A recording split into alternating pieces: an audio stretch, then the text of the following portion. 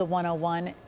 And we were going to talk about the emergency alert, the clarification as well. Further clarification here, and I know a lot of folks, and thank you for texting and emailing us with information, asking and wondering if your community is being evacuated. So they sent out a new emergency alert, basically saying they put it out in error. We have a tweet to show you, or an X to show you, basically taking back, here's the emergency alert saying disregard last evacuation warning.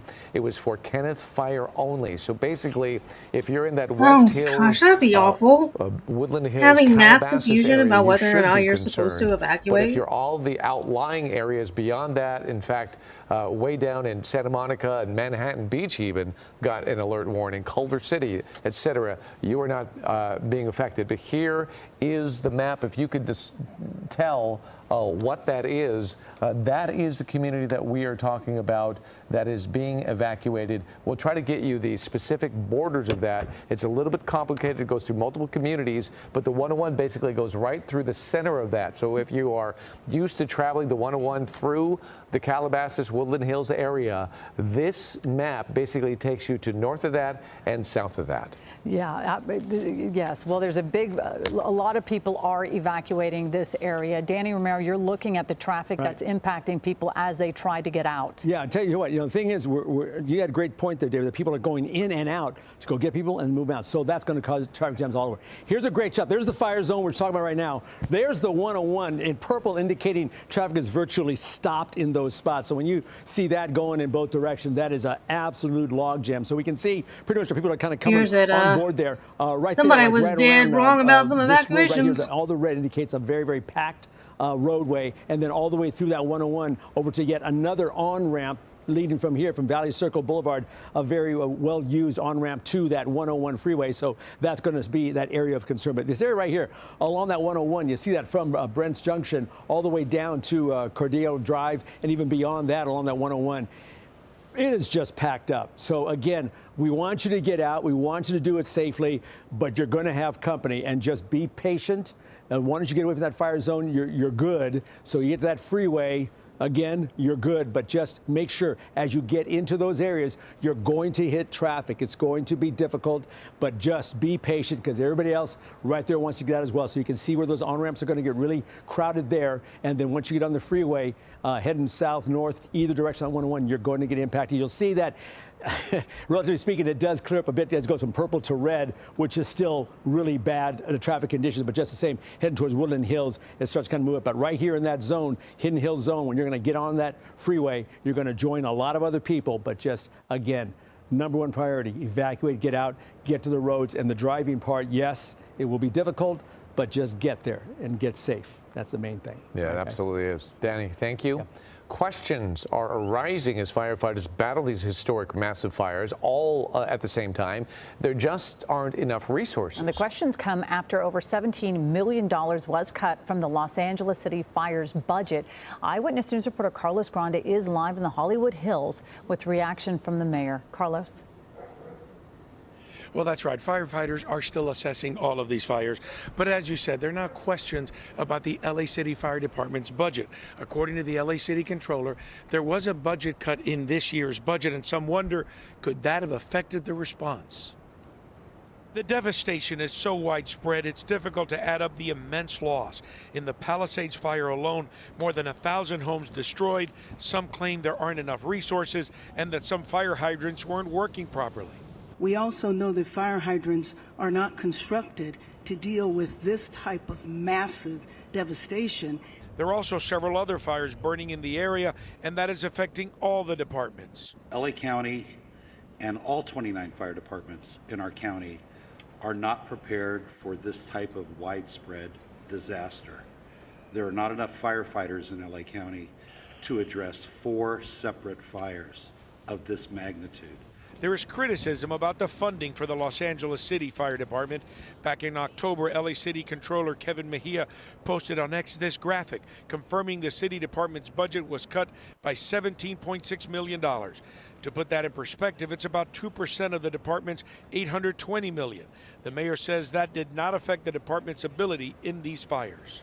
If you go back and look at the reductions that were made there were no reductions that were made that would have impacted the situation that we were dealing with over the last couple of days.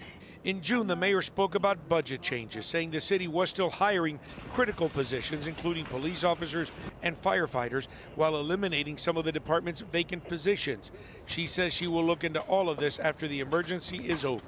I don't have those concerns right now, and I will say that after our first priority, then we will look back at everything that was done to do an evaluation to see what worked and what didn't work.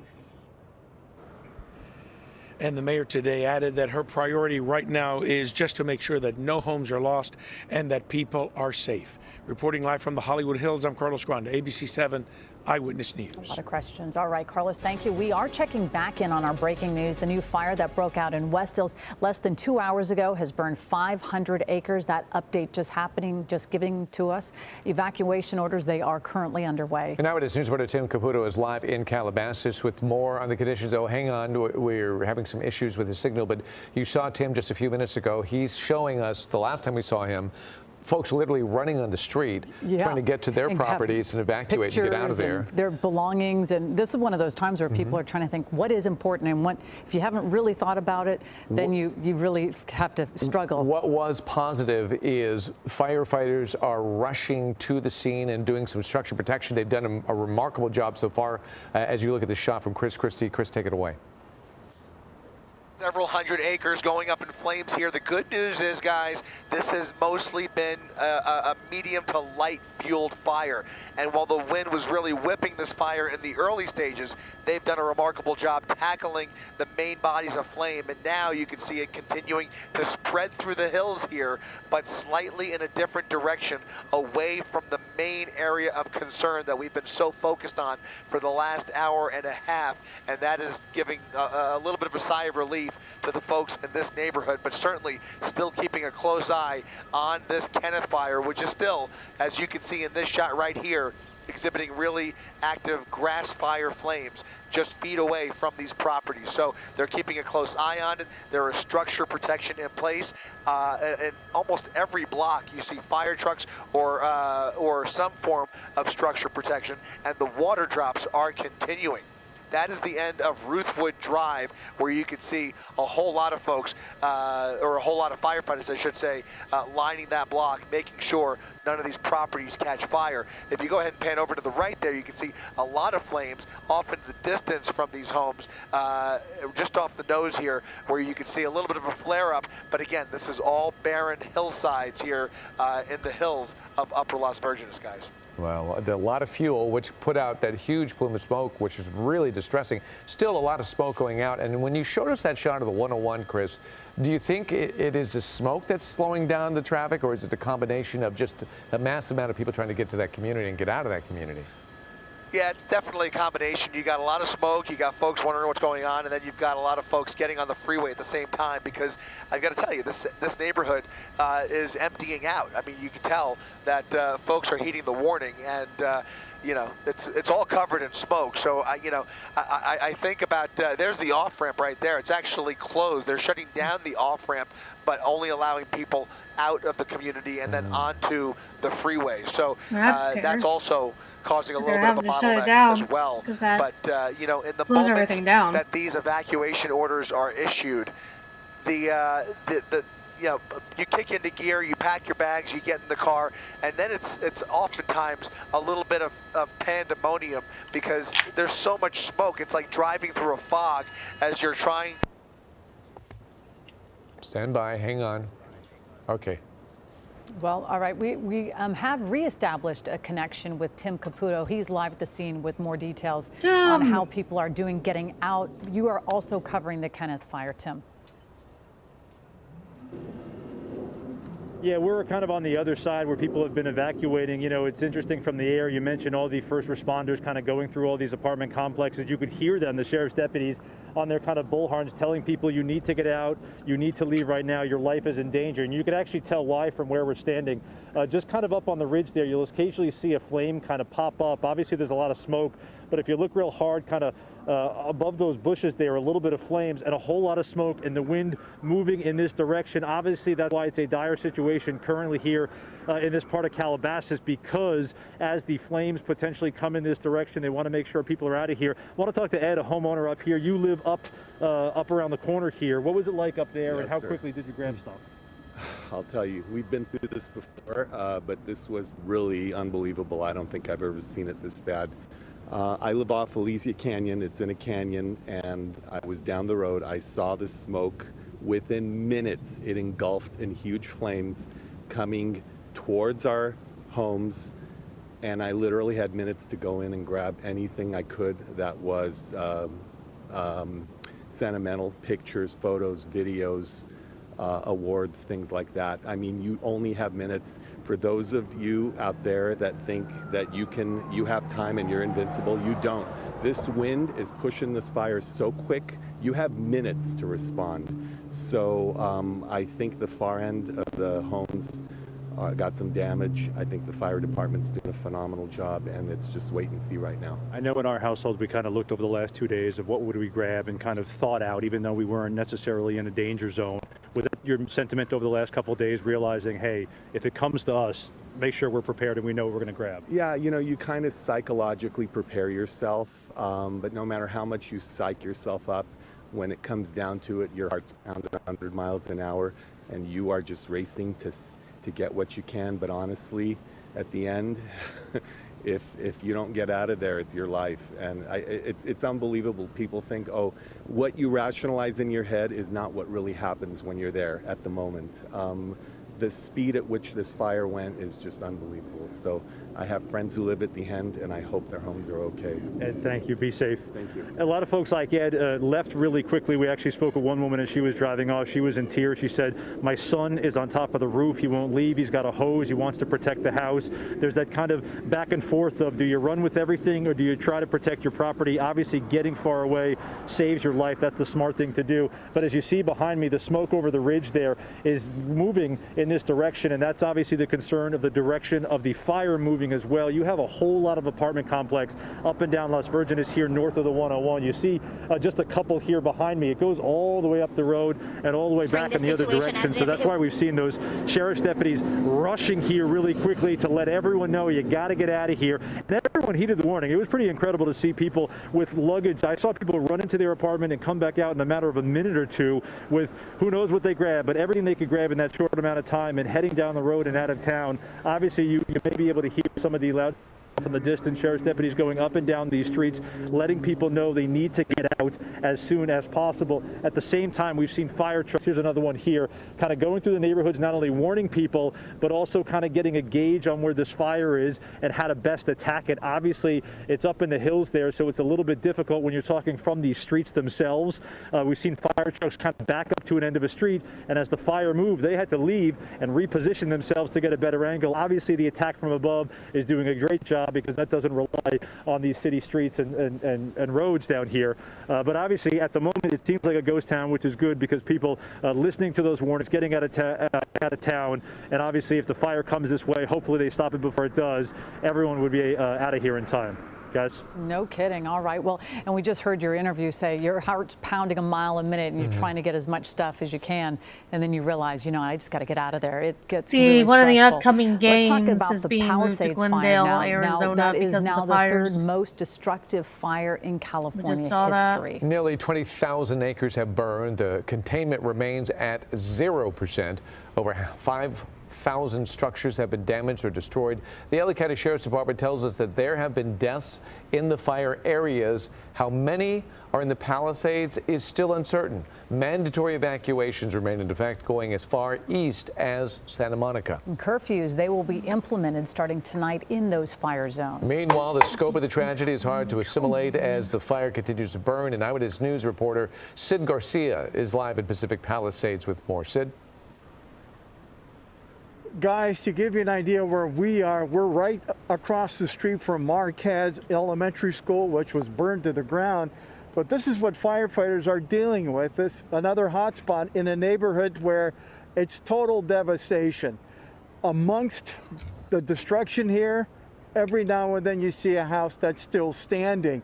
As you mentioned, over 5,000 properties destroyed. I think it's safe to say most of them are homes. And when you talk to folks who came up there on their bikes to check out what was left of their home, we came up to them and they were gracious enough to talk to us about what they lost. We had gotten word that someone saw our house was gone, but you don't believe it until you see it. Kendall Wilkin has lived her entire life here. Her family has deep roots here. Her family home is one of the more than 5,000 properties destroyed in the Palisades fire. As soon as I came down the street, it's like something out of a nightmare. You know, it doesn't look real. Everything you've ever known, it's just like gone. It doesn't, nothing still feels real. Even just sitting, I was sitting in my room trying to sit in like where my room used to be. And just like, you don't recognize anything. It's the same for Stephen Wright. He moved up here a few years ago. He shares with me that biking around here with his father, it's devastating seeing what the fire did. We talked about what he lost in the Palisades fire. Tell me about your home. It's gone. It's gone. It's just devastating. This is my daughter Emma's preschool or kindergarten's gone. It's just devastating. It's just really tough. What was it like when you had to go and then just the ride up to see all of this? It's like a movie. It's so surreal. You can't describe how bad it is. The pictures and the news just don't do it justice. It's so bad, and just my heart goes out to everyone, and it's just brutal. Then there's Sean Whiteley, who says thanks to friends and neighbors, his house is still standing. I want to thank Damon, Tina's boyfriend, who stayed up all night saving our house. Thank you so much. The gratitude I have is immeasurable. My buddy Eddie for coming out here to help me, and everybody who's just doing what they can to save our community. And that's what the folks we talked to who live up here told us. They want to save their community. Sean Whiteley, the gentleman you just heard from, came up here, and he and his best friend were looking around, looking for neighbors to see what they needed. And everyone we spoke with yesterday and today who lost everything, lost their homes, say that they are going to rebuild and renew their lives here in Pacific Palisades. Reporting live, I'm Sid Garcia, ABC 7 Eyewitness News. Yeah, Sid, thank you for that report. And we have some breaking sports developments right now. I know a lot of folks were looking forward to Monday when the Rams were going to play their playoff game, their first playoff game, and we were looking forward to it at SoFi Stadium. However, now we've had to move the venue. So Kurt Sandoval joins us right now in the newsroom with all the details. Kurt? Well, thank you, David and Colleen. Yes, the Rams are preparing like they were going to play. In fact, Sean McVay at practice told us today, we're preparing like the game's going to be at SoFi Stadium.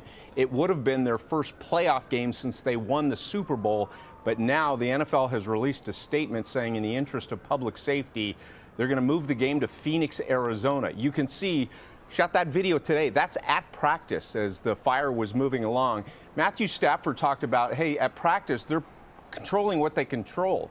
Just trying to get ready for the Vikings, but he says, hey, we're human as well. He's lost the power at his house, as have several players.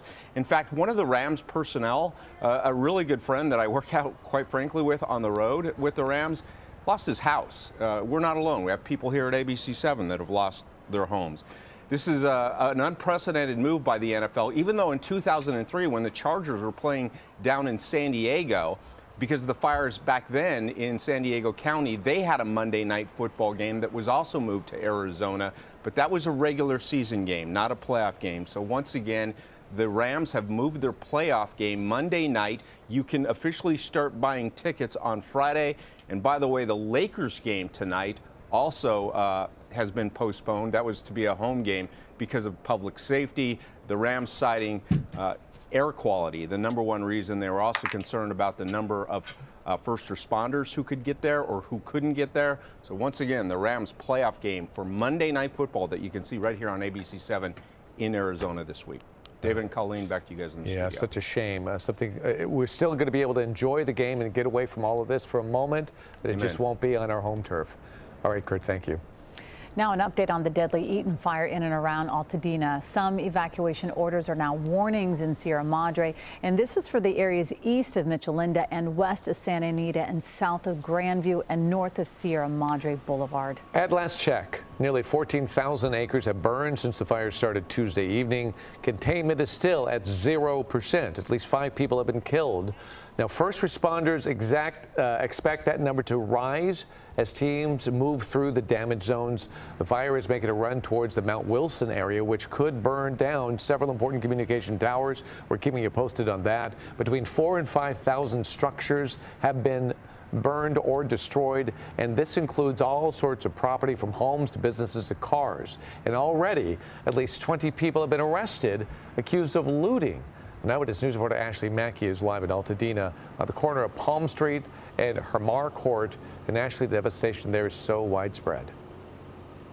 David, Colleen, that's right. Driving through this community, I know we've been saying it for the last few days now, but just so much loss, so much destruction. Like you mentioned, we're on the corner of Palm Street and Hermar Court in Altadena. This little neighborhood is called Jane's Village. And as you can see, like many others in this area, one family's home has been completely destroyed. The Baeza family has lived in their home for about 10 years now. This was the first time they've ever owned a home, and now so many memories have been lost. We spoke with the family earlier today, and they described the moments they had to leave. They grabbed their essentials, passports, birth certificates, social security cards, and some clothes for a few days, but they were not prepared for what they returned to today.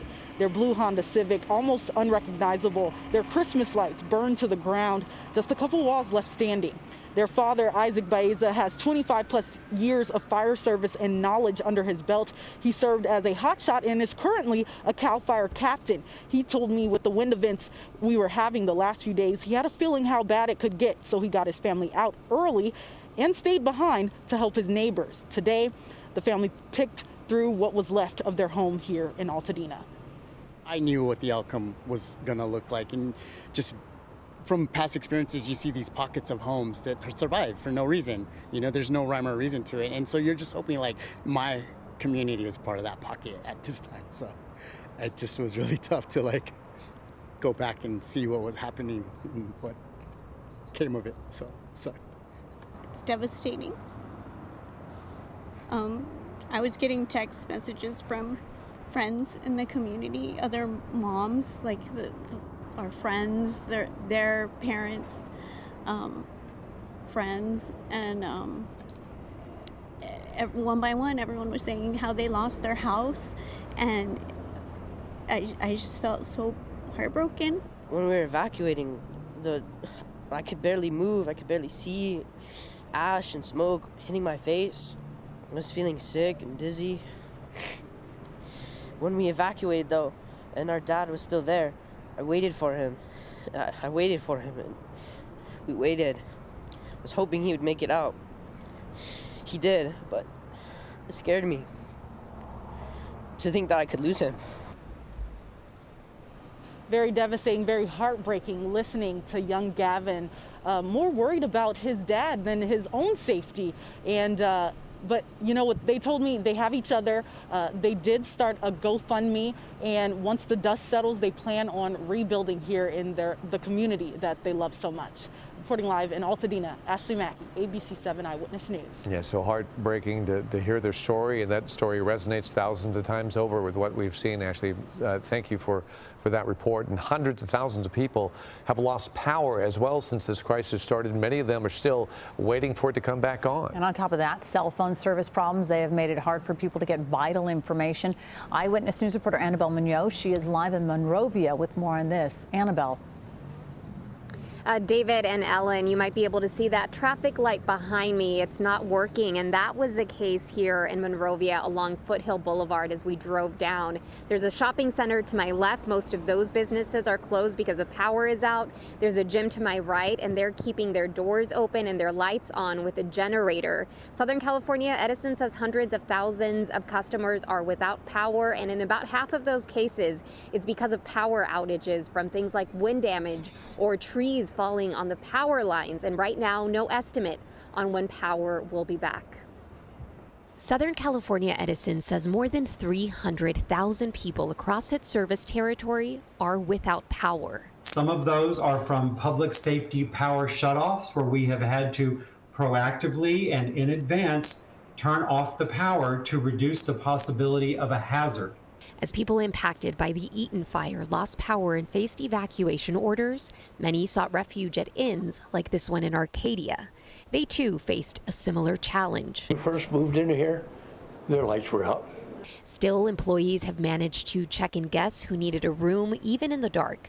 Some of the workers themselves have been without power for nearly 2 days. First time clean my refrigerator and throw everything because maybe it's not good anymore. So what can I do? What can I say? Unfortunately, I know that although my power is on and we're able to use it, I know that just one block over they are not, and so I find that a little bit troubling. Southern California Edison is directing customers to its website for a map of outages and what may be causing them. We cannot talk accurately about restoration times.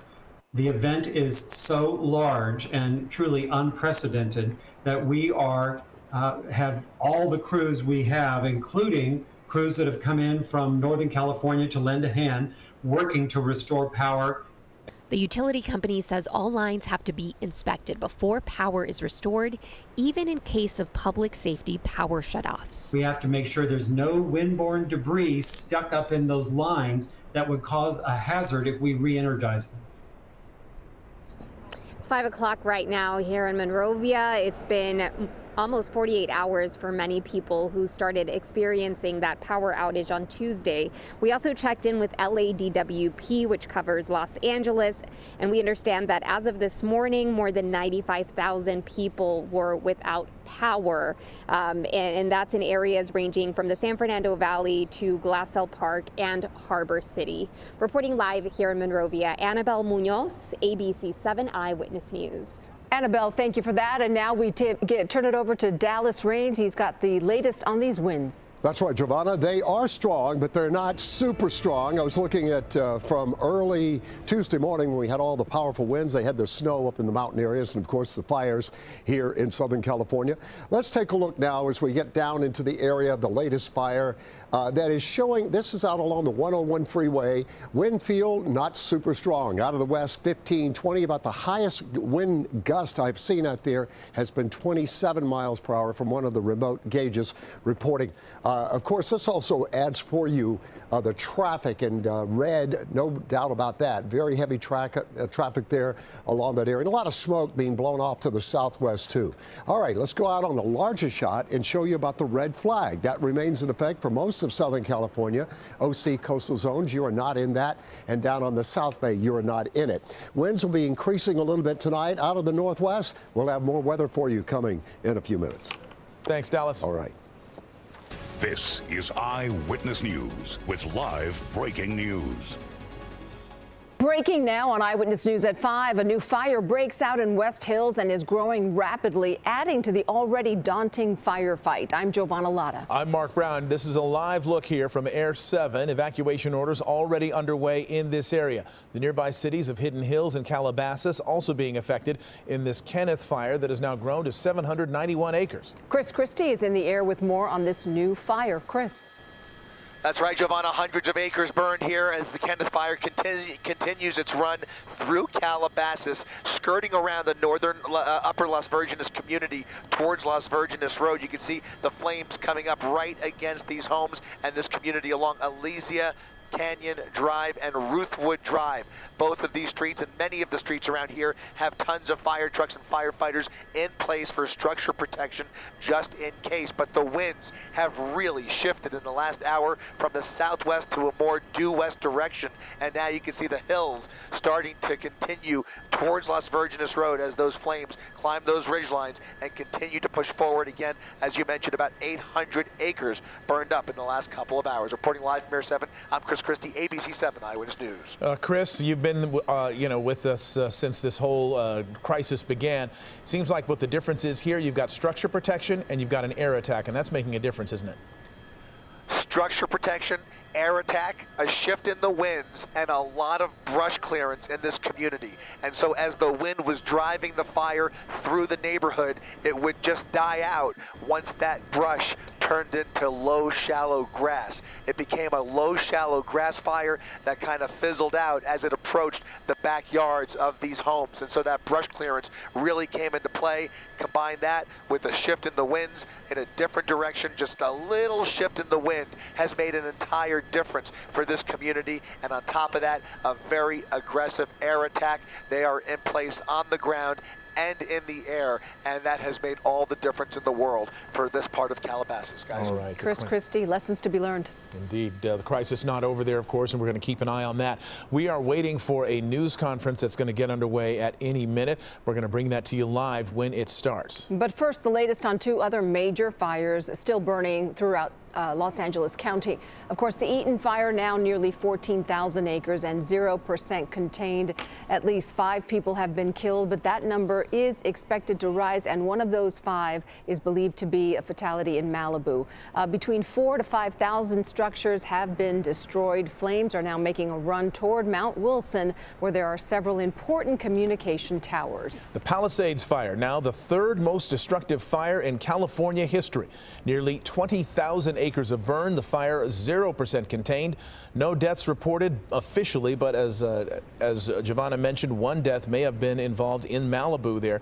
More than 5,000 structures have been destroyed just in the Palisades fire. Evacuation orders remain as far east as Santa Monica. President Joe Biden today announcing the federal government will cover 100% of the cost of recovery.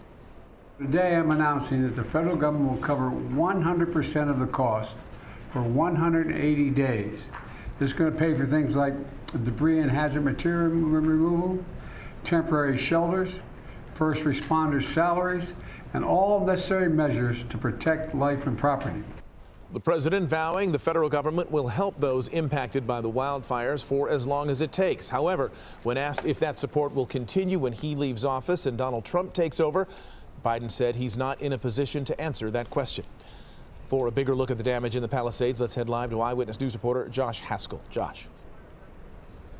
Good evening, Mark and Giovanna. We are meeting residents from the Palisades trying to get in, and they can. Every access point looks like the one that I'm at right now at California and Ocean at the California incline, blocked off to prevent the public so first responders can do their important work, which includes still putting out active fires. The Palisades fire, as you said, is now the 3rd most destructive fire in California history.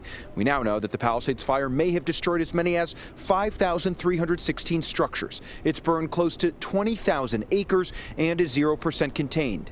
Video recorded by Air 7 Thursday showed the widespread destruction in Pacific Palisades. The footage showed several buildings destroyed at Palisades Charter High School, most of the business district, and entire neighborhoods, including the Alphabet Streets, part of the Huntington neighborhood, the Palisades Bluffs, parts of the Marquez neighborhood, and parts of the Palisades Highlands. While winds have diminished, much of Los Angeles County remains under a red flag warning. Out-of-state resources are continuing to arrive. There's no excuse in regard to the winds were too much, but the reality is the winds are so dynamic, and at that tipping point, when our resources, air resources, were grounded. From family members and loved ones across the country. So I am here working. I'm in that Kenneth fire evacuation zone. It is voluntary at this time for Bell Canyon, and I hope it stays that way. Yeah. But you know, it's not the first time that it's happened to me, but it is very concerning when you first hear. Yeah, of course. And in this particular sense, when you've got this massive fire of the likes of which we've never seen before in so many different areas, even when it strikes so close to home, you are a little bit more. I don't want to use the word worried, because I'm here, I'm okay. My husband is also not in the house, and you know, I think that's the safest place to be, because what could we do if we were there? You listen when they say go, even if it's voluntary. You know, you use your judgment, and I'm going to be honest, I was on my way here, and I noticed for the first time I could see that smoke cloud that I thought was specifically from the Pacific Palisades actually getting larger, and I said, well, you know, they've been making some pretty good drops on that fire. So what's going on here? And I noticed a lot of helicopters and a fixed-wing aircraft going right by me on Valley Circle. And I'm thinking, well, wait a minute. And then my alert goes off. I start getting texts from some of my coworkers. I think I probably reached out to Mike. He's the first person I looked for when I got here. Then I realized, okay, oh, this is happening right in your backyard. So at this point, this is affecting so many of us. Mike, you had to go home for a moment yesterday, and thank God you came back, and I'm hoping that's the same thing for me and everybody. Amy Johnson, everybody too, out Pat, there. was in She this. just left. Yeah, she's in the community, I believe, north of us. So it impacts so many people and so many of our friends and colleagues. I mean, some of them have lost homes completely. So it is good to see that this you know, air power is happening right now. And thank God for that, because if you remember, guys, a couple of days ago, we weren't able to fly. We weren't able to show pictures of the devastation of what has happened to our community here in Southern California. And when you think about people, yes, that they may have gone to a relative's home thinking this is where we're going to be safe, and then the relatives have to evacuate. That's right. So we just hope everyone stays diligent, try to be as hopeful as you can, and we're going to try to walk everybody through this disaster till we get on the other side of it. And even when we're done, we're still going to be talking about it. And that's when it's really probably going to sink in for a lot of people. I know, and a lot of people are relying on us, Pat, just sitting here throughout the day, receiving texts from friends. When they get an alert on their phone and they're not quite sure what's happening, they reach out to us. And we actually share that information with our viewers, and that helps everybody, because after we did that, I heard from other people who were in the same situation. So I'm glad you're here. I'm glad that you're Thank you. You know, doing what you need to do, but we all definitely are paying attention to what's happening out there. Yes, we are. All right, looting is also a big concern with all these evacuation orders in effect. Yeah, it's sad to talk about that, but we have to. KCAL's Joy Benedict spoke with a homeowner in Sierra Madre who was hit by looters after she evacuated. We're up here in Sierra Madre, and we've been talking a lot about the damage, unfortunately, for those who lost their homes. But there are many whose homes are still standing, and they had to deal with yet another problem, and that was looters. I mean, take a look at this door behind me, behind this road on Carriage House Road. This was shattered during the evacuation on Tuesday night. And I'm joined now by Kitty Johnson. This is your home. This is your childhood home. Amazing. You guys evacuated when? On Tuesday? Tuesday night. I stayed as late as possible, so about 9:30 at night. What could you see at that point? Why did you make that decision to leave? Well, it was coming over the mountain here, and the houses, I thought the houses across the street were on fire, but I guess it was just the bushes behind. And then a pine tree caught fire, and it was, I had embers coming on me. I tried to upload something that was longer than 30 seconds, and it won't let me do it. I got in my car and went through a little It's firestorm despicable me. Raced out of here. So. And then you got back when yesterday? My brother came by about 8 o'clock in the morning and found that the glass had been shattered on the door, and went through, and there were some drawers open and whatnot, and so that's I don't think it'll what we be figured we'd do. I mean, seconds I long. mean, you guys were just here cleaning. I up don't all think the it'll be any glass, good if and we it cut is down to 30 seconds. Filled up that Oh, well. garbage bin. I can't even imagine how that feels to be running for your lives, and then to realize that someone is taking advantage of that situation. Yeah, it's, you know, we're thankful the house is here. We don't think they got too terribly much, which, thank God. I mean, when you look across the street and there's houses gone, we're just so thankful what we have, and you know, that we can hopefully continue on. We're original homeowners and been here for 64 years, so. And your home wasn't the only one that was looted? No, our next door neighbor was too, yeah. Do you know what the looters took or what the thieves got? Over there, I heard from the officer that it was a couple soundboards. I think that's what they're called, I'm not sure, and maybe a little jewelry. I don't think they had much either, but don't quote me on that. But certainly very tough, just it feels very violating. Yes, very much so. Well, I'm glad that you guys are okay. I'm glad that your house is okay, and I'm sorry somebody did something so nasty during such a terrible time. Thank you, Joy, and thank you, Gus. We moved here when it was brand new in 1960. Well, I'm glad you still have it to live in. Yes, thank you. And unfortunately, that is what we're seeing a lot around here. We have 2 situations of homes being looted. There are several more across the street that unfortunately burned, and it's just a really tough week for so many on so many different levels. But certainly a situation will continue to follow out here and throughout the fire-affected areas. I'll send it back to you guys. Well, making this firefight even more difficult, wind gusts are picking back up. That's right, they're picking back up tonight, and KCAL meteorologist Evelyn Taft is tracking the conditions and is here now with your next weather forecast. Ev? Pat, Juan, I mean, we are getting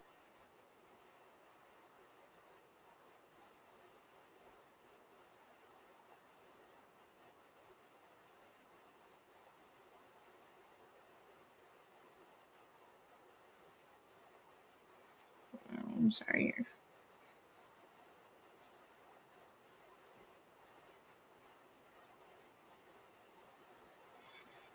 I'm gonna experiment with different ways of doing this here.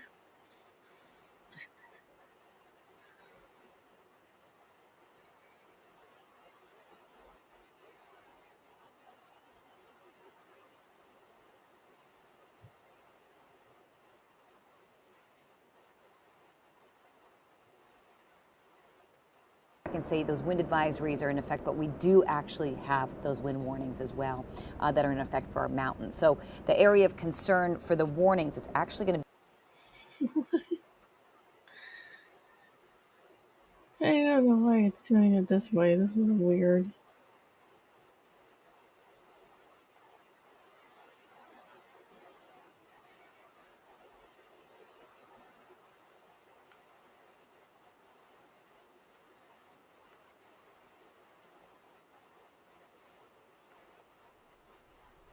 Ba ba ba ba banana.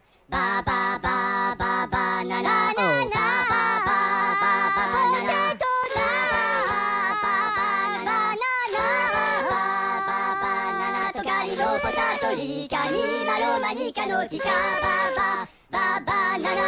Yo plano fu, la pano no tu, ma banana la camo pitala mo banana ba ba. It's been a really slow start to winter rains, only 0.02 of an inch. It's the driest winter we've seen since 1964. Usually by now, we get about 3.5 inches of rain, to put it to perspective. And if you remember this time last year, I certainly do, we were looking at downpours. I mean, we saw 2 back-to-back wet years, and now here we are with an extremely dry year. That's what we've been calling this whiplash weather. So we need a good soaking to really get us out of this, and we aren't seeing anything, at least in the short-term forecast. As far as the long-term forecast goes, and again, this is long-term, so the accuracy isn't really fully there, but it doesn't look like we'll see anything wet until maybe later in January, which would be January 21st, 22nd, 23rd. Again, that is a very long-range forecast, but we just have to keep our fingers crossed that we will see something as far as precipitation goes, and hopefully something significant, but not the case anytime soon. So let's get a look at wind gusts right now, and we are looking at gusty conditions. Well, this right You'll see here a would couple be of orange important. spots on your screen, and these are your What the wind problem gusts areas are. as far as wind goes.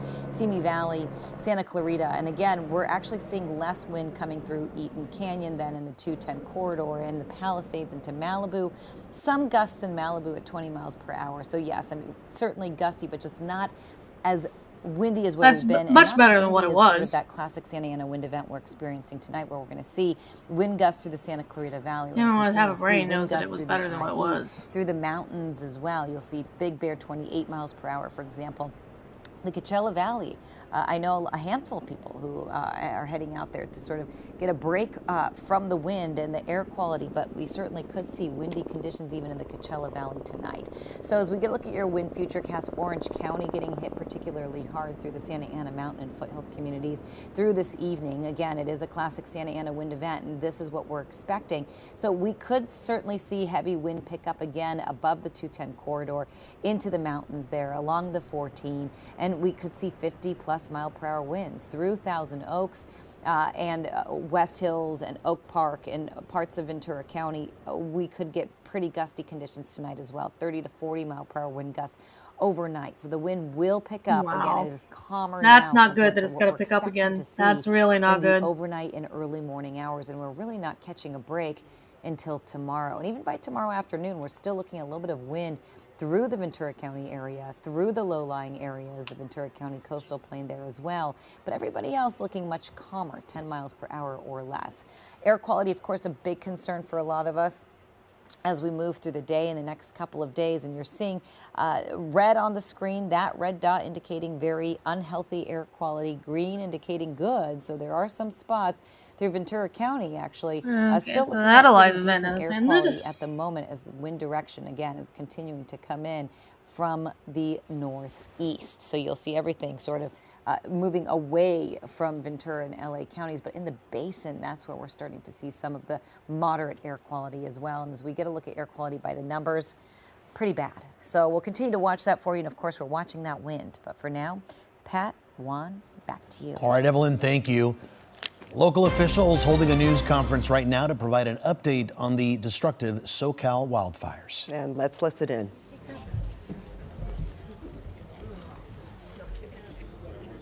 Alrighty, folks. I got you here. Chief McDonald, I got you right here. Thank you so much, everybody, for coming. My name is Zach Seidel. I'm Deputy Mayor Communications for Mayor Bass. We're going to start with a brief update on the Kenneth Fire. We're going to hear from Mayor Bass as well as Chief Crowley of LAFD. Following that, Mayor Bass will come back to the podium and provide remarks. We'll hear from FEMA Administrator Deanne Criswell, Senator Adam Schiff, Supervisor Lindsay Horvath, Sheriff Robert Luna, County Fire Chief Deputy John O'Brien, Fire Chief Crowley, PD Chief Jim McDonald, followed by Superintendent Alberto Carvalho. As always, we appreciate people signing up for notifications at Notify LA. We are also joined by leaders throughout the state and federal government. We're joined by FEMA Regional Administrator Bob Fenton, Congresswoman Luz Rivas, Congressman George Whitesides, Congressman Brad Sherman, Congresswoman Laura Friedman, Congresswoman Judy Chu, Congressman Jimmy Gomez, Congressman Ted Lieu, also Assemblymember Rick Zabur, Assemblymember Mark Gonzalez, Assemblymember Jessica Caloza, Assemblymember Celeste Rodriguez, as well as Assemblymember John Harabian. We're also joined by Mayor of Santa Monica, Lana Negretti. Thank you so much, and Mayor Bass, I'll pass it off to you. Good afternoon, everyone, and let me just thank all of the leaders that are here with us today. I think it is a perfect example of how we are speaking with one voice. We will unify our city, we will get through this crisis, and we will rebuild a better Los Angeles. First and foremost, of course, my thoughts are with the thousands of Angelenos impacted by these continuing fires. There is a new fire, unfortunately, in West Hills, pushing into Ventura County, and we are expecting this fire to rapidly spread due to high winds. This is a reminder that this is a very dynamic situation that can change quickly. The priority for all Angelenos remains stay safe and please follow directions from the public safety officials. When you are told to evacuate, please evacuate. When you don't evacuate, you compromise the abilities of the first responders, one, to address this crisis. You put yourself in danger and you put others in danger. Again, we know that this is an active situation. LAPD will be assisting with evacuations, and I want to thank the firefighters from all over the state and frankly from many other areas who have come to respond to this unprecedented situation. Now, for an update on this most recent fire, I'd like to call Chief Crowley.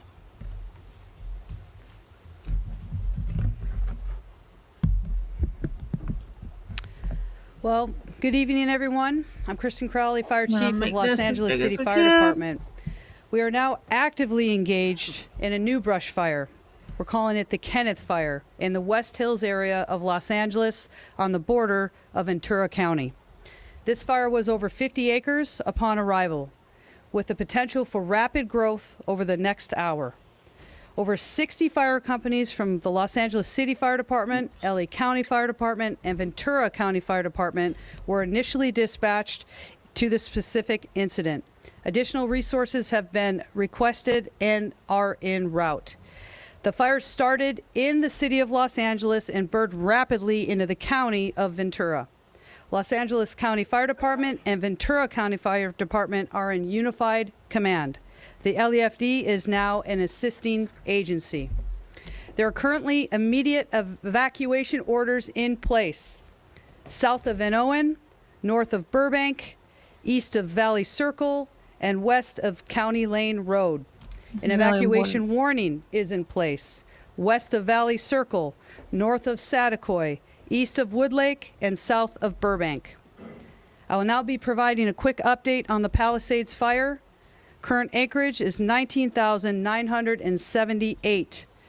There are currently 5,316 structures that were damaged or destroyed. And unfortunately, our thoughts and prayers go out to the families. We do have a confirmed 2 fatalities that are now due to this incident.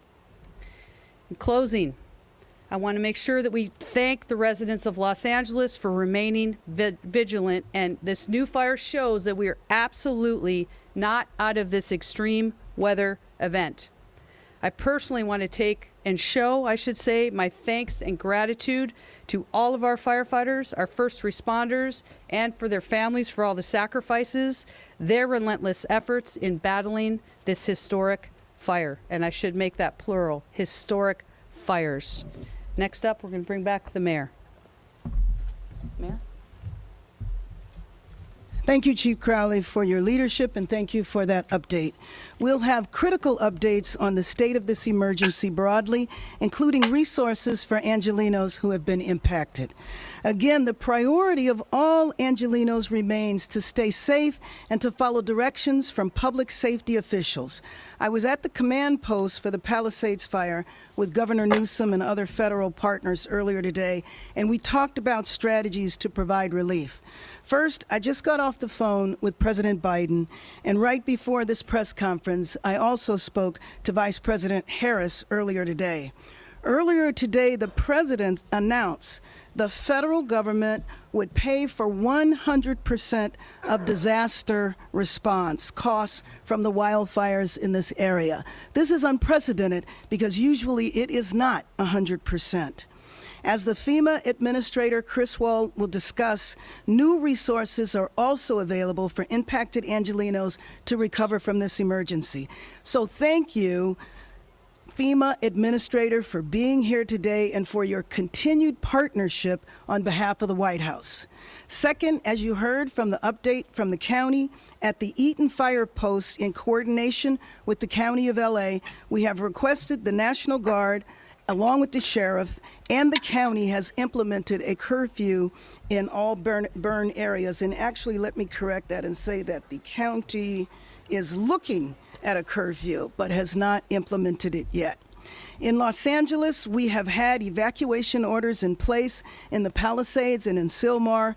Those evacuation orders have the force of a curfew, meaning you must leave and you cannot come back into the area, period, 24 hours a day.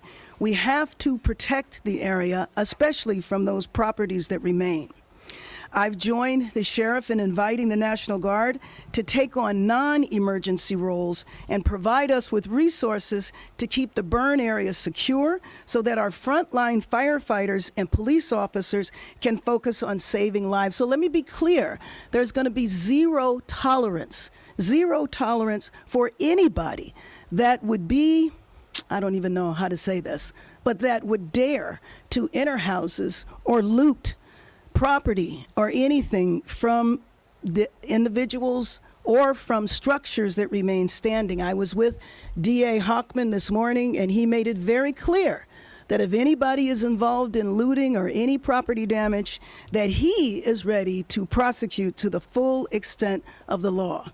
So my team is in coordination with the Adjutant General who heads the National Guard, and I've spoken with the governor about the National Guard to take on specifically non-emergency roles to free up our firefighters and officers to do the life-saving work that they do in the city so that we are sure to have enough resources to surge our first responders so that they can focus on the life-saving work.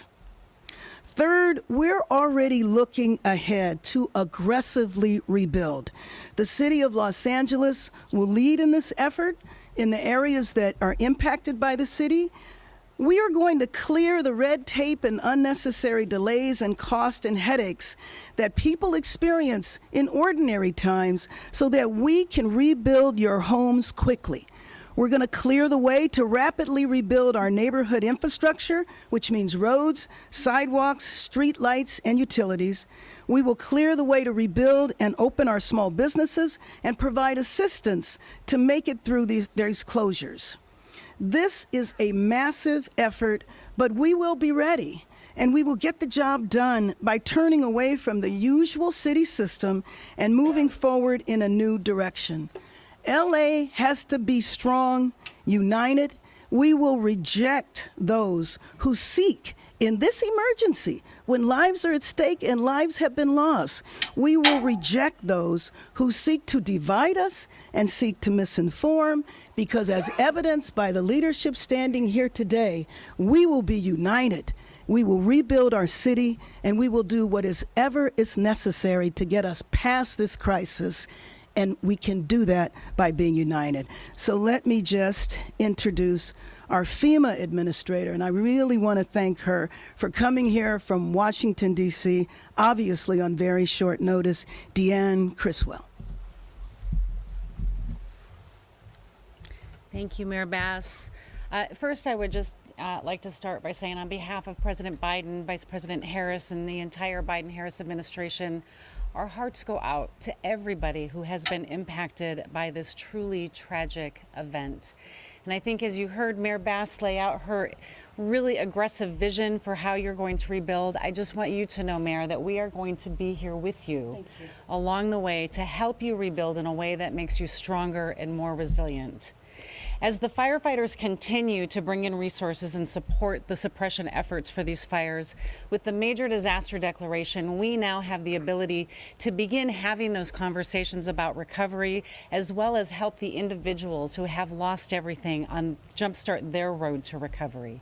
If you live in Los Angeles County and you have been impacted by this disaster, you can register for FEMA assistance. You can go to disasterassistance.gov. That's the best way to get into our system and start that process. You should also contact your insurance company, because we will need that information as well as we start to work with you on your claim. Some of the things that you're going to be eligible for: if you incurred costs for temporary lodging as you evacuated, if you're going to need longer term lodging because you're displaced from your home for a period of time, if you need repairs to your home, we have some financial assistance that can help there. If you lost other things like a vehicle, we have some financial assistance. We know that everybody's situation is going to be different for each person. It's going to be unique to them. We want to be able to work with each of you individually to help you on that road to recovery, help you get to the right resources, whether it's FEMA resources, complementing.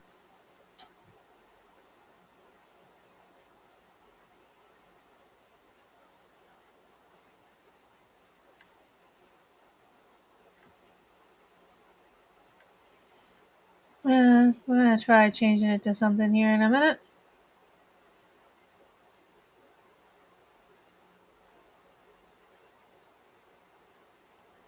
Removal and all emergency protective measures at 100% for 180 days, because we know it's going to take a long time to get that debris removal out. I think what I'll just say in closing here is, we know that recovery is complicated, and for something as catastrophic as what I have seen so far here across Los Angeles, we know that this recovery is going to be complicated. But it is doable when we all come together with the city, the state, the federal government, our nonprofit partners. When we work together, as you can see behind us here, anything is possible, and we will help you rebuild in a way that makes you stronger, Mayor. Let me introduce now, first of all, let me just say that the President Biden and Vice President Harris just could not have been more supportive, and various members of the cabinet.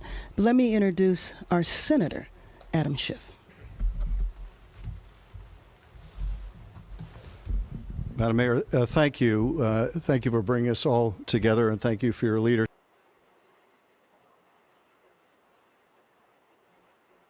I need to fix something here. It's not.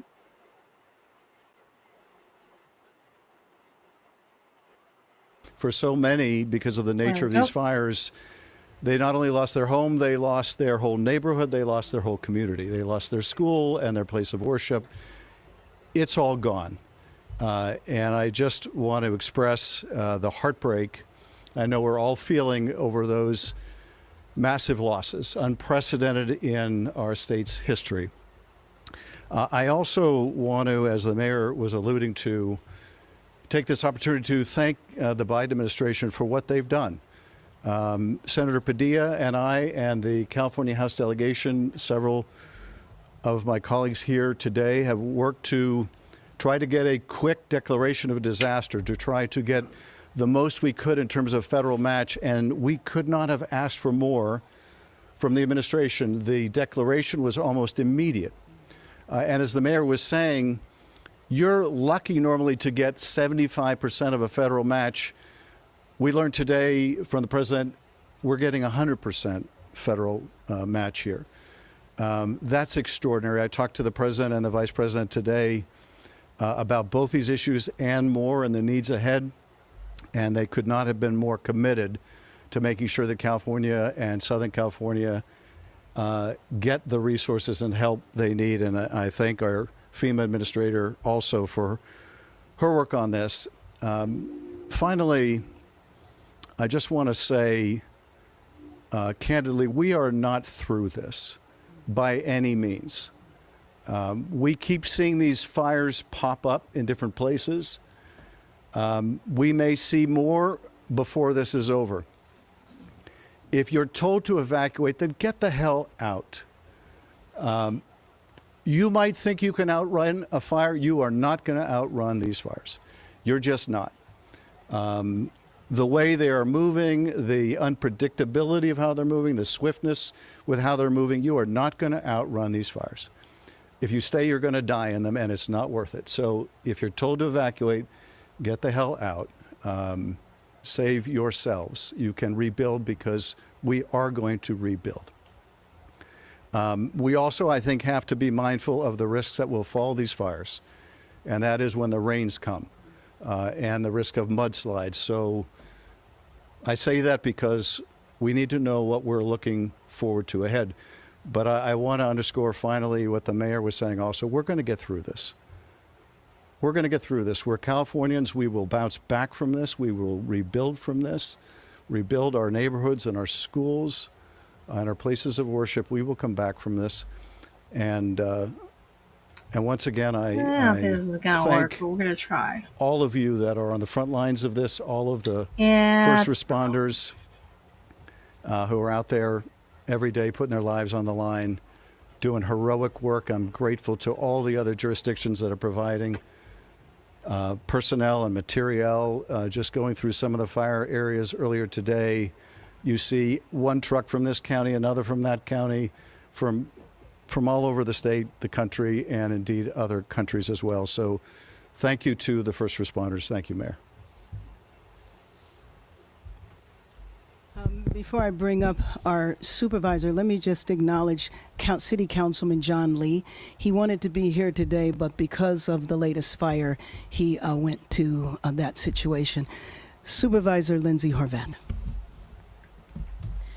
Thank you, Madam Mayor. Our West Hills, Hidden Hills, Calabasas residents are under evacuation order and evacuation warning for the Kenneth fire. As you heard, it just started over 2 hours ago, and at the rate of spread and the density of the communities in this area, it is serious. Please act swiftly, move quickly, evacuate now to protect your life, the lives of your community members, and the lives of our first responders. A shelter has been established at El Camino Real Charter School at 5440 Valley Circle in Woodland Hills. Continue to stay updated at emergency.lacounty.gov to ensure we can protect lives during this critical time. I've been in touch with most of the elected leaders in this area, and we are united in our commitment to keeping people safe. Our independent cities have lived through this before. They are resilient and they are strong, but they must stay informed. Your partnership is critical to our success in keeping you safe. To those impacted by these devastating fires, my heart is with you.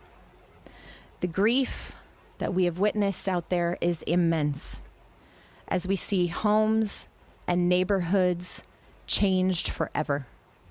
And as the time goes on, it feels heavier. We are weary, but we will not break. The county is here for you, both in the crisis and on the road ahead.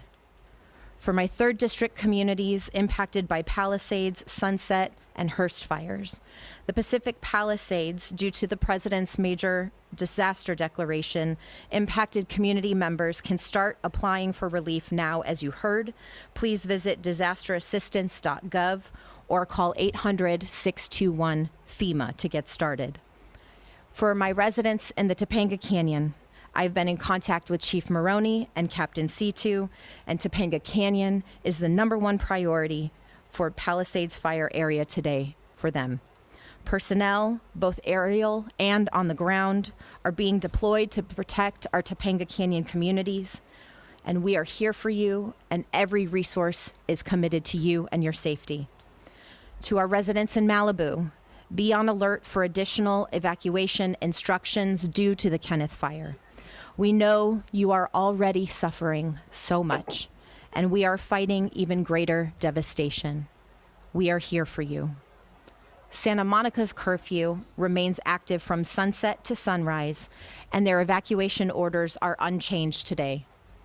Santa Monica Mayor Lana Negretti is here with us this afternoon, and we stand strong with all Santa Monicans. Hollywood, the Sunset Fire is contained with no structures destroyed. All evacuation orders have been lifted. Please continue to stay alert and move with caution as you return to your homes. Crews are still working, so your safety is their and our priority. I want to especially thank Senator Schiff and FEMA administrators.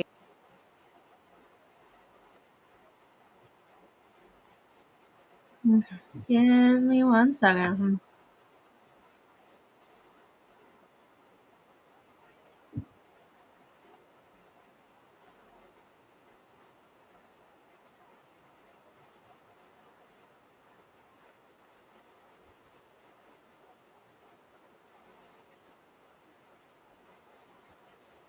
On the way for them, but we know you will have our back until then. I'm hoping that Shortly after there's that, not going to President be Biden a called me huge personally bunch of to offer echo. his additional support. No, His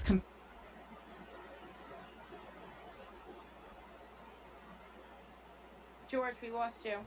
I'm sorry. There will be a full autopsy of this afterwards. I will most likely be spearheading questions. People will need answers to very serious questions. This dislocated people will need help, financial help. They will need Wow, infrastructure hearing help. them They is will going to be need a hard. roof over their heads. I am going to be at the forefront of demanding those answers. I will be very painful in the coming weeks on this topic because I believe it's what the American people deserve, the people of California deserve, and as public figures and Turn that people up with a little bit. platforms, we should use those platforms to promote and make this place a fucking better place for all of us. So with that, let's go to you, Trash, and then let's keep going with the conversation. Now, Aaron, be nice. Actually, George, no, I'm actually going to be very nice, and I'm actually in a very different place. And I would just ask if you guys can give me a little runway here, because there's a lot of nuance here. I live in Arizona. I've dealt with water problems. I've been concerned about Northern California water problems. I have a lot of nuance on this.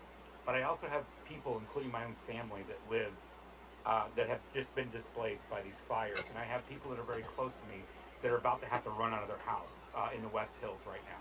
Okay, so I'm getting firsthand knowledge. I'm getting firsthand Real experience. quick, Trash. By the way, I wanted to make a correction. I said Hollywood Hills earlier. The new fire is in West Hills, where Trash just mentioned it. I just read it off the TV. I'm sorry. I made a mistake there. No, and it's okay. We're talking like West Hills, Sherman Oaks, these people, and I have people that are there. And so here's what I want to say. Here's what I want to say. I'm willing to play the politics game later. I'm willing to come up here and say, Oh yeah, I mean California mismanagement and DEI hires of firefighters and all the things. That's not what caused this at all.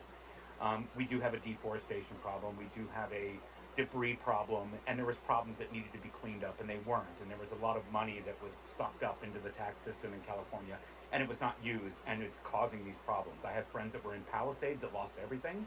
I have friends right now that are getting their sick 80-year-old parents out of the house that are on COPD machines and other machines, and they're going into smoke-filled areas and trying to get them out of there because they're not sure if they're going to be able to contain the fires to take out their homes or not. It's sad. These are the phone calls that I've been dealing with all day. These are the people that I've been with on the phone with 24/7. My own sister, who hates my guts because of my political affiliation, I've had to worry about and try to facilitate an escape route for her as she's lived in these some of these areas that are completely burnt down. I wasn't getting firsthand video as if I was trying to be some like on the ground journalist and be so great. I'm getting it from people I know, whether in their neighborhoods that they lost it. And so I'll play politics later, but let me be very clear about something. I'm not just focusing on the people in California and forgetting people about Western North Carolina. I think all of it is messed up, and I am fighting against a government reform that's going to that actually has a proper emergency management system that can actually serve the American people. That's not what I'm after. And listen, I'll go after Gavin Newsom or the DEI hires and fire departments later. We can talk about that later. But what's happening right now is something that's very, very different. We have a perfect storm. We have a perfect storm of mismanagement. We have a perfect storm of a absolutely poor infrastructure that was existing for millions and millions of people, including people that actually vote with me, that like what I have to say, that agree with the parties and the policies that I want to see happen. These same people were living next door to people that may not have agreed with them. And to make this political and to say, well, good, it serves you. You're rich and you're a pedophile and part of pedo Hollywood. Let me tell you something. That's not true at all, and that's not reality. And don't let social media rot your brain into saying something so nasty and so disgusting into that. Because I know these people.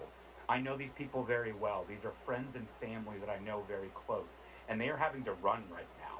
And I'm trying to figure out whether or not I'm going to leave Arizona. But I also know that we had a water mismanagement problem for years and years. We know this because I'm in Arizona. I'm in Scottsdale, Arizona.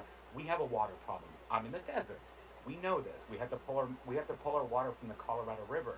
Meanwhile, millions and millions of gallons of fresh water coming down from the north and coming down from Canada was getting shoved into the ocean because there was no infrastructure set up to receive that water. So those are problems that we're going to have to address, that we've been talking about for years, and we're going to have to do that. But what's happening right now, in my opinion, is not direct energy weapons, or it's the government trying to burn all of California down, or they're trying to get the best beachfront property and remove people from their properties. I don't think that's happening at all. I think it's a collection of mismanagement and complete incompetence. And then it's also these winds. And we knew this. We knew this. The firefighters, all of these wildlife firefighters, the same people that I talk to here in Arizona, when we deal with wildfires here in Arizona, and we deal with them quite a bit, they all say there's going to be a perfect wind that happens, and something's going to happen, and those perfect winds are going to pick up, and it's going to be devastating. We knew this. We knew this in Arizona, and they knew this in California.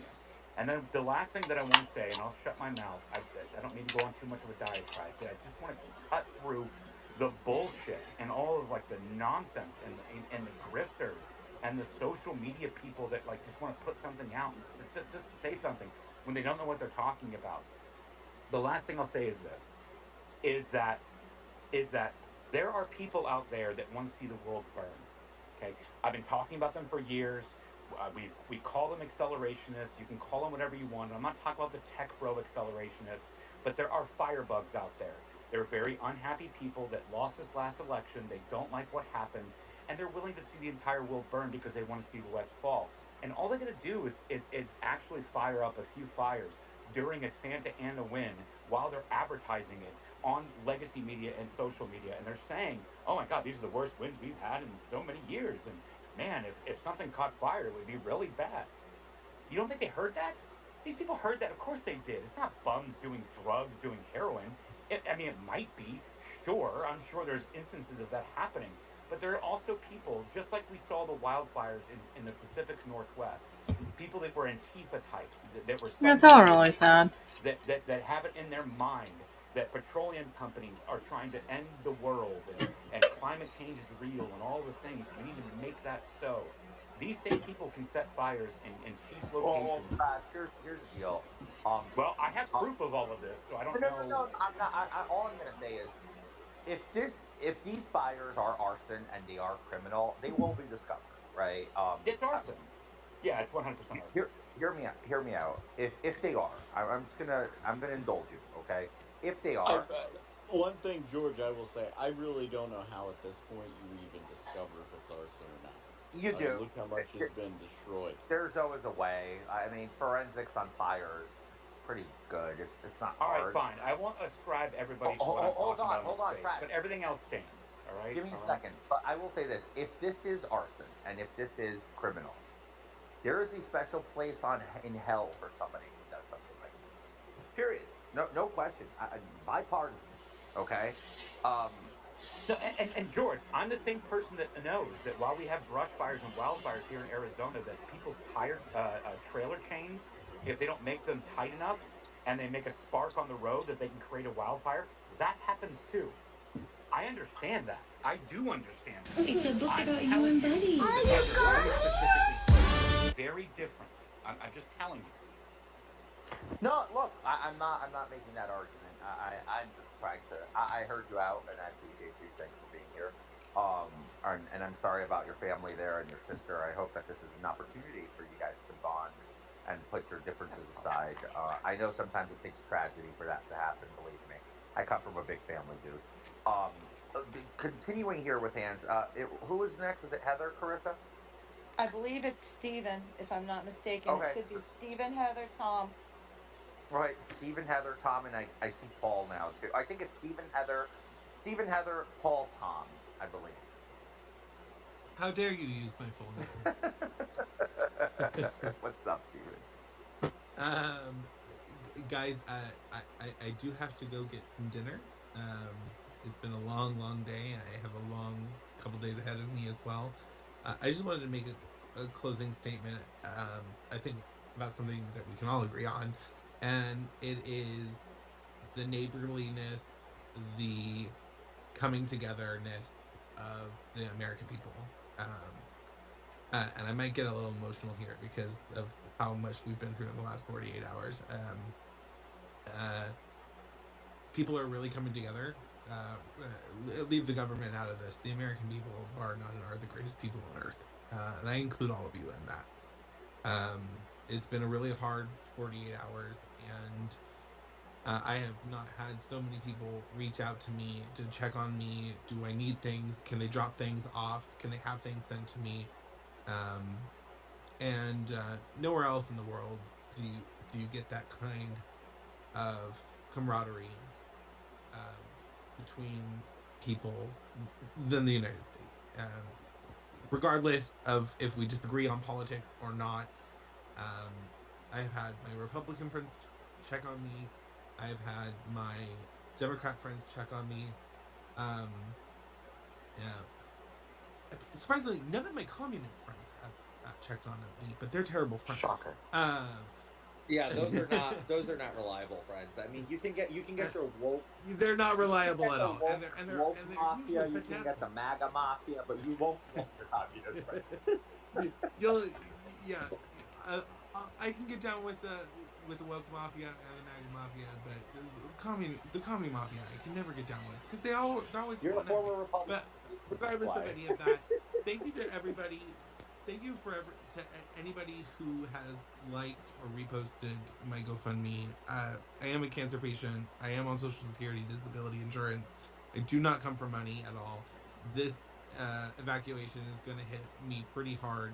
And so if you have forwarded my GoFundMe, I appreciate it. If you have contributed, it's going to go far. It's going to keep my family fed, my animals fed.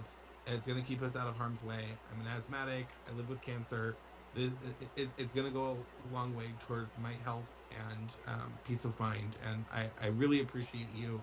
The American people, bar none, are the greatest people on earth. and I really appreciate the time I've spent in here. Even if we lock horns, we're still you're still good with me. Everybody's always welcome at my dinner table, and I'm a fabulous cook. So thank you very much, everybody, for having me here tonight. George, you are you are just really something, and thank you so much for lifting up all of the messages for families like mine in the last 48 hours. I Oh, really you do bet, appreciate Stephen. it. Anything I can do to help. Obviously, resources can sometimes be limited for me, but I do my best to chip in when I can. And I just wanted to say thank you. Thank you for giving us your time here. To you, your mom, and the kiddies. I hope you guys fare well. And again, be in touch. Don't be a stranger. And if I can be of any assistance, just please let me know. And to everyone here, I just want you all to understand this is a human disaster. It's a humanitarian issue that we're facing right now. And we're at the brink of yet again another challenge in this country. We're in the fight of our nation's soul. And every time we're faced with disaster and calamity like this, I believe it makes us stronger. And it does help to cure a little bit of the divide that this nation has politically. And before we go to Heather, Ryan, I just wanted to say I see a lot of what you do, dude, and I'm a fan. I love you. Like this dude was a kid when I met him, and like he's like taller than me now. It's so fucking freakishly odd, but whatever. Um, it's fair to say that Just a little taller. Just a little taller. how tall are you? I think I'm like 6'1", 6, No, there's something no around way. there. 'Cause I'm 6'2" and you're taller than me. I have no clue, George, man. I've not seen you in like 2 years, man. We could be. It could have changed by now. You could have bought new shoes, and you're taller than me all of a No, no, no. sudden. I'm taller. With certain shoes, I push 6'4", but I stood next to you and you were taller than me, and I was just like, the fuck. Anyway, that's irrelevant. But just for some candor there, folks. Look, share the space. Let's keep the conversation going. I want to make sure that everybody is able to like kind of come in, participate, and add to this conversation. Heather, what's up, darling? I wanted to say, George, before you go there, I wanted to Go say ahead. one thing on top of what Stephen just said. That was beautiful. And, I have to reaffirm, it's like, even though, George, maybe Jay Hans, maybe Tom, all of us, we've been involved in political conversation for a minute. The only thing I know is Donald Trump since the time I got into, Campbell University as a freshman in 2015 and started Students for Trump. It's the only thing I know. But when I see people hurting, when I see my own people hurting that I know, they laid their head there, they raised their family there, they want to make a living there. When I see all of that get ripped away from somebody, that hurts. That really does hurt, especially when I know people out there that that's happening to. I don't care if you're worth $1 billion or worth $100. Does not matter. You're a human, you're an American, and we got to care for you. And I would love to do anything I can for Steven in this space. I hope we can get his link shared up at the top. I'm going to personally make a donation myself because I'm going to be praying for him and praying for those people because, I mean, it's a total travesty out there. The news I'm receiving every hour, horrible. There's firefighters right now south of Palisades that they don't have working fire hoses, so now they're using their helmets and they're getting water out of their truck and pouring it on the fire. Um, so, I mean, pray for these people, pray for what's happening there. I mean, just pray for something that God is going to give them that's going to be good. Oh yeah, Because no, Ryan. it's a nightmare, George. It's a Ryan, nightmare. it's a disaster. I mean, and by the way, folks, God bless our firefighters, our first responders. These guys are rushing into fire. There's already been one fatal casualty. A firefighter lost his life in these fires. So let's remind ourselves that while we're all here backbenching and criticizing and doing all this talking head stuff, a man, woman, I don't know the gender, doesn't matter, a person, a firefighter, a person who goes into blazes lost their lives, and there's been several other injuries. by several other firefighters. There was one story, George, and I want to interrupt again for a while. I apologize, but there was one story that came across my radar today. Um, a young man was protecting his parents' home. They owned it for 55 years, and he was out there for over a day through the night spraying the grass. And they just found him this morning. He was dead in the yard with his hose still in his hand. Um, so I mean that's the gravity of the situation. And when I saw that story, I broke down. Yeah, You know what I mean? You I can't. look, I I'm I'm a softie with this shit. It gets to me. I get teary. I choke up. I cry. I'm a fucking mess. And that what you just said just punched me in the gut in a way that it's just yeah. Yeah, I mean, no, I it's mean, why you I'm should the same way, evacuate. George. I'm the same way because there's a certain point in life where you realize it's too short, and you should take everything to account, every moment, every moment. I mean, And I don't in really hearing that blame story people this for wanting morning, to and try I've and got a save their photo sent homes, to me, but and I'm not sharing it. I have not shared it, but he's laying on the ground, his charred body, the hose is still in his hand, and he's laying upright. um it just kind of struck. It was the same thing with the New Orleans things. With what happened during the mass casualty event.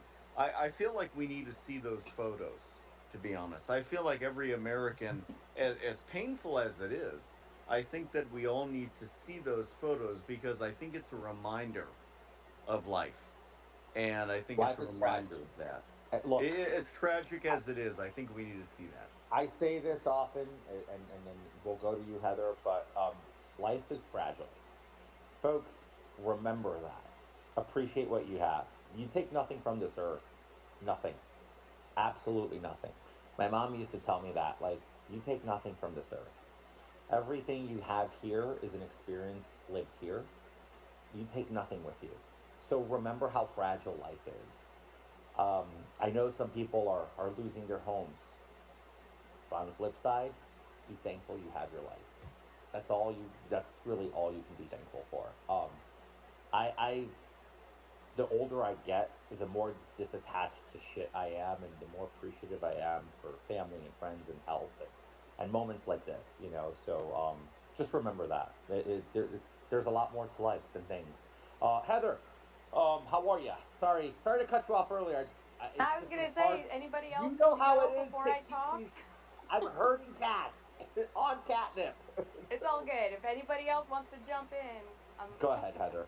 all right. No, I just wanted to give a little bit of context. For those who don't know me, I'm from California. I was evacuated from my first wildfire at 10.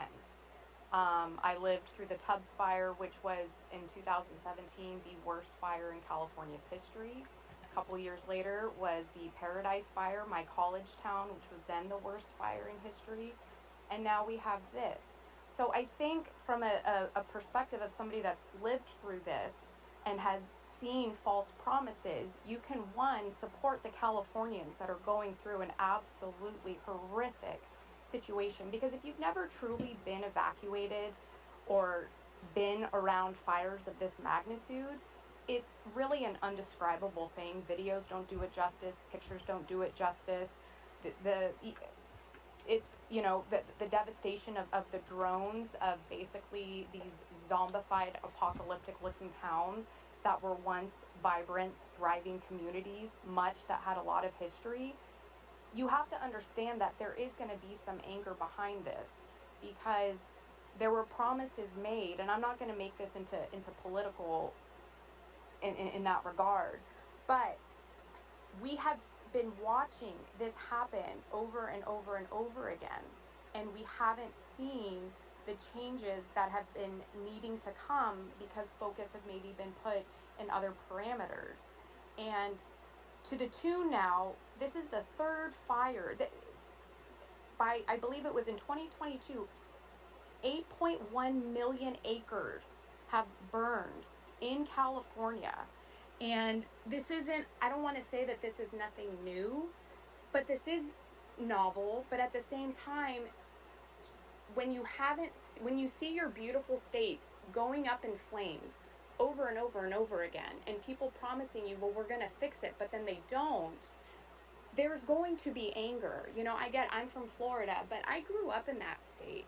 I spent many a summers down in LA, even though I'm from Northern California. The memories that I won't have and the places I won't be able to show my son because of somebody's dereliction of duty is going to absolutely create an outrage. When you have travesty hit like this, emotions are going to be the number one fuel of what people are doing to an extent, and there's going to be anger, but people need to realize at this point in the game, you need to realize where that anger needs to be placed, and if it's true and steadfast, now's the time to figure out how do we fix it, because we can't have this happen again. And I think that's where a lot of this anger stems, because after the Tubbs fire, we were promised we're going to work on deforestation, we're going to work on all these things. That was 2017. That hasn't happened. When this happened in Paradise, and people in seconds, communities were up in flames to the point that that was one of the hottest burning fires in California's history, the way that it melted communities. And now to see this, I just want to say, you can support Californians, and you can also be angry at the fact that they were sold false hopes, because none of this has been focused on. And I pray that this is the fire, that this is the natural disaster, excuse my language, where people start pulling their heads out of their asses, getting away from politics, getting away from Democrat, Republican, and coming together to find legitimate solutions. And that's, again, where I think most of the frustration comes, is because, God damn it, we've been here. We've been here. My in-laws, after the Tubbs fire, they had State Farm, who did eventually drop them before they dropped everybody in California. But before they dropped them, they raised their homeowners insurance just for fire protection $1,500 on a couple that's on a fixed income. After they had been insured with them for almost 24 years, because my in-laws are very loyal like that, then they dropped them. They'd never filed a claim, and they lost all that money. For years, they paid State Farm thousands and thousands of dollars, never filed a claim, to then be dropped. That is inexcusable, in my opinion. And these are the different things that need to be looked at. The fact that, I think somebody covered it, Jay Hans, you might have, is somebody that purchased I think that is sad. I think that is sad to be dropped like that. their tax rate, they're now having to rebuild in 2025. Never made a claim, and then just boom, they drop you. Of percents. I'm not saying like a couple $100. You're tens of thousands of percentiles. Yes. Remember when with grandfathering, you're in the Palisades. This is very common. You have people living there, folks, paying $15,000 a year of property taxes, and their next door neighbor is paying $150,000. The person paying $15,000 gets away with that because they've been living in that neighborhood and they're grandfathered into old tax rates. Now they're priced out. Do you know what's going to happen? They're going to have to sell the plot at dirt cheap and go figure out how to live in an apartment or something somewhere else. This is what's going to happen to a lot of people. The solutions that are the difficult choices that people are staring down the barrel. A lot of people are going to be dislocated in this place, neighborhood-wise, because of this. There's a massive economic impact in this dislocation. I just want y'all to understand that, because it's genuinely hard on the soul when you pay attention to it. Well, and other than Silicon Valley, that area of California generates some of the highest amount of property taxes for the state. Oh yeah, no, it's no question. It's a travesty. The entire thing is just awful. I mean, it hurts. Heather, thank you so much. I did not know you were from California. I always thought you were from Florida. No, I just moved to California because of everything that happened and all of these things. And again, you just moved to Florida, you mean? I just moved to Florida. It'll be 3 years in February. Oh, okay. And you're so a California girl for real. Yeah, I am. Other than when I was gone in the military, but that's, so for me, like for people that hear, yeah, I'm from Florida, Freedom State, whatever. I'm born and raised in California. I've been through this. I grew up with this. I remember being in the downtown watching the ridge burn after we were evacuated at 10 years old, you know, having to live through that. Like, it's not just the devastation of losing things, it's the PTSD that comes with this. All of my friends that lost homes in Sonoma County and Napa County in California during the Tubbs, and there was another fire that it was the same time frame that was caused again by embers. They're all watching these videos and just going into depressions because of the fact that, and people can say whatever, they're snowflakes, but PTSD, can be triggered by many different things. And for these children, these families that are this is going to leave a lifelong impact. And again, that's where my anger comes from. It's like, come on, we've been begging for a fix for this for decades, and it's like we still aren't there yet in 2025 that we can't use an ocean to put out the fires. We're still in neighborhoods that have homes that are worth tens of millions, hundreds of millions of dollars, don't have an adequate fire hydrant system. Like, this is just blasphemy. And yeah, So real I mean, quick, the fire hydrant system, I think we covered this earlier. It's not that it's not adequate. It's old tech, and that's just part of infrastructure in our country. We do operate with a lot of old tech. It's an intercommunicating system. So the moment one part of that chain goes, anything below or above it is compromised because one feeds into the other. Look, 100%. as I was just saying we should have an adequate system when you have which means neighborhoods. which means we would really need to invest trillions of dollars in infrastructure in this country, right? Trillions, and I say that with a T. No, George. We should give it to Ukraine. We No, should give it that's to my prop. Ukraine. That's where I was going to go. So when you start putting it on pen and paper, all the money we give, all the money we spend on frivolous bullshit, and I mean it for. I'm not saying Ukraine's frivolous. I think Ukraine is beyond. It's not frivolous, but it's also not our business. It's also I'm conflicted, right? Because I never voted to give them money when I had the opportunity to. Because I always said I'm not in the business of giving money away to foreign nations. But if you present me a plan that can, end the war, sure, hey, maybe I'll consider it. But no plan was ever presented. But to fund the continuation of a war wasn't really something I was interested in, and therefore I passed every time I had the opportunity to. But what I'm trying to say is it takes a lot of money to do these updates, right? A little issue here. I'm from the Gold Coast of Long Island. We are I represented the second wealthiest congressional district in the country per capita. Our average household income at the time with my lines was $310,000 a month. That's the average, the medium income, right? That is why I say I understand rich. I understand affluent, but I also understand old decaying infrastructure. Did you know if we get winds over 30 miles an hour, 30 miles, that's all it takes, our power lines start falling fucking over or trees start falling over them and we lose power to the point that almost 60% is like 57% of my district, all the wealthy people have generators. So I did a whole project thing that I said we should get money from the government to bury all the lines because there's no point in keeping the lines above ground. Well, guess what? Because of union contracts and all of the way that things have to be done with contracts, it would cost eight $8 million every foot.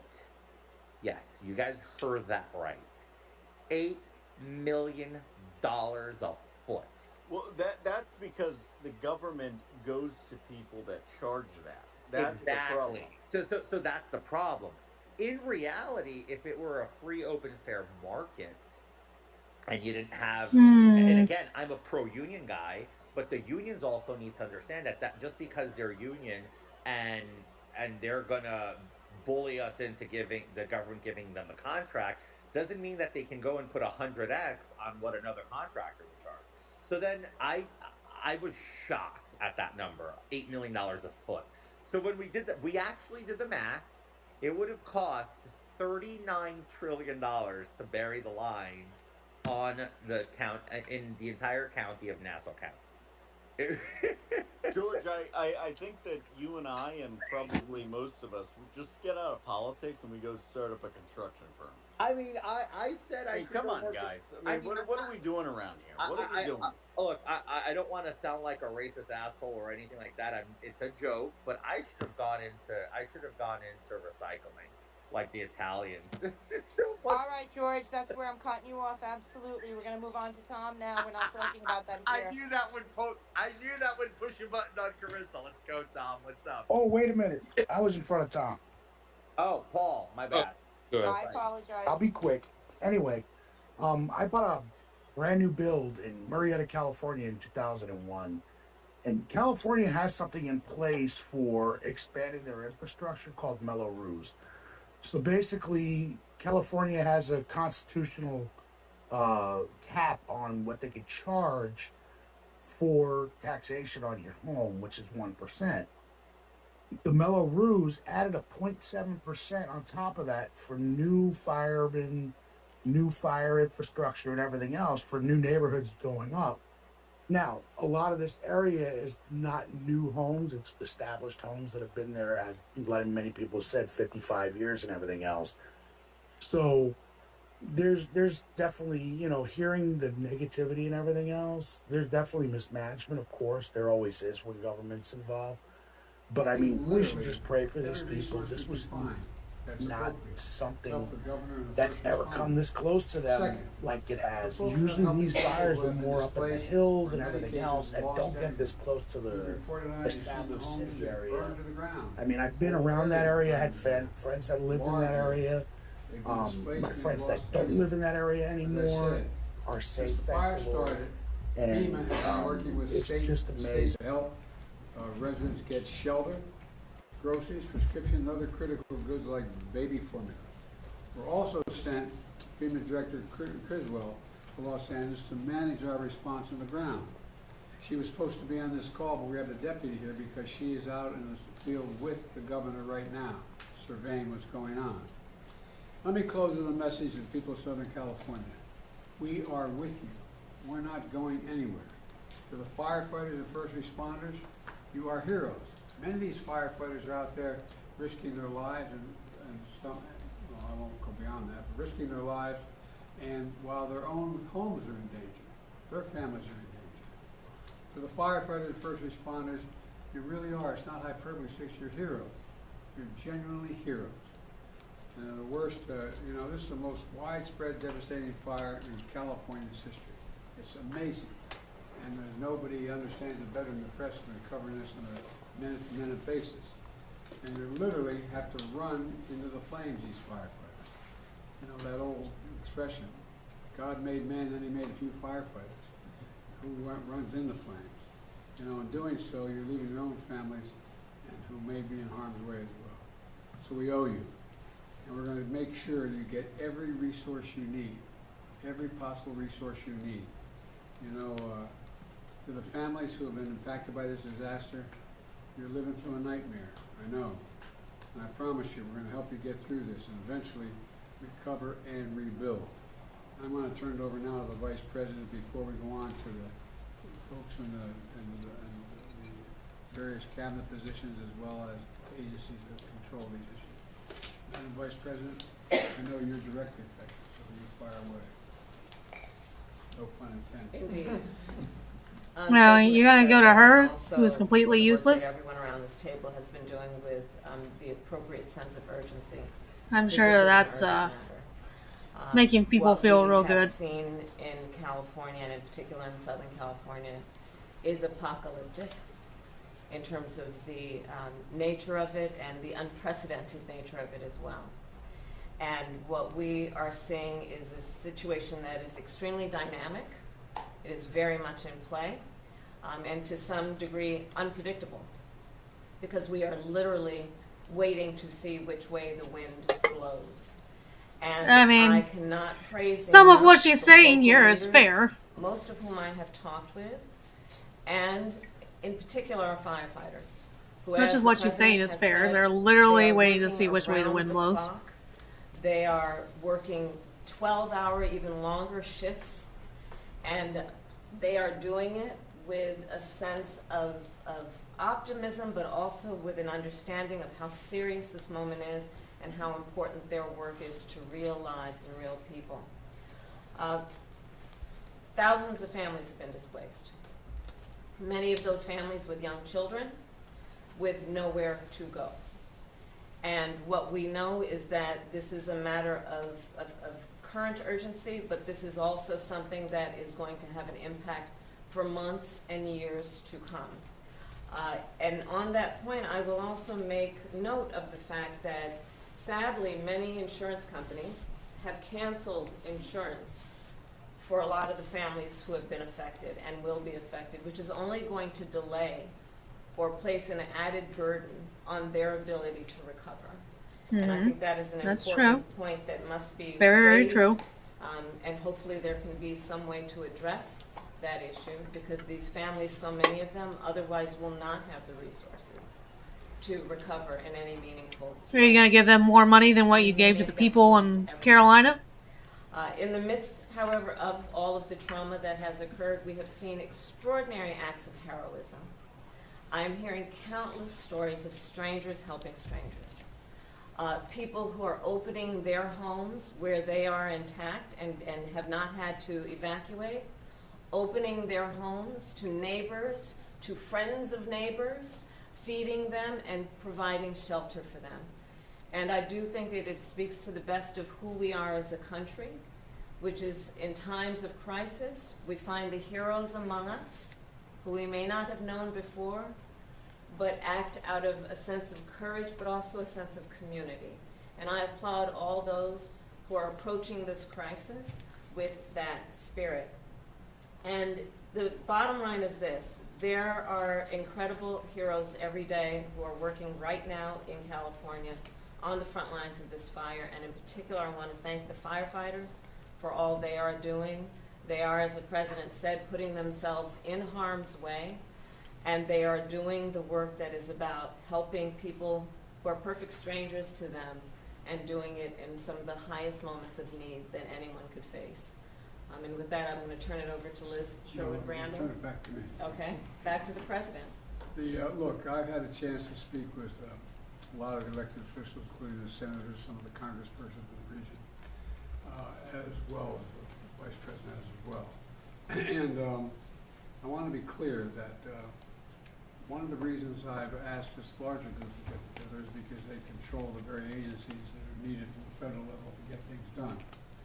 And you know, we're in a situation where the U.S. Forest Service Chief, Randy Moore, is here. And he's going to provide an update in the fire situation in Los Angeles and discuss how the U.S. Fire Service, the U.S. Forest Service, is assisting Los Angeles and the state of California with fighting the wildfire, including the action his team has taken to suppress new fire starts. So, Chief, why don't you fire away? Thank you, Mr. President. Madam Vice President, it's great to see you. I, too, consider California my home. Yes. And so it's great to be here to talk about this dramatic situation that we have. So the Forest Service and the Department of Interior are actively engaged in supporting the response to the wildfires in Southern California. And there are 4 major fires that we currently have going on. The Forest Service is in unified command with the LA County as well as other local city agencies. We are looking at the Eaton, the Hearst, and the Lydia. And if you look at that area there, that's the northernmost part of that area where the fires have taken place. The Palisades Fire, which CAL FIRE is in control of. And then we have a new start, which is this Sundown Fire that just started last night, and it also has potential to expand quite significantly just based on the location it's at, but also the winds that are expected to continue. Right now, when I look at the mutual aid system in California, I want you to know that it's second to none in terms of how that system works and how it really moves to activate the federal firefighting community and how it is activated and engaged. You know, every year we prepare for these Santa Ana winds. It's just that what is happening now is happening sooner. It's happening at a time now where we normally are at our lowest point in the fire year. And the fact that these fires are taking place now, it says that there are things that are going on in our climate that is creating truly year-round fire situations, and it's something that we all need to be mindful of, and this is a good indication of that. To give you an example, that if a fire starts from any ignition source during these Santa Ana winds, it has the potential for explosive growth and spread. And when that happens under these wind-driven conditions, it's very difficult to control. Now, in addition to this, when these winds are high, the aviation resources cannot fly. So it limits a lot of the potential area of support. As of this morning, there were over 4,000 firefighters that were assigned to these large fires. 600 or so were currently federal work, which means Forest Service and Department of Interior. And it doesn't include many who are assigned to their home units to provide initial attack. To give you an idea of the unsung heroes in these fire-type conditions, in the last 24 hours, we've had 50 starts, and the initial attack success has been wonderful. So we've stopped the potential for 50 additional fires to be added to these 4 significant fires that we currently have. And that's what I mean by having initial attack crews stay put or pre-positioned across the state based on intelligence that we're gathering. And so I wanted to mention that because we talk about the active fire suppression, but there's so much that takes place behind the scenes that limits the amount of fires that our firefighters are having to respond to. The President did an excellent job of mentioning all of the resources that's available and that are assigned to the fire. I won't go over those, but we have a number of equipment that's out there that when the winds allow us, would be in the air fighting those fires. We also have a number of private contract crews that we're working with. We're working wonderfully with the state, county, and other federal firefighters, also the tribal firefighters as well in the communities. And we're looking at these maps, which we call the Modular Area Firefighting System Air Tanker. There's 8 of them. And there were, like I said, this time of the year, we're not ready for that. But within the next 24 to 48 hours, we'll have all 8 that's available for assistance. These aircrafts require lead planes to lead them into these fires. And so we're having to go through that whole process and ramp up really quick to get the inspections in, the check drives, so that these are qualified and are able to go. We're also working with our Canadian partners to mobilize 2 CL-415. These are water scoopers. They will clear customs on Monday, and they will be available after they clear federal inspections and the check rides.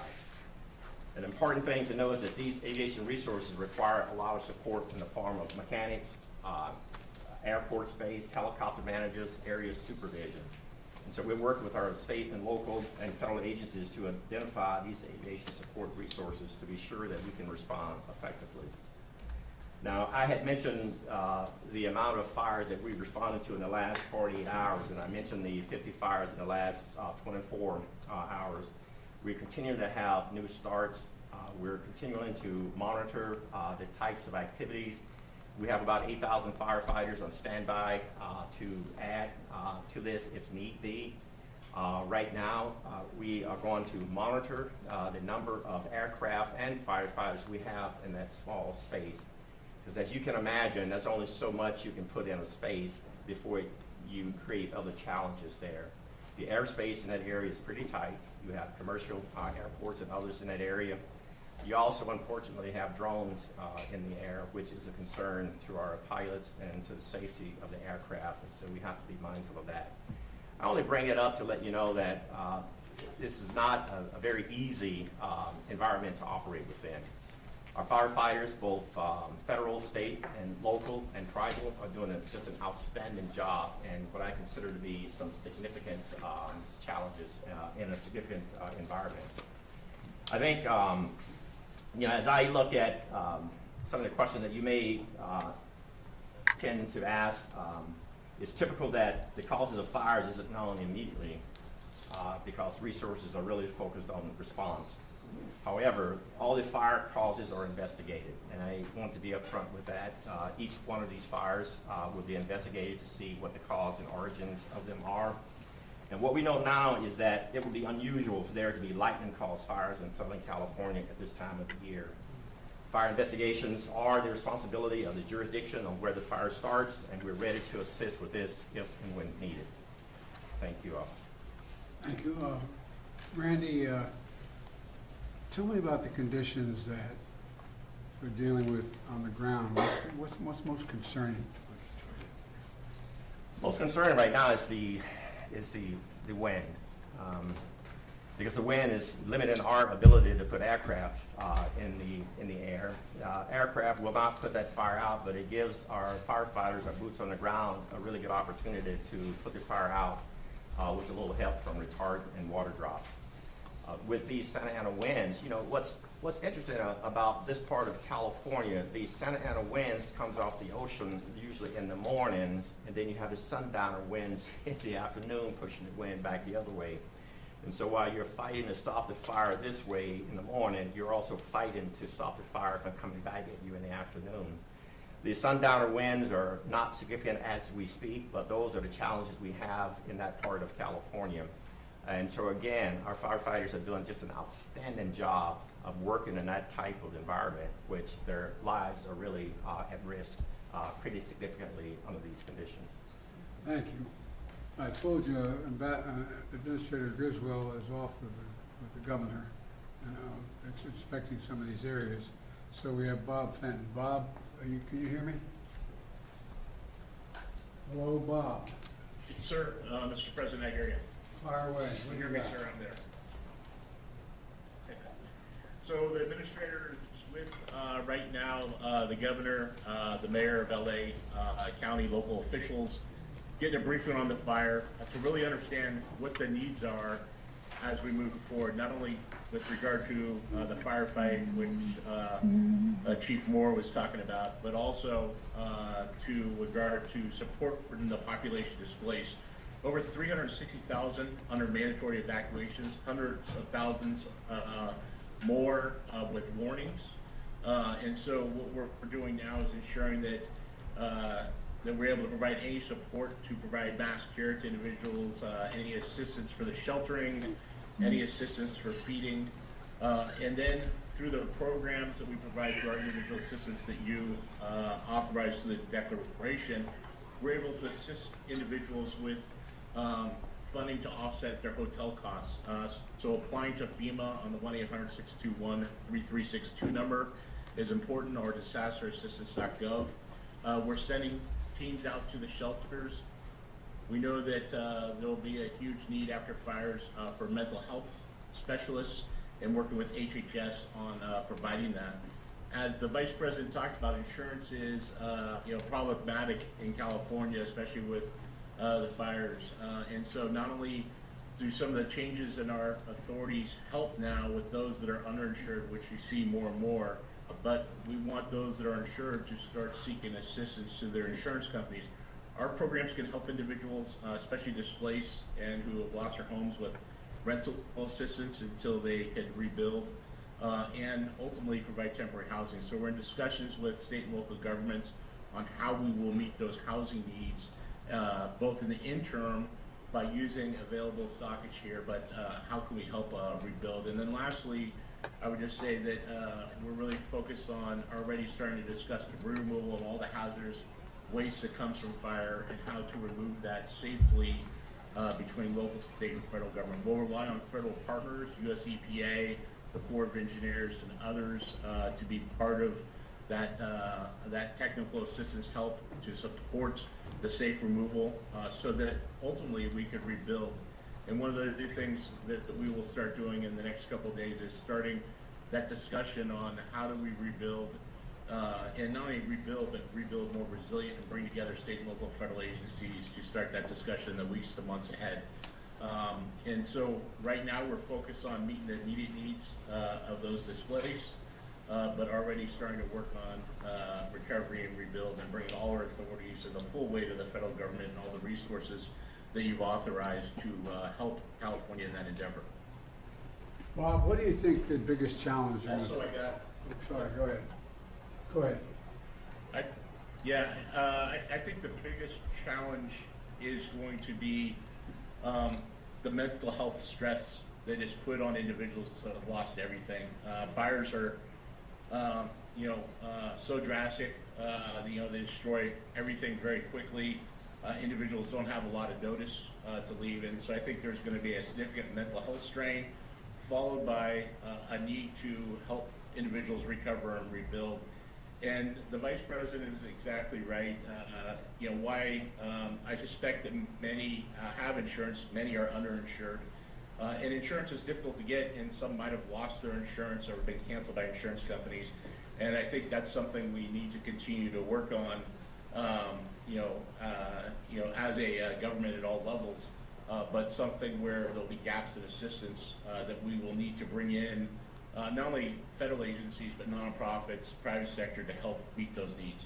I think we're going to have to do that. In addition, the fact is that the 2 declarations I signed, provide for example, the rebuilding of churches and schools and certain, but not businesses, not business centers. And so that's going to be a gigantic cost as well. But the debris removal is a big deal. And that's going to take a long time, isn't it? Yeah, it will take some time to remove the debris. In California, unfortunately, we've had a lot of experience with fighting fires and removing debris. And so it will take months to a year. This is a very widespread with significant damage to infrastructure. And we want to not only immediately remove the hazards, things like propane tanks, some of the power cells that are there, and other contaminants that may be in households, and make sure that they're safe to re-enter, and we look for personal effects. But then the second part is removing that ash, and what we've done before is help people with the removal so that we can get down to the grade and then immediately start rebuilding. All right, I appreciate what you're doing, and there's, like you said, 360,000 people have been evacuated so far. Sure, appreciate. Go ahead. What were you going to say? Yes, sir. I just want to let you know I'm on also with the fire administrator from FEMA, who's been working with the local fire chiefs, and I didn't know if you had any questions or if you wanted to add anything to this discussion. Chief Lori Moore is on. Well, I've been talking to them, so Chief, you want to add anything to this? I will, sir. Thank you very much. And as you might know, I've been here, got here last night.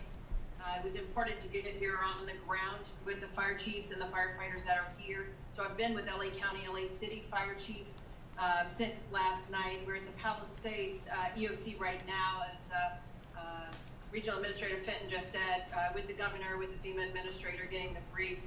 The coordination of resources, it helps for us to be here, U.S. Fire Administration, as part of the response, because we're on the ground.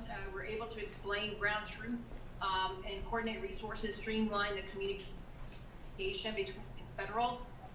We're also here checking on the firefighters on the front lines, and I really appreciate what you and the Vice President both said about the boots on the ground, because these are their communities, and nobody wants to fight the fire and safety communities more than these firefighters who are boots on the ground from the very moment the ignition began.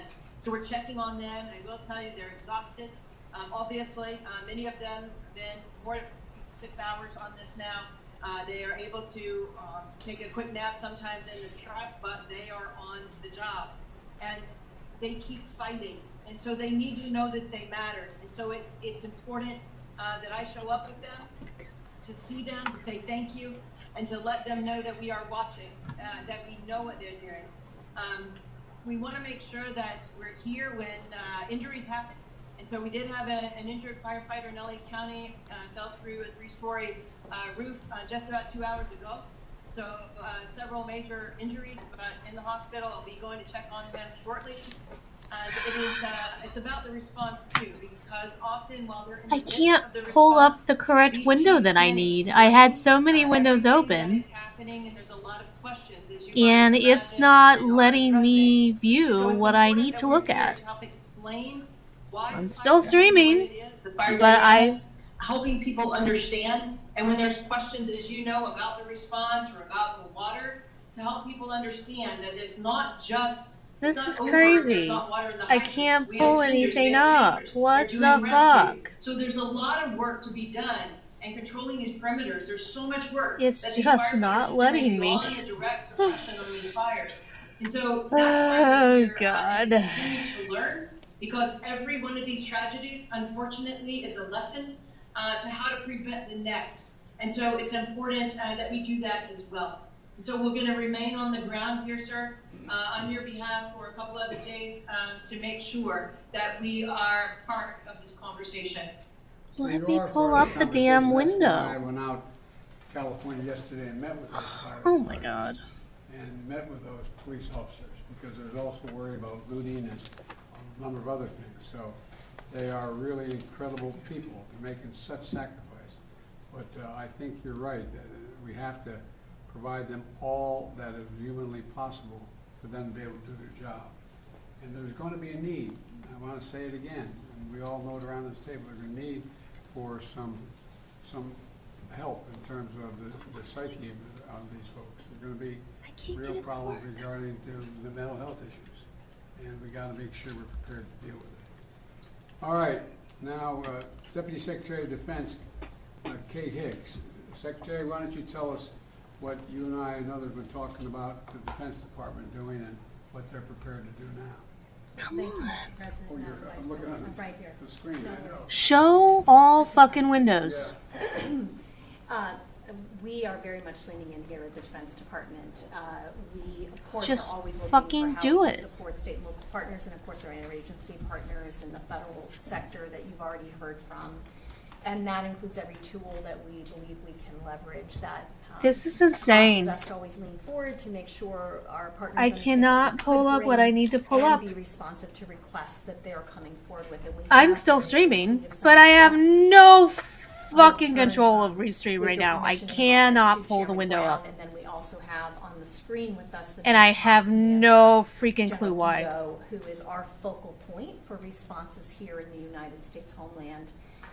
Secretary Austin this morning out in Germany already in his opening remarks for the final Ukraine Defense Contact Group spoke explicitly to our intent and efforts underway now to provide search support. I'm trying to run Chrome as administrator. He's put that front and center even while he's concluding this important work overseas.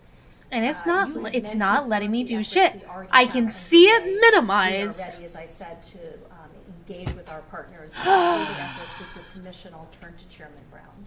Please.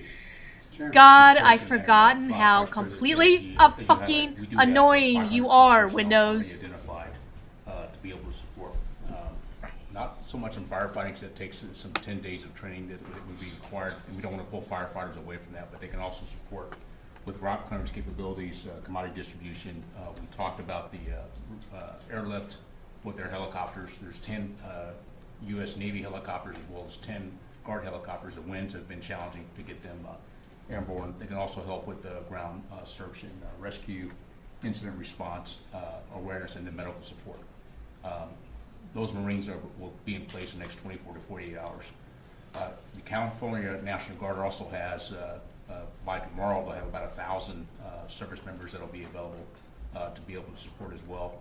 About 250 of those actually have some firefighting capability, and they can be trained in the next 24 to 48 hours to also support firefighting. As was mentioned, the C-130s with the modular aerial firefighting system, 2 of those are already channel Explain what that means to the average listener. Yeah, so what it is, it's a C-130 that's modified. It has a system that's put in a modular system that's put into the back of the C-130, and so it's able to push out either water or the slurry retardant associated with. And as was highlighted, they are usually prepared to do this during the firefighting season. This is several months prior to when they would typically do this. And so there's 2 C-130s that are already at Channel Island. They're in just northwest of Los Angeles. The other 6 will be there within the next 24 hours or so. The first flight will start tomorrow. and then they will continue to be prepared to be able to support. We're also looking at surrounding bases that may have ability to bed down any displaced personnel or families. We'll get about 1,000 beds that I have been can't get identified, it. either Edwards, March, or Fort Irwin there in California. In addition, we're using March Reserve Base as a incident response area and getting that set up. Mr. President, last thing I would say is what I would love to change what you're watching right now in chat. I cannot do it.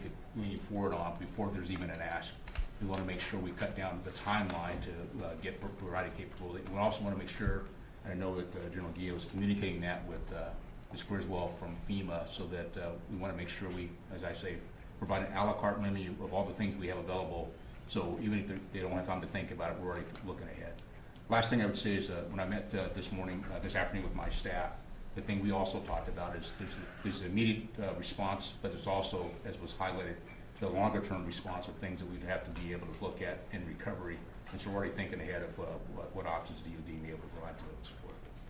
Bidding your questions, and then I can turn You it to guys you. have been immediately responsive. Thank you. I mean, you're right on top of things. But let's Okay. turn to General.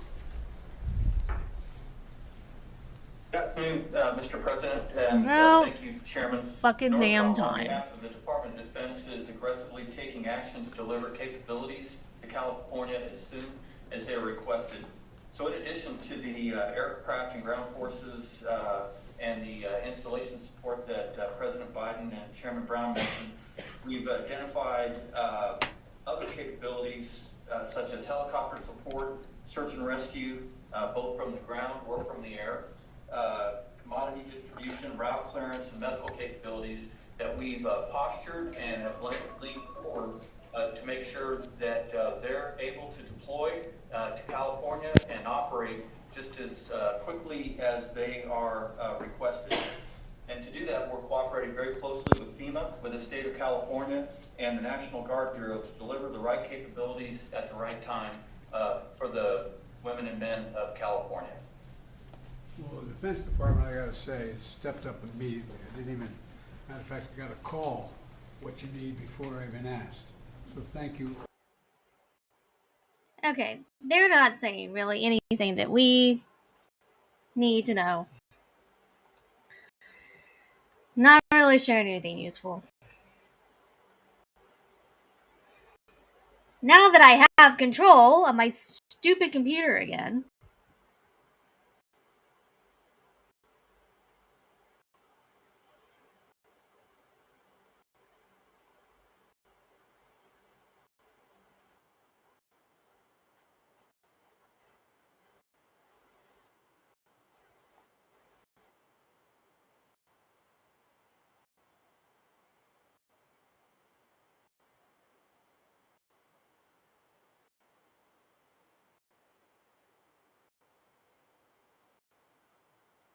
This is really what we need.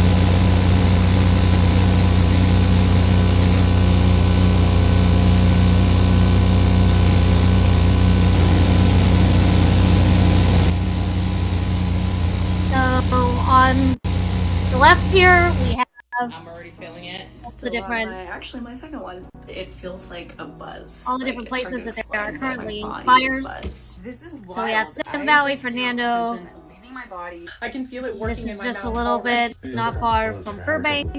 There's no alcohol. It just gives me this relaxed. There's one chill here in vibe. I can not far feel from the it Cora working Hills. instantly. I don't think I've ever had anything quite like it. I love it. It's a coffee This is Altadena. that has no melatonin in it. It's also completely natural. Progene It's got major zero sugars or major and Rodere zero that's artificial probably going to end and up it's packed jumping. with really powerful ingredients: kava, ashwagandha, chamomile, L-theanine.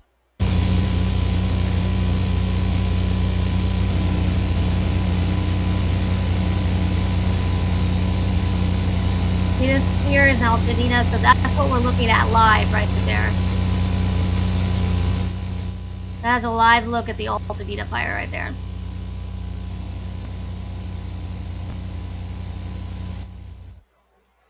I don't know how well it is contained, but that is supposed to be a live look. And that could be an emergency crew right there. Could be people trying to get away, but it looks like they're going to the fire, so maybe that's a helicopter even. Yep, that's a helicopter. They're probably yep, they're getting ready to do a water drop. Yep.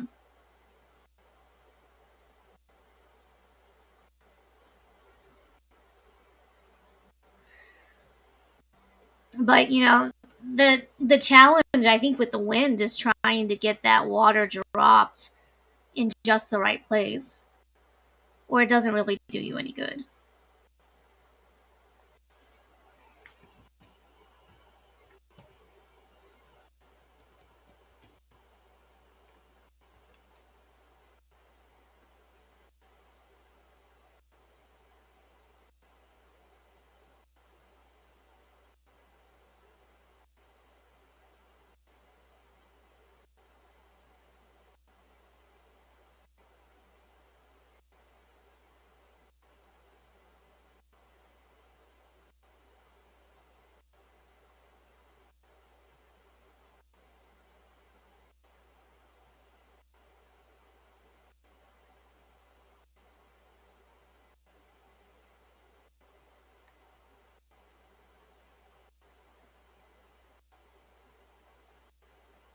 I'm kind of thinking that this is not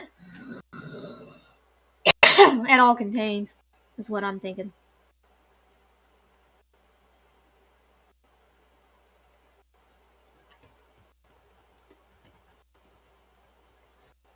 Excuse me.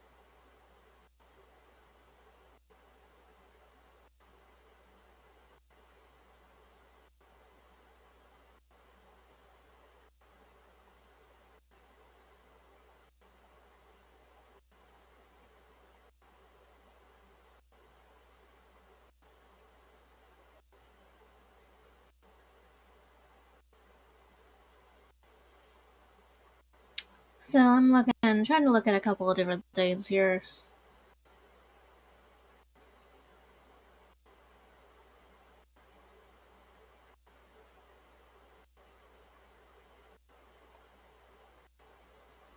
I'm wondering if there is a better look that I can get, really, of what's going on with that fire in Altadena. Because that's kind of looking like that may be the one that is out of the control the most right now.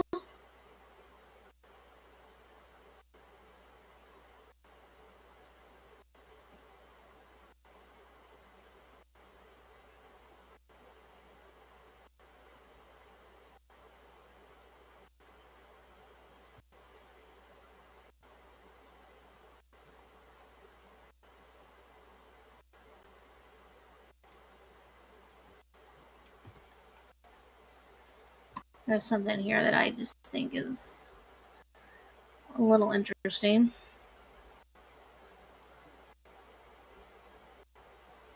I can get it. Oh my god, Windows, your thing is so annoying. Okay.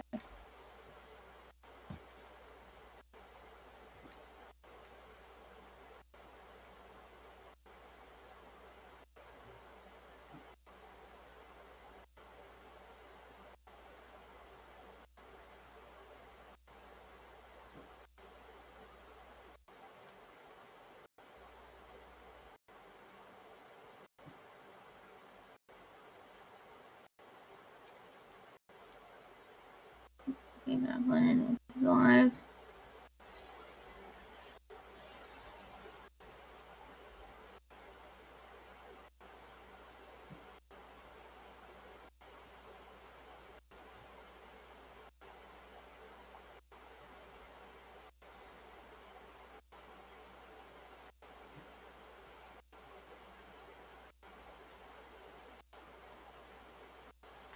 So all of this in here were homes, places that people lived. All down in there.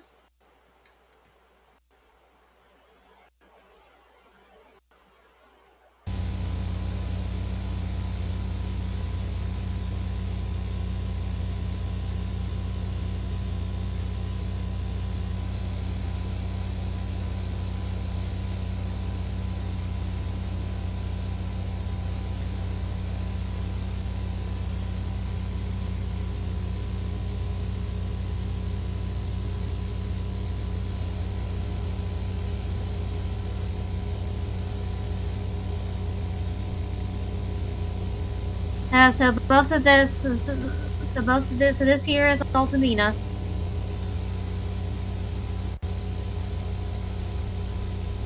It's a very active situation. It's kind of apparent to me that if you're in these areas, you should probably be evacuated.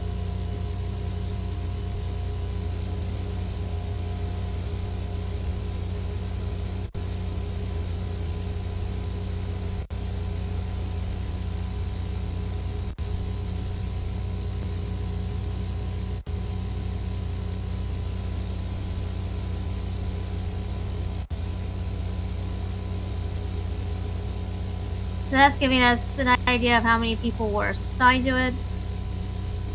It does not have a percentage that was contained, but the last update is also unknown.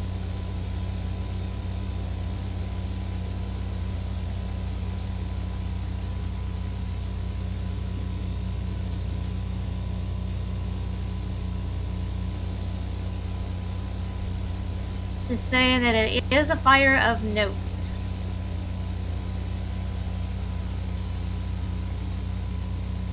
And I think ABC 7 year is probably getting ready to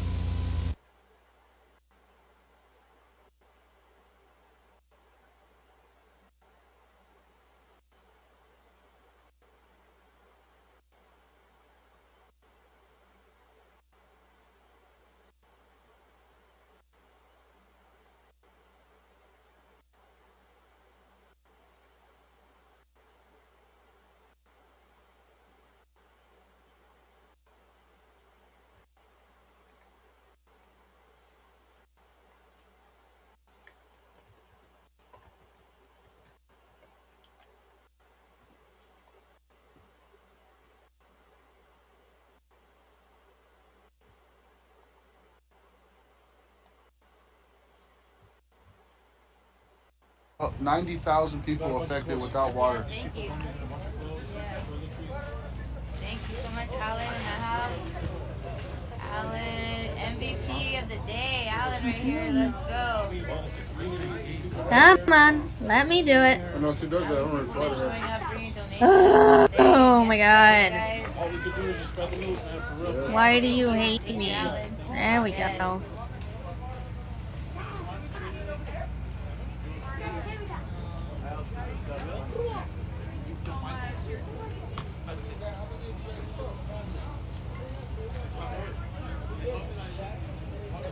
This is Run. So they're actually at Runyon Vista and Runyon Canyon Road. I'm wondering where we can find that on here, if we can.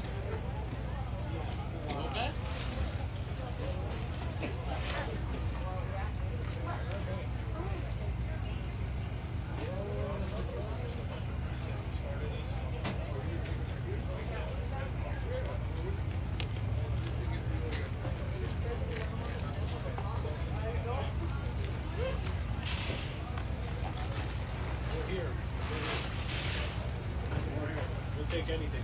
All right, thank you. Shit, another 2 cars. Oh, Just by word of wow. mouth. Damn. Just by word of mouth. What's Alan, up? you're pretty We're back. worth We're back, bro. You good? We're good. How about you? Let's switch the camera on you, bro. How you doing? Oh, everything's good. Right here, bro. We have blankets right here. Yeah, just put them.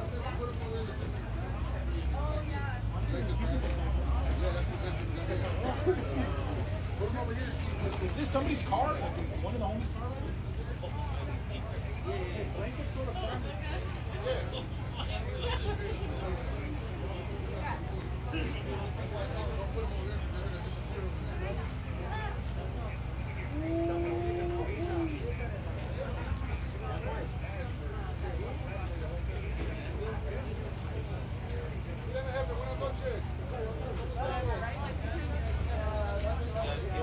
You wanna go? I'll go with you. Hey, everybody going crazy for the blanket? Go for it.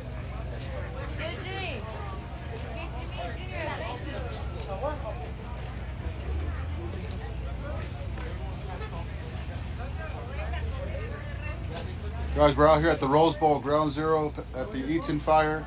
We're at the Rose Bowl, Lot I. We're giving out waters, we're giving out blankets, we're giving out pizza, clothes, diapers. Please share this live to somebody that you know that needs it.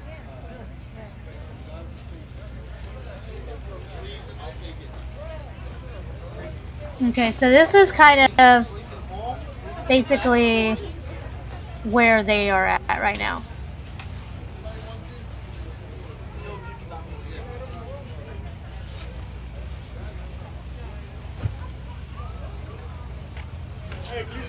He said the Rose Bowl. I'm assuming that he means the Rose Bowl Stadium. Damn. Oh, I want that one. Iglesias like, I got that one. So look it up. But if you're needing water, that is definitely a place that you can go. I know, bro. Yeah.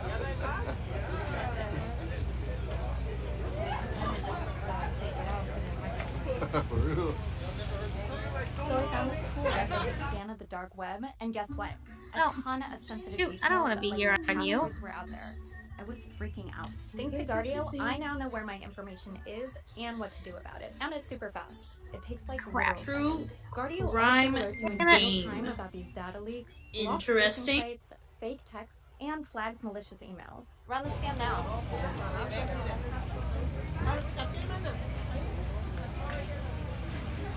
So again, these people are at the Rose Bowl. Salud. And we can look at that address here. Hey guys, how do you?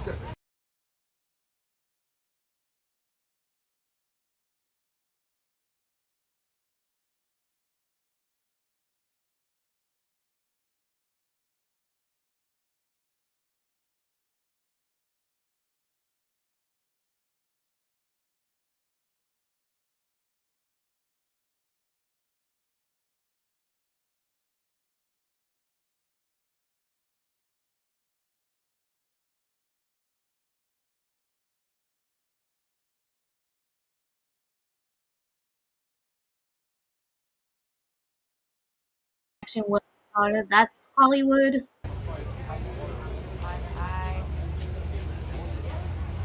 Excuse me, do you know who Alan G is? No, yeah. Oh, hey, do you know, what is it? Alan G? Alan G? Yeah, he's walking around Is here that somewhere. your friend? Yeah, that's my friend. Alan! Alan! Alright, he walks in with you and Jimmy. Is it for donations? Yeah. Yeah, just bring What do him you, right what do here. you got? What do you got? I don't know. I'm just coming from a church and they're asking for drivers and yeah, they just loaded me up with a whole bunch of stuff. What, they load you up with water? Or? I'm not too. Okay, bring it right here. Just drop it off here. Okay. If it's, what do you need, bro? How can we help you? Oh, I already have everything, man. Thank you so much. Yeah, what do you need? Water and Gatorade. Bro, pull up the car right here. Yeah. Bring that Gatorade here. Trabajé 16 horas, trabajo con los viejitos, evacuándolos, los viejitos, mandándolos, limpiándolos y voy abrazando y digo yo, aquí estoy abrazando y volteo a ver.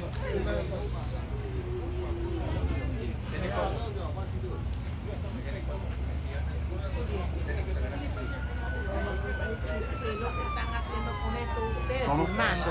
¿Cómo? Filmando. Sí. Para TikTok, ¿verdad? Sí. Bien hecho. We got 1.1K. Yeah, we started this just with the hot dog cart. Yeah. Empezamos esto nomás con un carrito de hot dogs. We came para dar hot dogs a la gente. Ya está lo grande, más grande, más grande, más grande. Sí. ¿Necesitan algo? ¿Necesitan algo de aquí? Sí.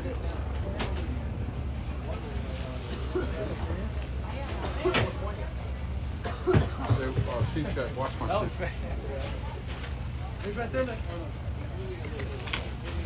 That's the person who Let's get to 1 million likes. There's a truck coming.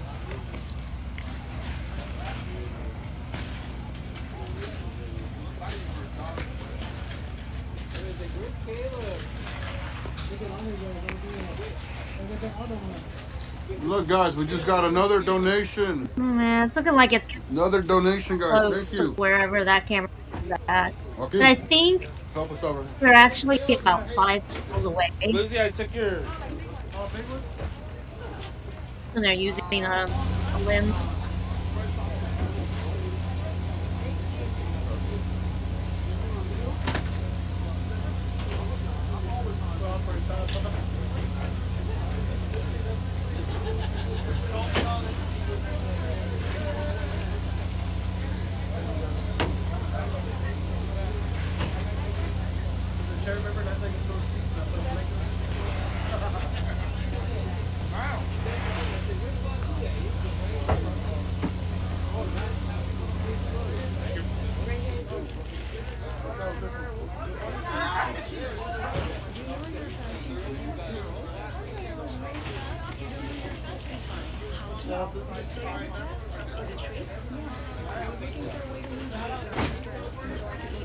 Thank you, brother. Thank you.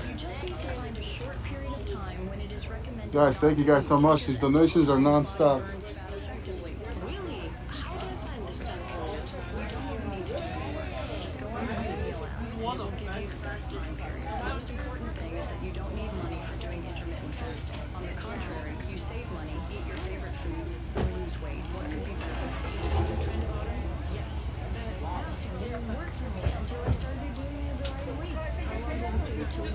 We are at the Rose Bowl here at Lot I. A lot of the power out in the area. ¿Juguitos? Ah, ya sé. Oh, ahí están un paquete ahí.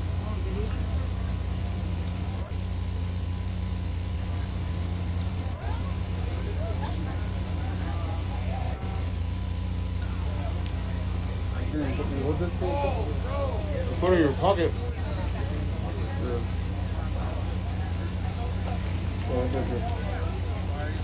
You got more stuff? Can you help? Yeah, if you can. Yeah.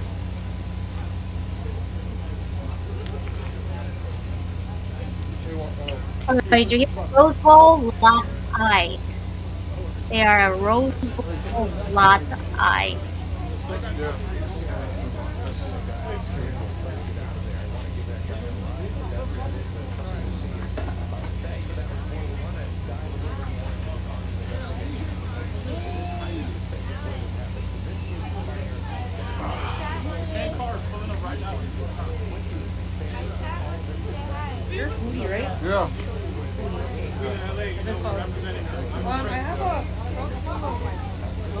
out here? I don't know. Yeah, pull it around the corner on that side. On that side? Yeah. Okay. Thank you so much.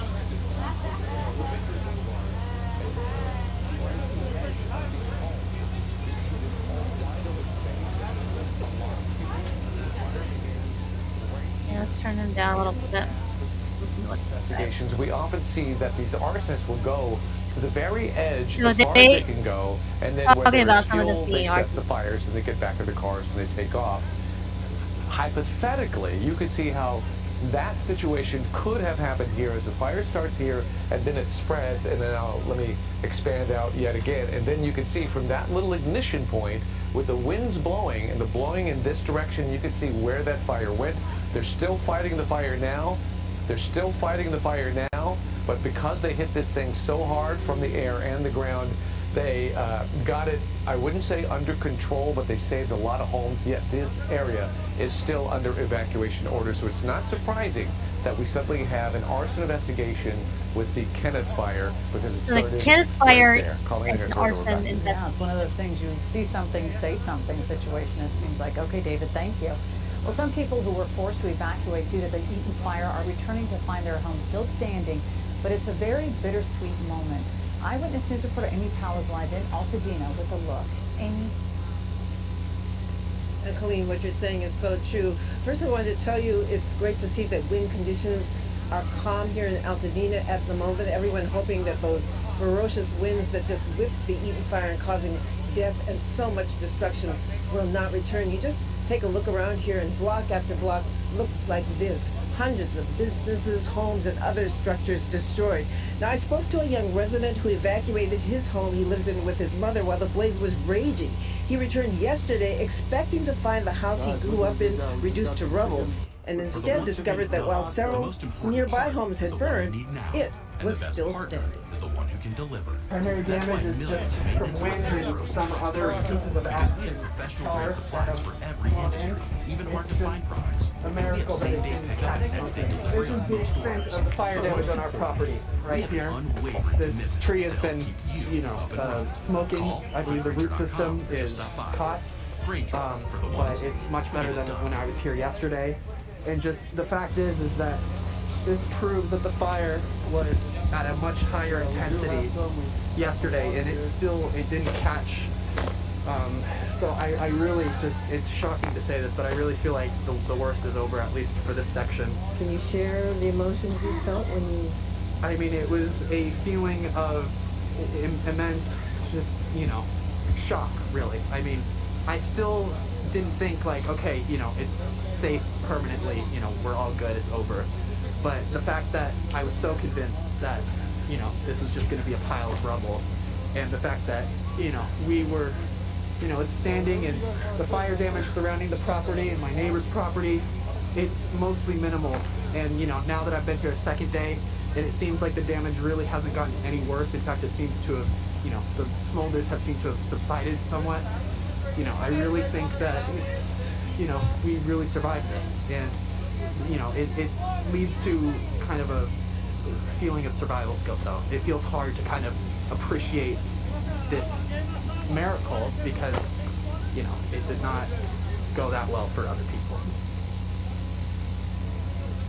And I spoke with a couple of other residents who evacuated while the flames were coming towards their homes and returned thinking they wouldn't have a home to return to, and discovered that their homes are still standing. But similar to what Jaden is feeling, they say it's hard to rejoice when you know that so many people in the community have lost their homes and are suffering. Reporting live in Altadena, Amy Powell, ABC7. Thank you again. Many evacuees of the Eaton fire there. Rick Miller was checking in on a friend's house in Altadena, California, when he noticed an injured stray dog across the street. He decided to see if he could help. Oh, caring for each other. Like, everyone needs help. Sorry for crying, but it's really emotional seeing like my friends lose their houses and people losing their animals, and so try to help each other out.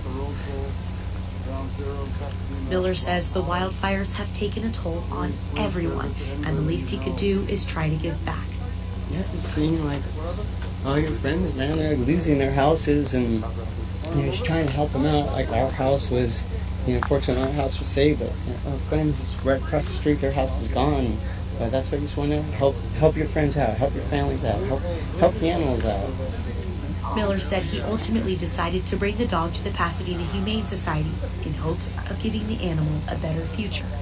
The Pasadena Humane Society confirmed they received the stray dog and was treated for burns and exposure to smoke. When you hit 6, He just, and that dog seemed so. That dog seemed so happy too. Oh my goodness. What's the mayor saying, guys? Some other people, like Kevin Conway, who you are about to hear from, who came, checked on his home, and then went right back to a friend's house where he's been staying the past few days because he doesn't want to sit in the dark. Take a listen. Well, it's a little bittersweet, right? I mean, love to be able to come home and spend the night at home, but we're just coming by to pick up some things that we need to, get through the next couple of days, perhaps. But were you pretty certain the power wasn't going to be back on when you came back? Absolutely. I've ways to check to see if the power's back on remotely, so I knew it wasn't on. Is it? What's the plan? Do you have a hotel? Do you have a friend to stay with? No, actually, I have family that lives in the area, so it's close by. I'll stay there for a day or two, hopefully, and get this resolved. Can you just describe how dark this neighborhood is without these lights? Oh, it's very dark. Yeah, it's tough to see. Definitely, that's you got to know where you're going around here.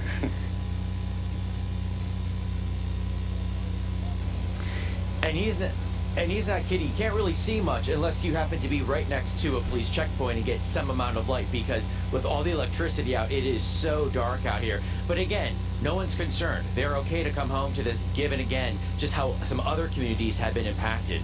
Before we were here, we were over in Pasadena. We saw some horribly hit neighborhoods.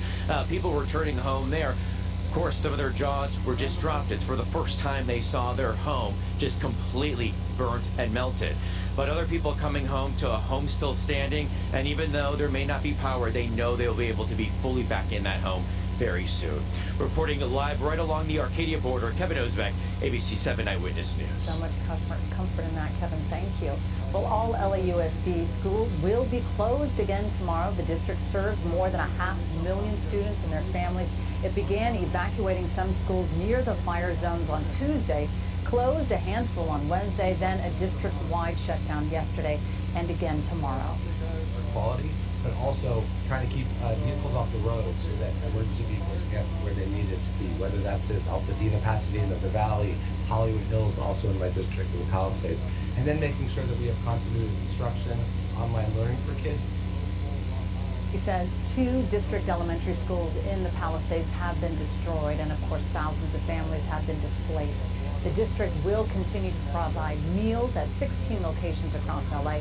Families can find them near them by searching Grab and Go at lausd.org. What a crazy first week back after the holidays for all the kids. I mean, couldn't even make it through the first week. It's something. It's been tough times for everybody. Dallas Raines joined us right now because we're watching that weather so closely. Dallas is worried about those winds because they haven't gone away. That's right. We're looking now out over the Kenneth Fire, David and Colleen and folks at home, and it shows you the difference between the ability to fly helicopters and so we don't have the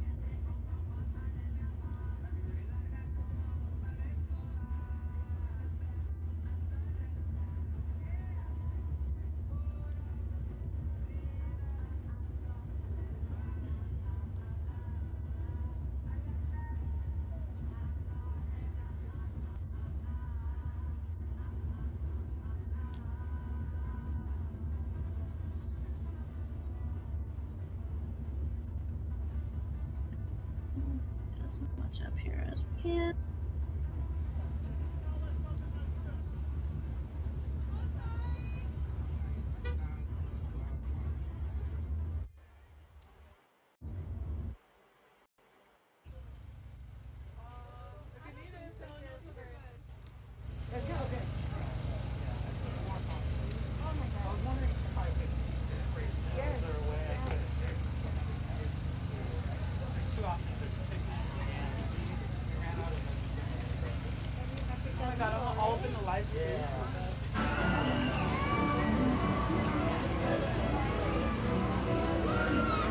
So there's someone just. Some places life goes on, and everybody's just taking it out of Disneyland.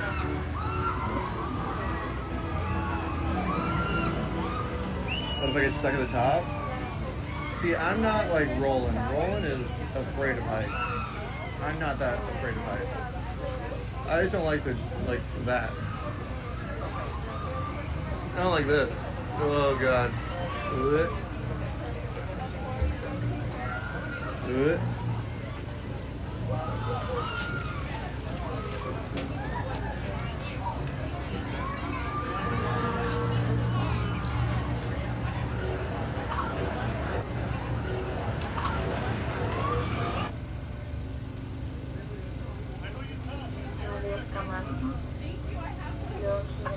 Guys, we have 10 cars that have just pulled up right now.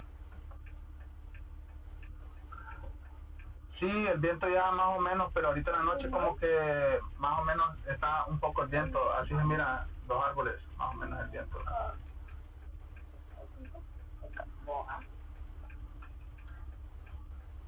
¿Dónde es, dice alguien? Ese incendio es el que viene desde el otro lado de Palisades, California. Estamos en qué? Portland. Mira, dice que es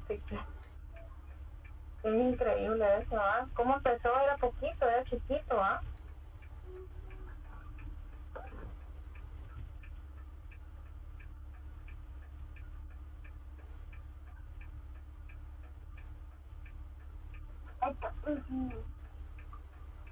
Es difícil tomar la decisión de querer ir allá y ayudarles porque casi todas las calles que son acceso a entrar un poco más cercano para ayudarles a ellos están cerradas y no lo dejan pasar a uno. Sí, sí. Oh, mira, este what? You could just move forward this way.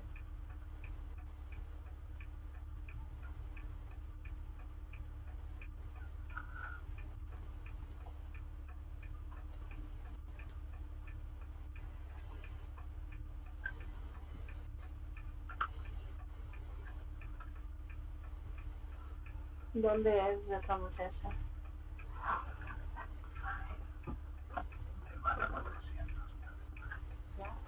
¿You found it? Wow. Ese incendio es el que viene desde el otro lado de las montañas de Palisades.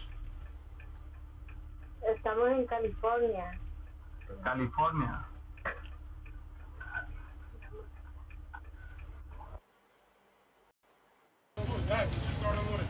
Let's go, guys.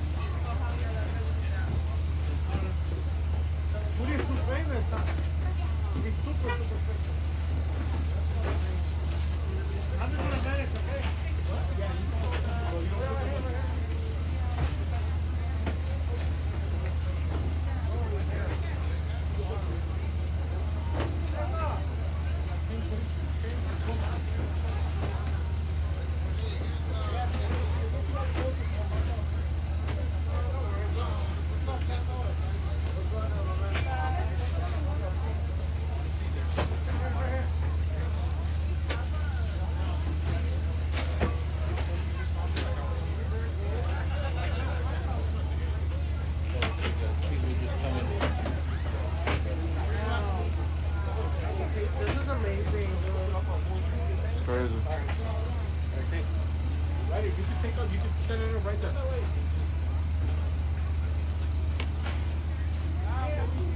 You guys need some water here? And Pasadena.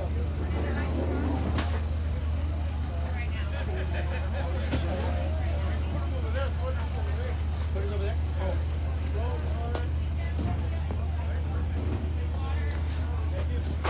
We have another truck over there that has a bunch of stuff. Thank you.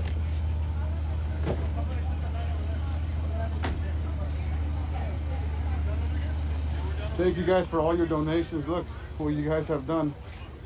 Wow, we got 10 cars to pull up with a bunch of stuff, guys. This is amazing. Yes, they're all donations thanks to you guys.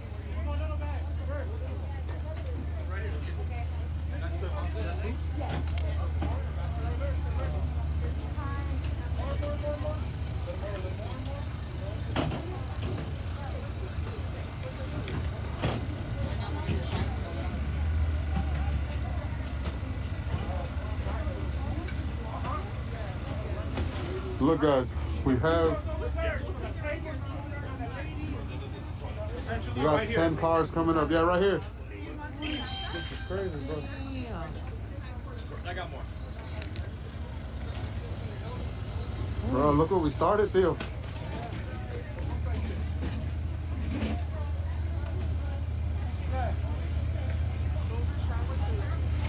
Yes, we got tables too, guys. We got cars waiting to unload.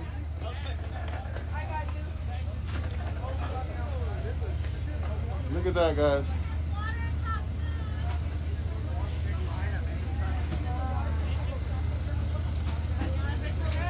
Man, I want to cry. Let me cry for you. I'm a crybaby anyway. I'm a crybaby anyways. Let me cry. Guys, this is amazing. Let me cry. I'm a crybaby. Does that help?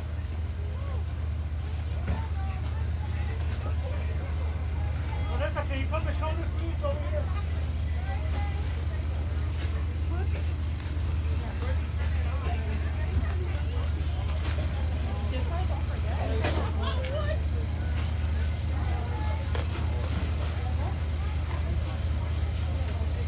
Jimmy.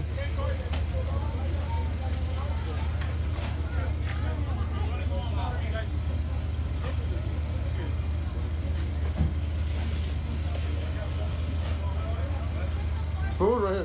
Food, hot dogs.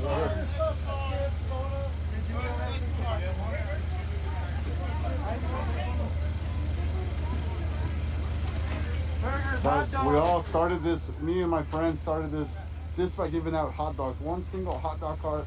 You guys spread this like wildfire. I mean, sorry to say that, but you guys spread it so much that it turned into this. Food here. Yeah.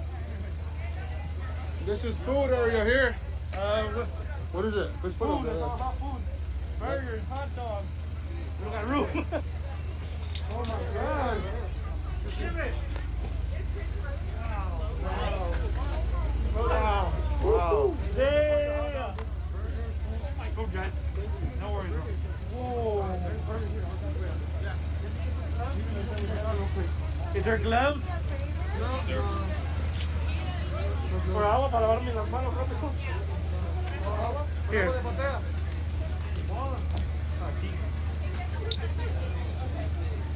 What you guys want, bro? Yeah.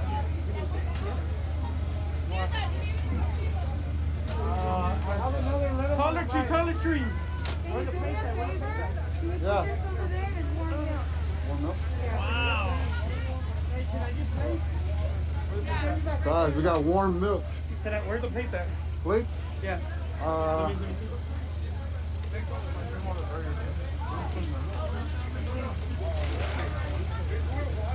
This is all hot food. Yeah. I got him. Here you go.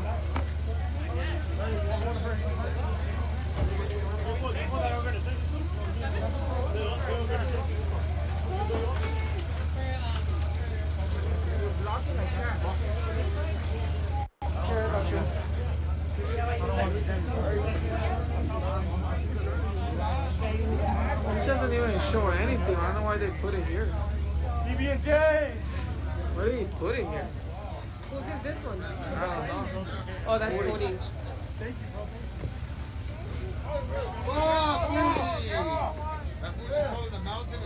Glove, anybody? I don't know where gloves are. Guys, I don't know what they said.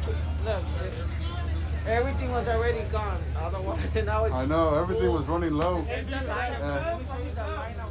And thanks to you guys for sharing that live. Look at this.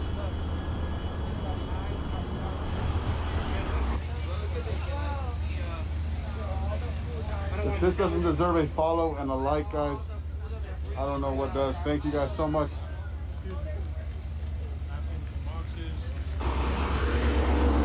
Yo, guys, there's a lot of boxes for food.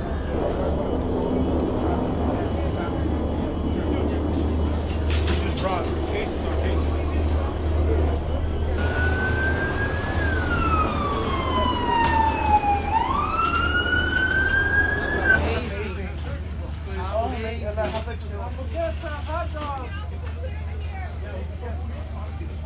I got a bunch of food out here. Yeah.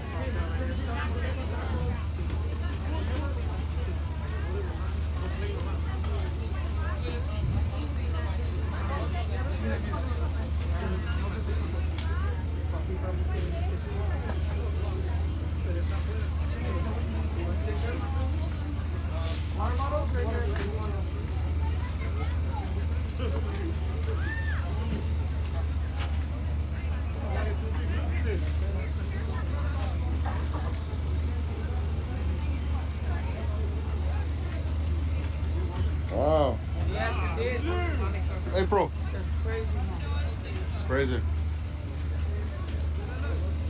Give me a burger when I can.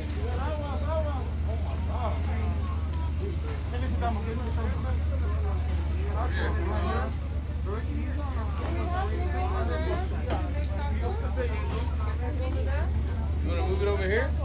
Yeah, we're clearing up a spot right now. Hey, there's more tables on this side. Holy shit. Yeah, this is crazy, bro. What's going on here? No. Thanks, man. This is insane, bro. Wow. There's more room on this side. Man.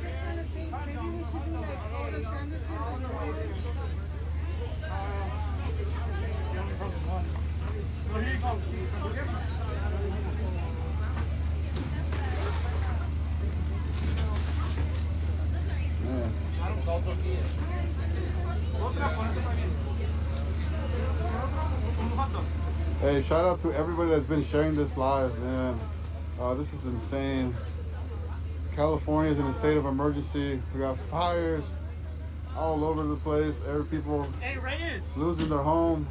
Reyes, you got gloves over there? 200,000 people I without need water and gloves. power. Let me find you some gloves.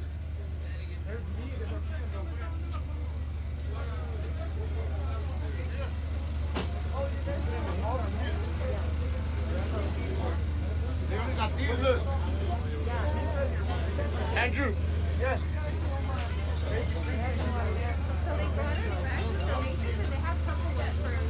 Oh, perfect.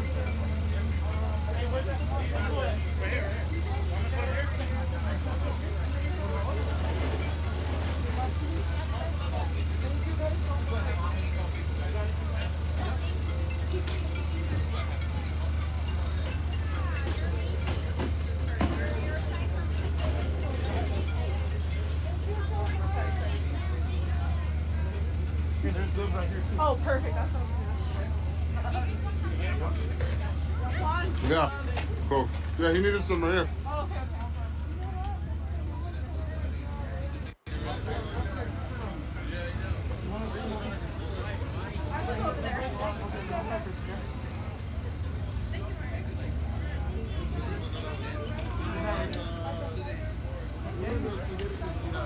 Wow, where all these people just come from?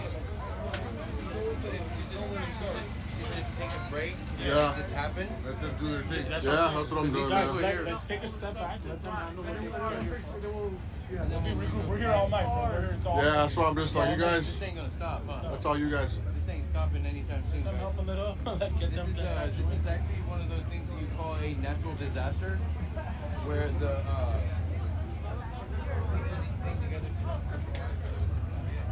Thank you, thank you. What are those? Are those sandwich?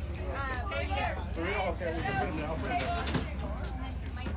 Guys, look what just happened right here. This is, we're, you guys were here a little, like, literally like 20 minutes ago.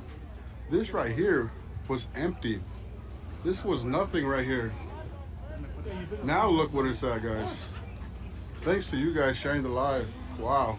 Hey, you guys, we have a Camry.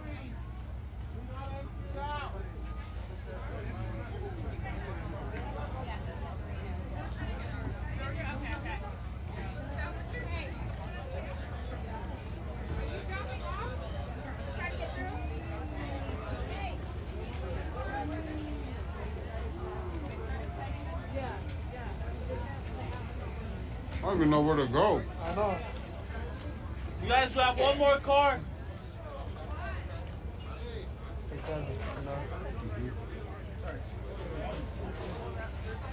Juan. Yeah. We came out on CNN as a drop-off area. That's right. Let's get it. Oh, I went to all. Let's get it. Oh, I went to. Hey, bro. We can screenshot it where it says that. Okay, okay. So we can have that. Let's send it to me. Okay. You got my number?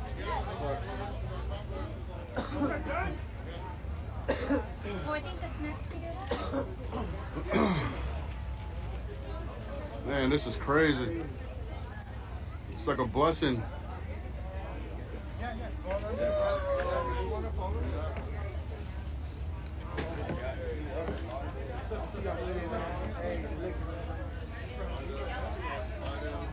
What do you need? Unload all of ours? Yeah.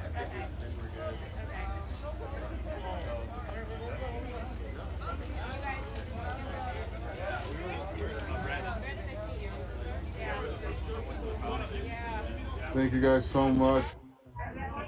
Jimmy! Damn, what is that? Woo, a leopard. Wow. I got to see it. Ew, I've never had that before, guys. Oh my God. Oh my God. Thank you so much. Wow, I've never seen that before. Guys, we were literally running low. And look at this. Look at this. If you guys were here before, this was empty. Oh my God, Gigi! Gigi, thank you. It's crazy. There's probably too many people actually trying to donate at this point. Thank you so much for the Interstellar. Sorry I missed it. They probably have the hand hearts. more than enough water. Wow. Man, this is insane. I'm getting emotional, guys. Thank you so much. Thank you so much.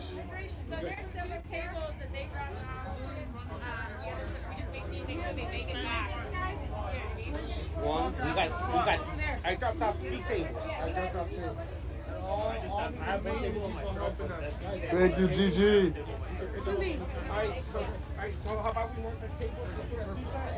Looks like emergency. It looks like liquid ID. I'm gonna put it right there. Yeah, right there.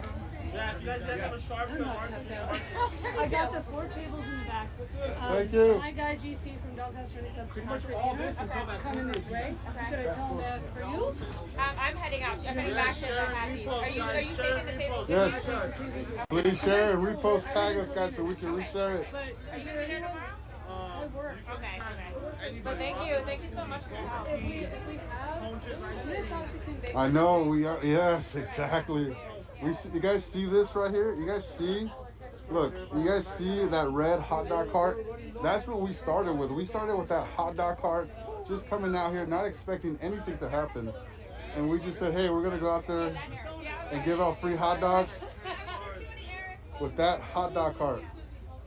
And that hot dog cart brought all this. was talking about us. That's what I heard too. Yeah, we were a drop-off center for the Calvary victims. We were. The news is about to be here. Oh, yeah?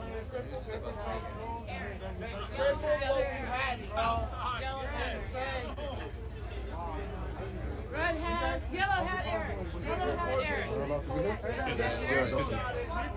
Don't get nervous.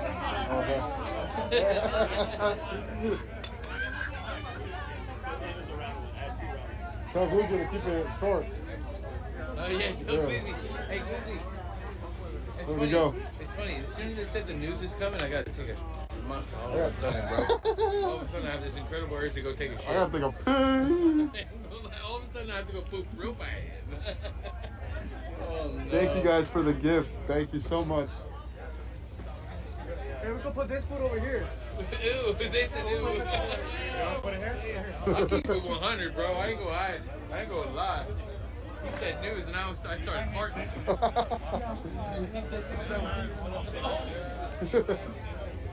Hey, they just got here. No. Excuse me.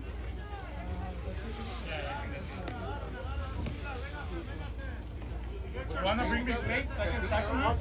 Nothing but the best drink ever. No, no. Is it? Yes? It's my favorite. Freshly, like squeezing it. Wow. Thank you so much.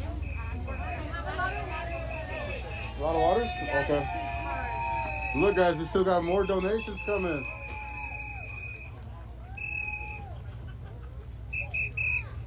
Water drop off right here. Can we get a line? Oh. Hey, that Let's help these guys get this water out these things.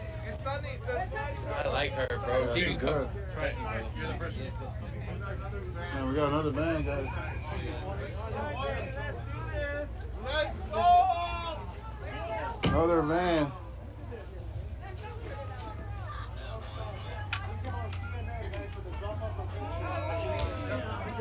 Guys, thanks to you guys, we made it on CNN. Water line. Come on, let's get a water line right here. Make it one. Guys, come on.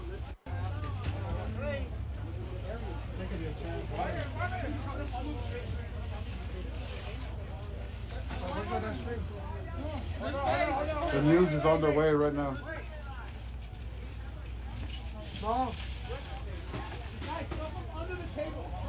Oh, so this is some partially good news. Get a fire in Los Angeles County, which is funded like 1,000 acres, is now under investigation for arson, and a suspect is in custody. Thank you for the money gun, guys. Thank you so much. We're almost at 1 million likes. Supplies, clothes, baby clothes, baby food. This has been at all day from yesterday. We started yesterday, we slept here, we've been going about all day today. We're almost finished. We're running out of water. Boom. This is what happened right now. This is all you guys. Thank you so much for the gifts, man. I really, really do appreciate that. I've been here since in the morning, since 10 a.m. I don't plan on going home anytime soon. Fires are still raging. It's crazy out here, guys. Thank you. Some of the comments you'll see though, well, how did they arrest climate change? This is amazing, guys. Asshole. The fire probably would not have been so Galaxy, bad thank you for the Galaxy soda. if we're not so dry. Like, Alright, sounds good. I don't know. I seem to be 50-50 when it comes to things. Crazy, bro. It's just like What climate change is, part of climate change is real, and how much guys, look at this. Being exaggerated or lied about.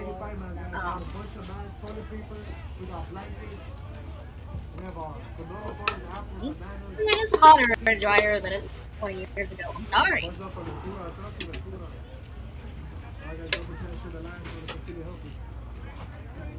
Do you think this matters too? Well, that's some people, but that's just the way that I look at it. Because something when I put for it was a good day, my pop culture is weird. Right, yeah, probably different.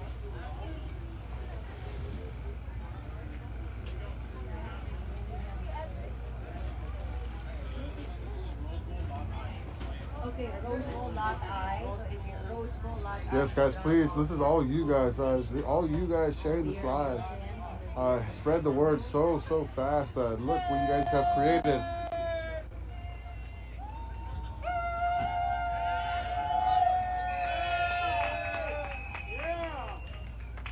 Thank you for the Galaxy again. Thank you. Huh? More? Breaking news, guys. We got more cars coming. It's great that people are being so generous, Another truck coming, guys. but at what point do you like?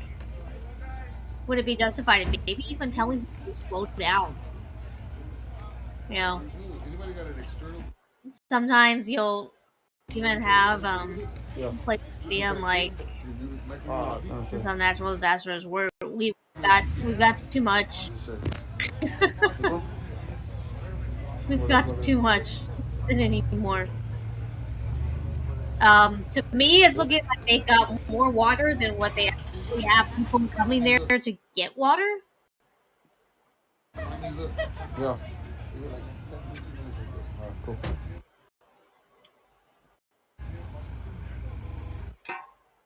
Dog car yesterday, the team. Started We have one. a big team of volunteers. One hot dog cart, guys, and look what this came up to. It's starting to smell more like smoke.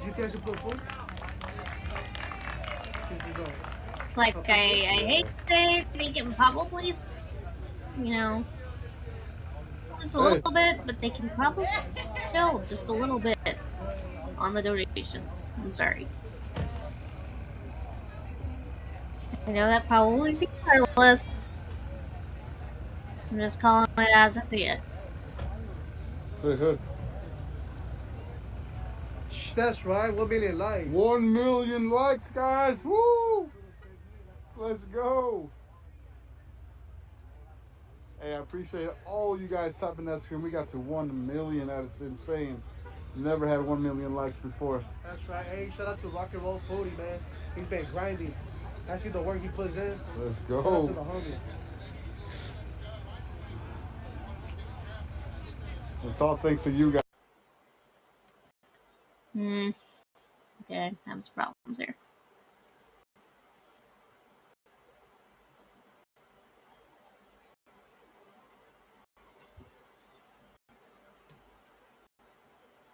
Shout out to the whole team, the whole squad. All because of a hot dog cart. We started yesterday with a hot dog cart, and boom, look at this. It's like it just rained blessings right now. Same. That's insane.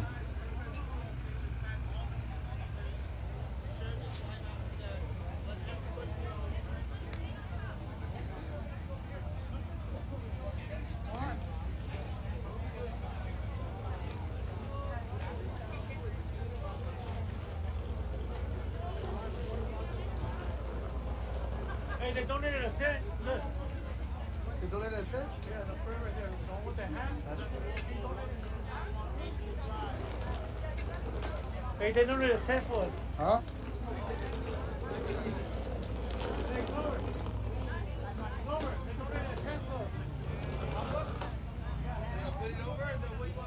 Whatever she said. Guys, check this out. Hey, come over here. We all come together. Yeah.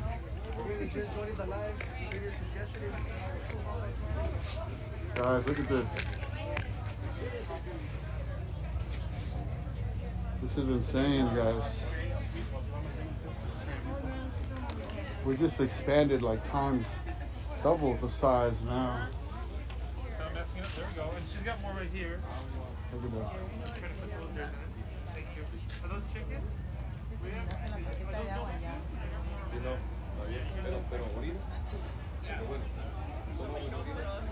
Guys, we're gonna do a wraparound again. Ooh, we just got another table right here. This is the closed section.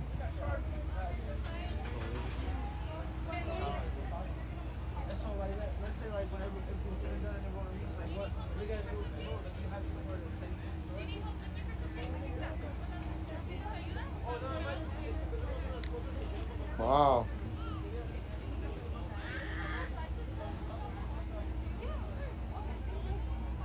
Look at this.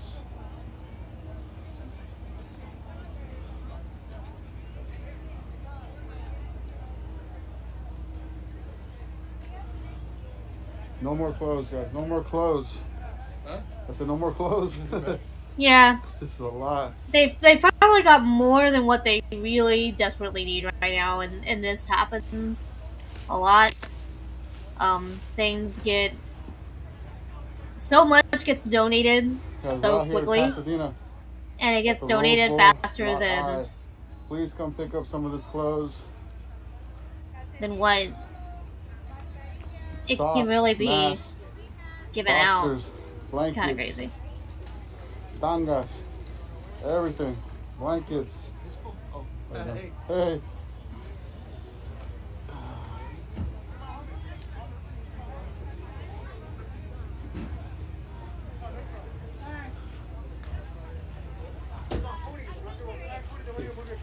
Oh yeah, hold this real quick.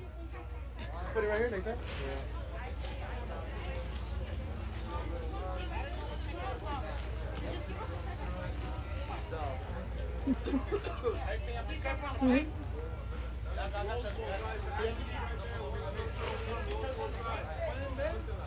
Hey, Foodie, hold on. This car needs to move.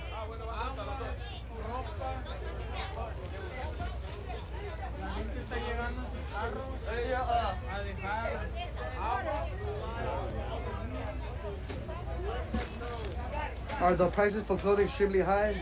Everything's free, guys. Everything's free right here. Everything's donated from everybody. We all came together as a community. Free napkins, chips, sandwiches, chicken, pizza, waters, Gatorades. All of it, guys.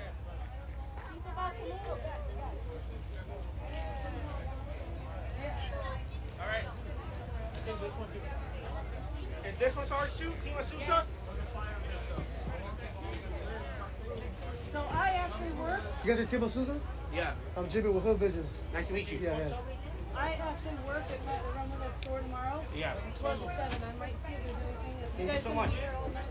I'll be here for a minute. Okay. We're gonna be here all night. We stayed over yesterday. We're gonna stay here again. No, I'm Jimmy.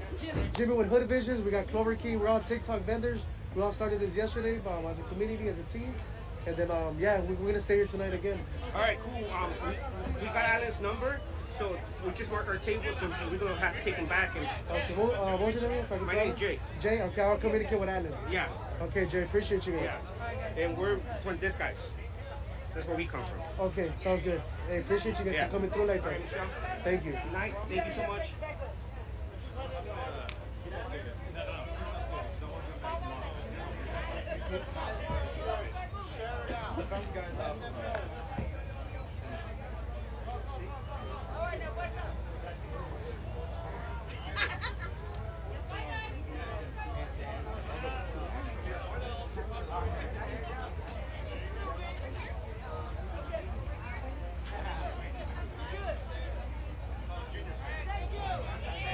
Let's go, guys. Double tap, share the lives. Let's get 100 shares, guys.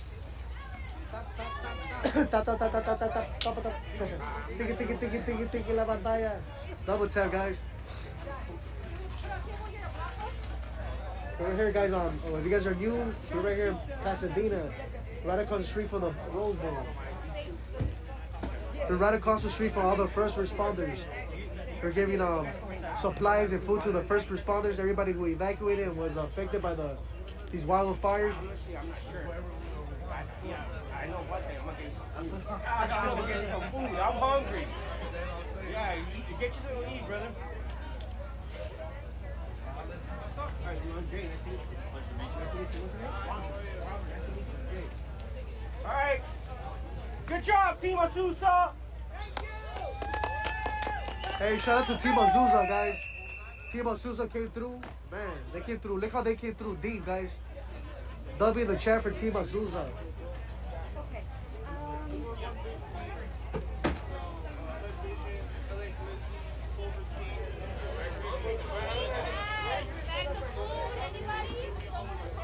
Can we help organize the donations? Yes. You guys are more than welcome to come, guys. We're right here at Brookside Park. We're in Lot I, guys, across the street from the Rose Bowl, Pasadena, California. Look.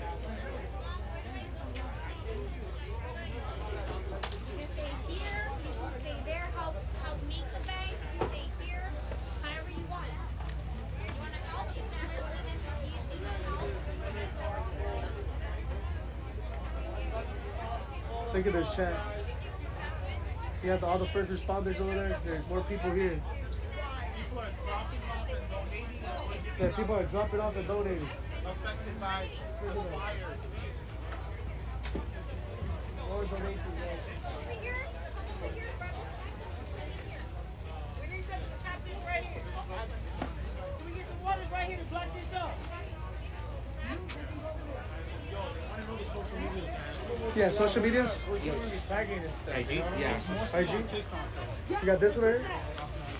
This is the first one? Oh, foodie? Rock and roll foodie? That's TikTok? That's on TikTok and Instagram. These are people not walking back here.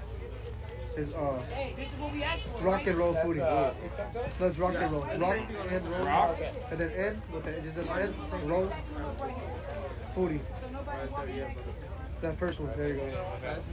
All right. And then we have this one too right here. Look. The other one is Hood Vision. Okay. Is it one of these ones? No. It's a rock and roll. Rock and then N roll foodie. Foodie's parking his car. This one right here, right? No, that's with the Z. The first one right there. This Yeah, one? that one right there. All right, dude, got you. Got you. We'll tag you, and we'll see you guys tomorrow. All right, see you guys tomorrow.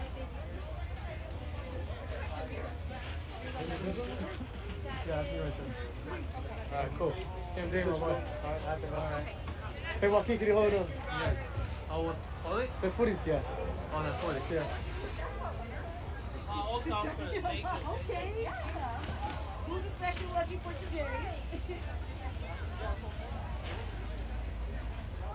Toys for babies, kids. Yeah, we got toys, books for babies, clothes, formula, diapers. We got wipes.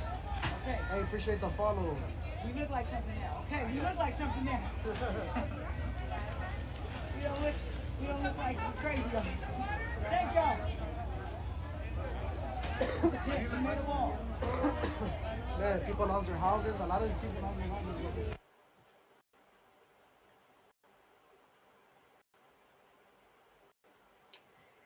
Okay, that's not what I intended to do. Okay.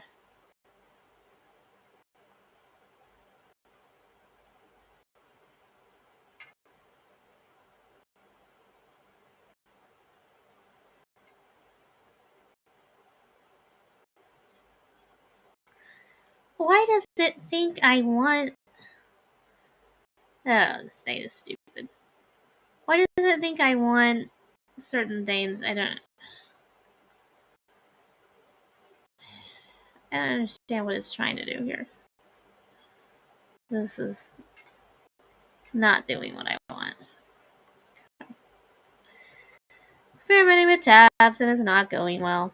It's all good. It's all good.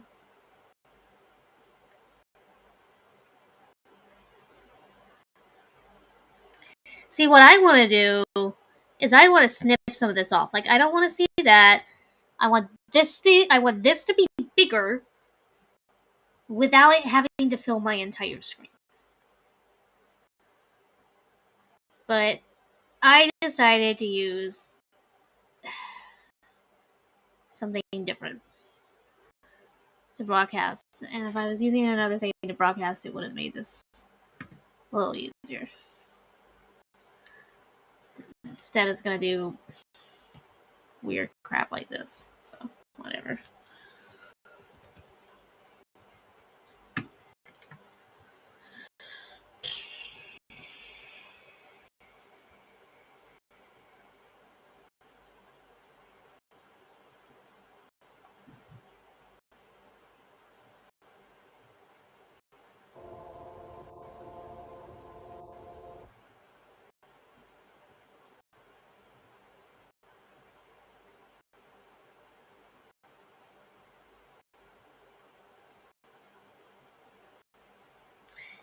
See, like, looking at that screen, I can't even do the proper search.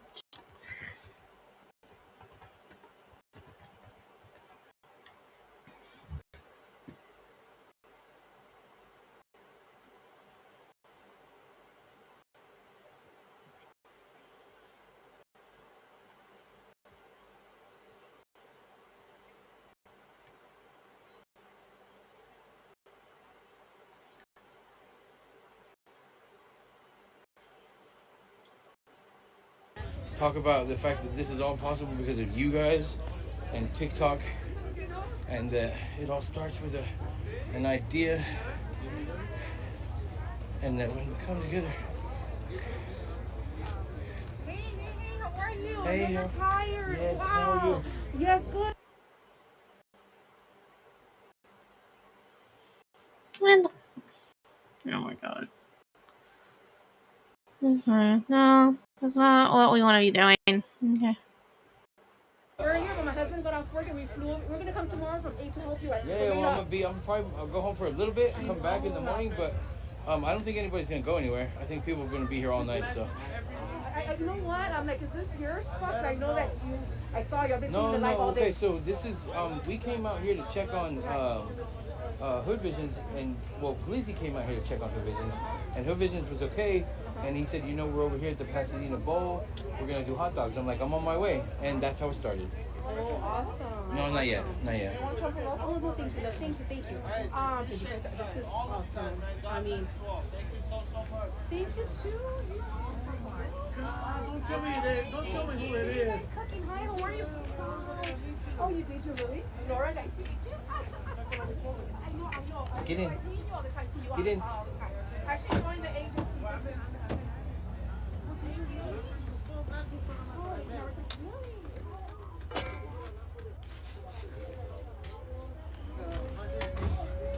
Come on. Go. Get in. Go. See, nothing would make me happier than getting rid of all of this right here. But unless I'm gonna use OBS, they don't naturally let you do that very well, from what I can tell. I just find it annoying. And then you don't wear matching socks. Hurry up, I gotta go too. Oh. Hurry up, I gotta go too. Always cooking, guys. Always cooking. I need to learn. I know you're not here via, what's it called? Those, via mental, what's it called? I don't know. Okay. Where is that, guys? We're in Pasadena, guys. This is awesome.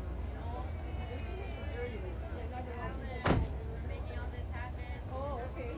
Hey, how you been, bro? I'm seeing you. Yeah, you gotta do it. There's gonna be people so like that. when the news gets here, I'll You know what to say. Well, we're all gonna say something, but I'm just saying. No, I'm just saying. Just talk about that part. That's important. Everything else you know what to say. TikTok is the only reason we're here. Yeah, exactly. For the most part. Like I'm saying, at the end of the day, in a sense that if it wasn't for TikTok, we wouldn't have the money and the resources. Nobody would have even known we were here if it wasn't for TikTok. That's the point. Yeah. That's the whole point. I gotta go. Come on, Doofy, get in the car. Go, get in, go. So in other words, don't ban TikTok. Because I'm the speaker, y'all. Me and Chris are the speakers when it comes to the media getting here. And sometimes I get a little nervous and I forget the things that I should be talking about. But once they get here, I got a pretty good statement to say. Short, direct, and very, very, very, respectful. Right away, guys. If you guys put on there on Google Rose Bowl, right, it's the first one you see on the right. You won't miss it. Media coming, yes. Well, I got word that media's coming. I got friends in the media industry. We were on CNN. They were talking about us on Fox 11 and a bunch of other websites and media platforms. You guys seen what the size or the magnitude of this food drive has become, and it all did start with hot dogs, and it's becoming to this full-fledged community that has come together to feed their fellow community members, their residents, their friends, their family, first responders. And we were feeding first responders. You guys been a witness of all that. You guys saw us doing the grunt work, walking around, talking to people, getting their stories, getting the background of what happened, how they've been affected, talking to deputies, sheriffs, first responders, EMTs, DWP workers, road workers, keeping the road clear of debris from all the trees that were uprooted from the wind. I could go on and on and on. But yeah, this is for them. This is for them.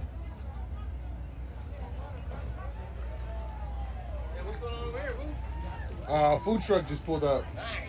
Let's go. Hold on, hold on, don't move it. Let's go. No, you're not. Easy Bachi. Where's Caleb at when you need him? He's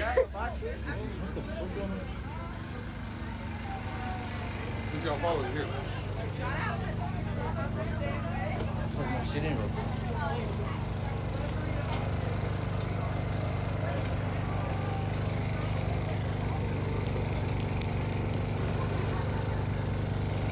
Alright, there is kind of as good as it gets. That's kind of as good as it gets right here.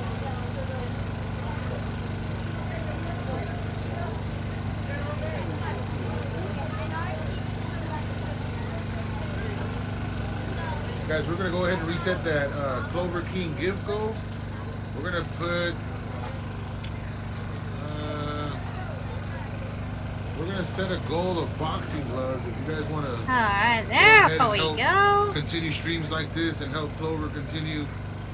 Not bad. Doing Not these bad at kind of all. things. Let's help. Well, no. I know you're not, but we're gonna do it. That only took me like, 2 hours to figure out how to do. Okay. No, you don't. I don't want none. Yeah, you do. No, I don't want none.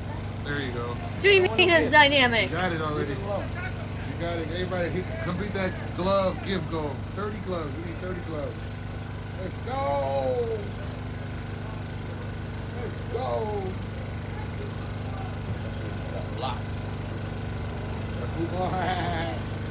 See, I think this person is only speaking in Spanish. Nada más lo estamos haciendo, ¿me entiendes? No, esas no rojas no son drones, esos son los helicópteros, Yeah. los ven de lejos. I'm sure everything that you're saying is really fascinating, Son helicópteros que están but retirados. cannot understand you. We were having such a moment. We may find somebody else for you. I don't know. There you go, Shelly 845. I'm gonna call out your names. You guys got 6 of the 30 boxing gloves. Shelly 845 coming out with another boxing glove combo. You guys made the news spot. Little Honey with a boxing glove. Monique C. Mystique Lashes with boxing gloves. Mama, or what does it say? Somebody, Roberta with the boxing gloves. Punching that guy fool out here. Lizzie, pin your account. Tortillas? Shit, good question. Anywhere you can find a spot to put them. Alright, let's probably put them in a box though. Let me find a box. Yeah. You guys want to just keep it in big bag? There's no reason to be in the big bag. I don't know, but... Hey, Jay the Pain. Ever with the boxing gloves. Ever with the boxing gloves. Ever with the boxing gloves. You guys got 24 of the 30 boxing gloves gift goal. Get out of your way. Thank you so much. My love, ever. My love of the dolphin. You guys completed that gift goal like some G's. That was dope. Yeah. This is crazy. Now you guys got 800 shares. Everybody share the live. Let's go. Let's get 1,000 shares, bro. Let's make the FYP. Let's go. This is so hype, bro. Look how many people are here. So many people are happy. More and more donations.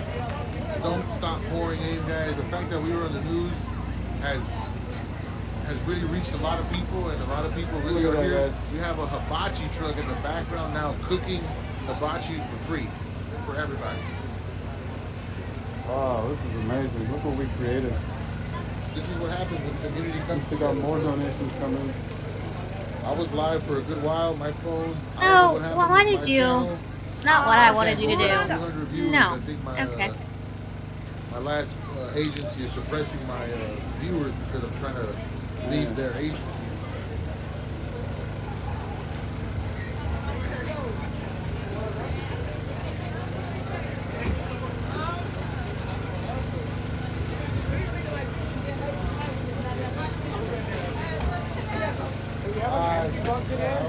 Oh, easy with the phone. Easy with the phone. That is just as well. Rob the original. Oh, that's really? That's him right there. That's his truck. That's crazy. Charged up, bro. All started with 2 little hot dog carts. Hey, let them know how we started. Well, this morning, we got the crew together. We all came out here. We started with the umbrella and 1 tent with 2 hot dog carts and 400 hot dogs. Yep. That's it, man. That's how it started, and now we grew to this right here that you guys are witnessing. Hibachi truck with Rob the Original. That's what we were this, struggling right with, here. finding places like where to Crazy, huh? I was looking for you. I went to the bathroom. Nothing in my car. What happened?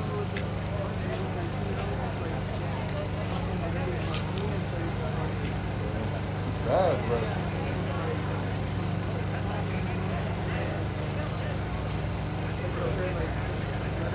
Yeah. What'd you say?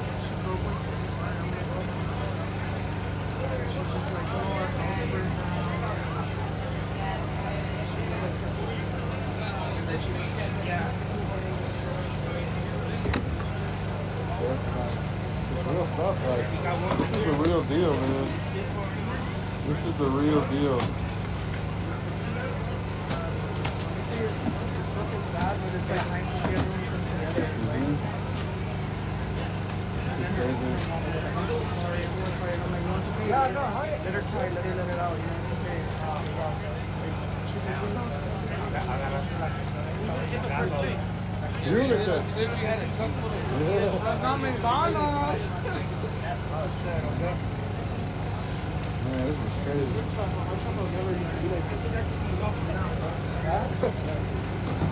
Where did he go? The fire support one. Off the 210 in Paxton.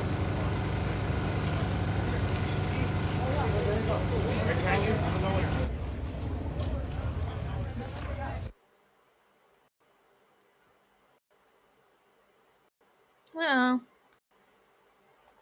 Don't go away on us.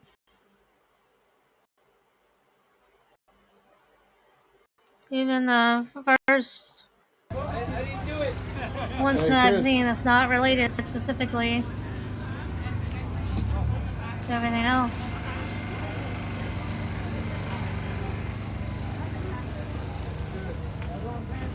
Hey, now you gotta stop this fucking. Man.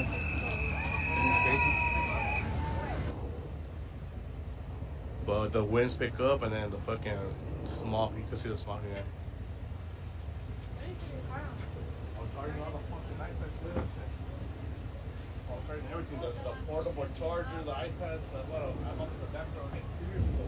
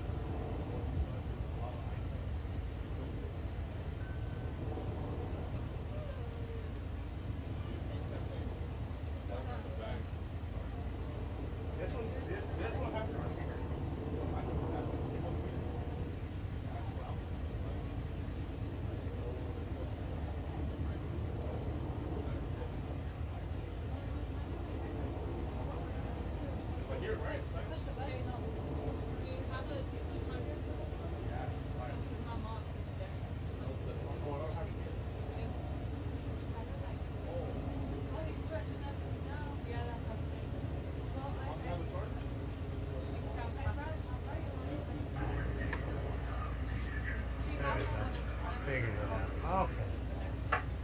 Good to see you guys. I'm back. That was a long poo, yes. I fell in, I had to swim back out.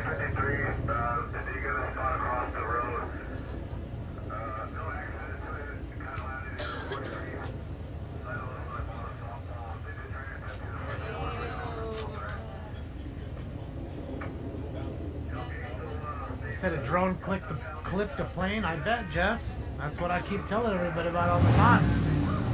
Whether it's a chase or a fire. My mom's okay. She just left. She was here for a few hours. few other family members came through.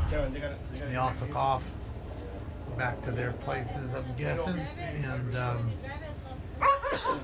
bought a nice dinner. Well, nice dinner. Bought a nice pizza for us, for me and my mom to eat. And a little salad. The fire was on Paxton and the 210. Had a little nice time, you know. Her dog and my cat weren't kind of getting along, so yeah. Old Stinks wanted to be mean to her doggy, Daisy. She's a nice little puppy. Old Stinks had to be mean. Did I see the video of the arsonist? Yes. Saw the photo. Saw the video. Told you this can't all just be. And hopefully they throw him in the fire. We can get to all watch pay-per-view. I'll pay for that. I want to watch his skin bubble up. And then I want to kick his fucking mother into the fire for having him. Watch her bubble up as she tells me how awesome her son is. Oh, honey. How about that? What? How about that? Yeah, mean ass thing. Swiped at her. Just being mean. What on earth? But before you throw them in the fire, I say we take My stupid cat stepped on the maybe some keyboard. needle nose pliers and remove all his toenails. And now I have this shit popping up, and I have no idea fucking why. On them, cut them up with a razor blade, pour alcohol on them, squirt bottle. Or how to get rid of any of it. Then you kick them in the fire. He's got 100 of them all up I don't here. want him to just what die. on God's green earth? Pizza sounds good. Well, I asked her whatever she wanted, and her heart was on pizza. She wanted pizza. She hadn't had pizza in a little while, so. Thank you. All right, pizza it is. Streaming is dynamic, but not nearly supposed to be that Quick and dynamic. easy, nothing I know, difficult. you want Get here attention. fast. Straight torture. That's it. Like he's torturing these people, let's torture him. I'm all in. I'm all for that. Especially it's from another country. Comes up in here doing that. Oh yeah. Oh yeah. Oh yeah. I'm all about that. Get medieval on his ass. Like what's his name? What was his name? Marcellus Wallace? Oh, I'm about to get medieval on his ass. Don't worry about it, Butch. Just get out of here. Take some of the hard-hitting homeboys. Watch him scream. I want to hear him scream. I want to hear him scream. Well, there's a petition going around, Mike, that's going around that Adam Carolla put up for signatures to have the Karen Bass recalled, which is the mayor, for the ones who don't know. They want her recalled and out of here. Well, that's I guess not gonna, people are tired of the DEI hires. that's not gonna happen. And I don't know that these people are DEI My hires. birthday was last month. You Strawberry. you still have to have had It was a month years ago. of A month ago experience yesterday. Or a in month- sorry, a dealing month with ago, this shit 2 days before ago. they just throw you in there. I'm okay, Nicole. I mean, the only thing saving grace was the It's not like fires they. blowing in I mean, what I'm other saying is, it's direction. not like That's my they only found saving somebody. grace for my Oh, mother, for you've myself, been doing for other folks here. in my family, and even my Yeah, friend. we're gonna put you to run the fire. You know, and I want to say thank you guys so much again for donating to Dave's page. I'm gonna link it up here again. I'm gonna put it on the top just to let you know we got over $1,000. I sent it all to him. You can see it's on the GoFundMe. That's you not can see the how several it works, people. I'm sorry. you know, donations. You don't have to I ask. know well, you did want to he give hear the money? something Did he just different. take all that money? You can see we But gave that's him the just money. not how it works. Anything else that comes in tonight, like Chop City, I guess it did hit an aircraft. I didn't hear Chop City. Thank you. I'd like to give anything that you guys donate tonight. Just you, if you do, I'm not telling you to, but if you do, I'm gonna give it to Dave. Just so you're clear, just so we are clear. Okay. So I appreciate each and every one of you guys for doing that. I know you didn't have to do it, but you did it, and I appreciate it. And I know he does too. And he's the kind of guy that would help you if you help. I'm not asking, I'm telling you. I know him like that. He's a fantastic individual and deserves to have some help, you know.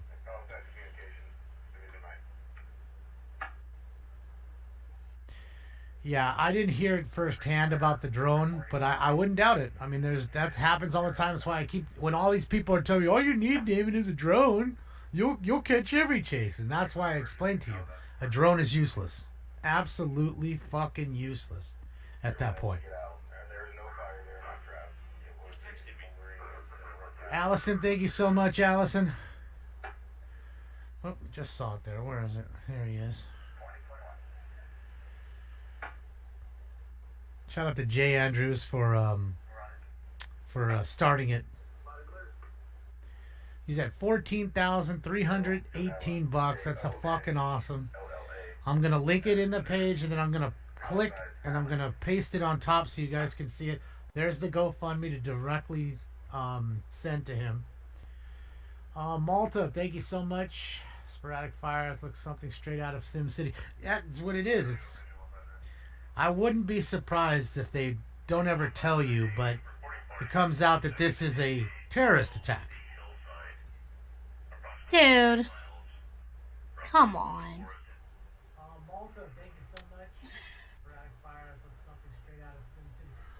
Come on, dude. I know you guys are hearing me. Hold on. There we go. Come on. So it sounds like we might have another fire there. All right, just pinned it to the top. It should say David Andrews, if you see. He lost everything in the Eaton fire last night. And I appreciate all you guys. Thank you so much, Stay Tuned TV. Thank you so much, Griggs Johnston. It's not, not everything that horrible that happens. Absolutely everything. And at least it's a terrorist attack. With 10 grand or whatever, he can live for a month and Sorry. Calm down, figure out what needs to be done, pay for a hotel, get some clothes, eat, just go back to some normalcy.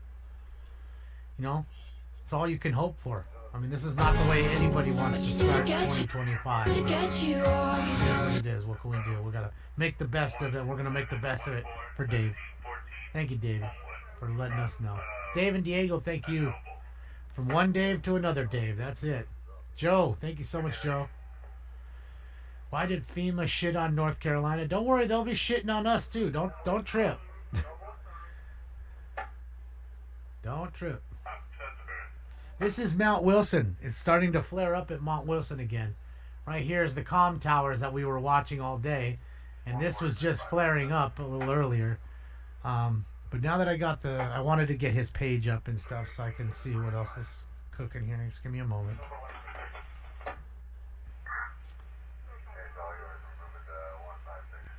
I'd love to get him to 15,000. He's close. He deserves it. He's a great person. And there's not what I want to see. That's what I don't want to see. I don't want to see Quebec 1 just sitting there on the ground when you know and I know we need these planes somewhere. One of the fucking 5 fires. They could be dropping something. It's like we need to fly them. Even though it's dangerous at night, we need to. We need to. Did I see the satellite video of 3 main fires starting simultaneously? I did not. I'm weary of videos that people hand me, though. A lot of it could be a doctored shit. Not saying it didn't happen, but I'm just saying it's kind of, weary about it. FAA investigating aircraft drone strike. There you go. Aton, are you watching, Aton? This is what I was telling you about, Aton. Okay? I don't lie to you about nothing. They found an arsonist. Yes, they did. Not far from my house.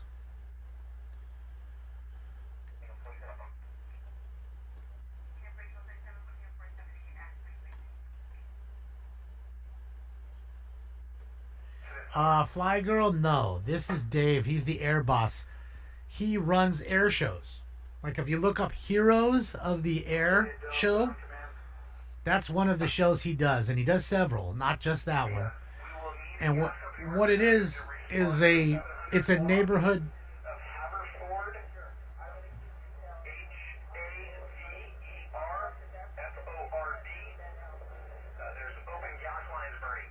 Great. We got an open gas line fire now. Great. Fucking A. So basically it's a air show every year. So you come down and you see the Super Scooper right there that was just sitting there. You can go and see the Super Scooper. You can sit inside it, and the pilots will be there, and you can meet them, and they'll tell you how to get the job. And it's almost like a job fair. and an aviation fan's dream, because you can go and take a look at all these helicopters and cool stuff.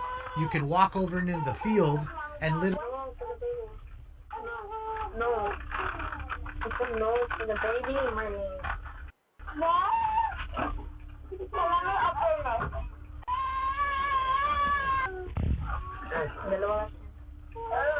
Calmation. Nos vamos. Caracas, Venezuela. No, estamos en California, Los Ángeles. Pero ya se ve que ya están inmuyando el fuego, así que la vamos a ir a enseñar. Se les filma, ¿verdad? Todo después.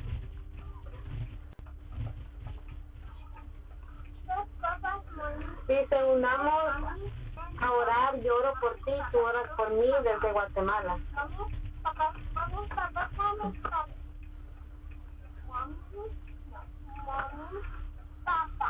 This is mommy. That's Papa. Hopefully that's enough to kind of, just like I said, keep them afloat for just 1 month or something until, like I said, maybe FEMA, his insurance company, somebody comes out, kind of settles it so he knows where he can go and what he can do now. And I don't know. Get back to normalcy. That's all I say. Thank you so much, David Cedillo. I really appreciate you. Thank you, thank you. My mom is safe. She just left here with her and her dog. Her and her dog came here and hung out for a few hours. We had dinner. And trust me, that's another reason why I'm on here right now, so I can listen to what's going on, and then I can tell her if something's bad's coming back or hurt. I can let her know. Tim Robbins, you guys think he looks like? No, he doesn't look like Tim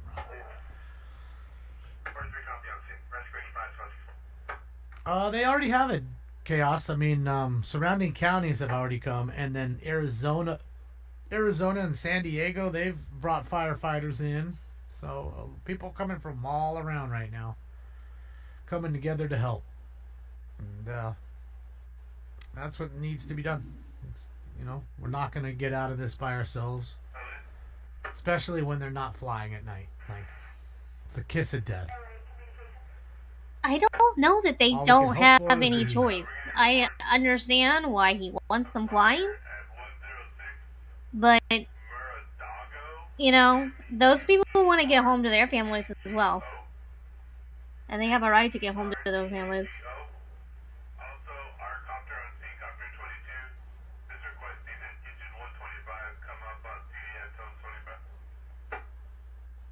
So it's good to see at least we have the helicopters up. That we do have. Okay.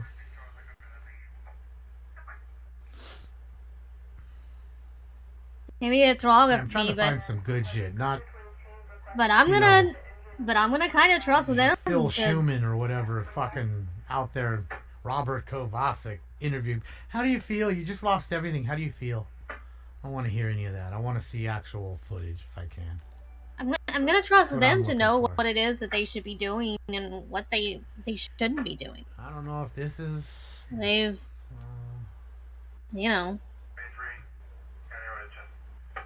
I don't really know anything about what his specific experience is.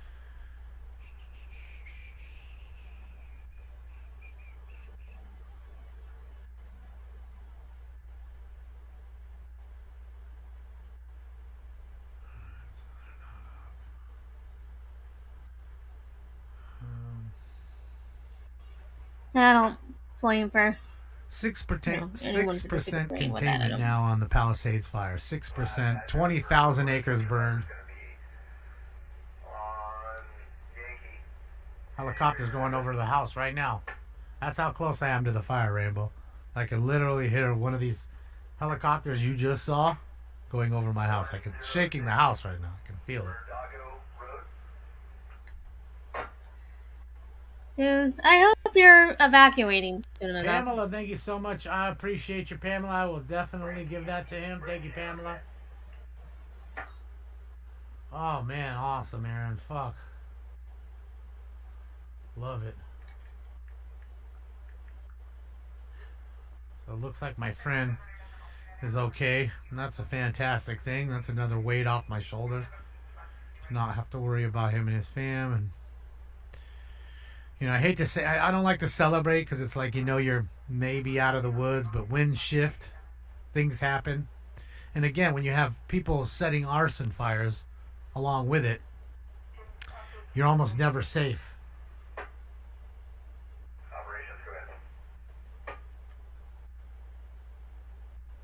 Am I evacuating? Not at the moment. Please run for mayor. Yeah, no. Thank you for that, Martinez. Shout out to him. I'll read it in a little bit, Martinez, when I get off. Thank you for sending it, bud. Appreciate you. Yeah, it's sad as fuck, man.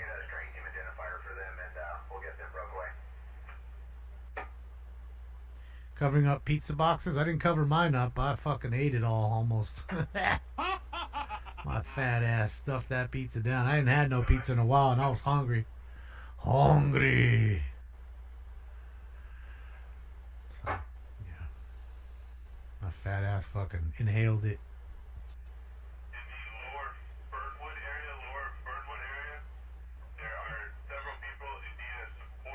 So the Civil War is gonna start. I'm ready for that too. And I know people will get in, but they ain't gonna get out without getting clipped up. Tell you that. Well, You know, the OG way of broadcasting, Marla, is over the air via television signals. And, you know, the way that that is done is via Mount Wilson. And earlier today, we had a bit of a scare as the Eaton fire was moving up real close to the towers that broadcast our signal and all the other local station signals from Mount Wilson. Good news is they were able to stop that fire and protect that critical infrastructure, not only for TVs, but for cell phones and a lot of our communications equipment that is all up there on Mount Wilson. So Mount Wilson and the equipment up there stands tonight thanks to the great work of firefighters, but it was not looking good there for a while earlier today. I just want to report this again because it's exciting that we have some containment. It's not a lot, but the Palisades fire now 6% contained. And just looking at Ed's live shot, you may have noticed what a difference 48 hours makes because it was very calm.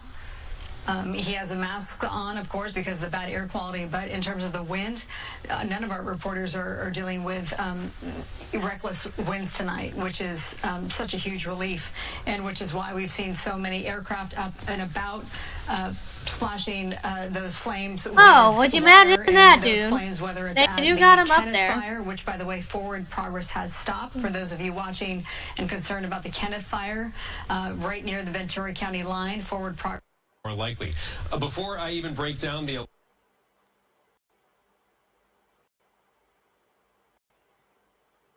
It's making it sound like they're not doing anything, and they are. Can you still donate if you want to? Yeah, they want to donate, guys. We're in front of the Roseville Stadium, parking lot I. Right here, the moment you turn, you have this. What is it that you would like people to donate? What would you need? Or just the basic necessities. I mean, people have lost their homes in fires. When you lose your home in a fire, you lose everything. You have everything in your home. You need blankets, water, food.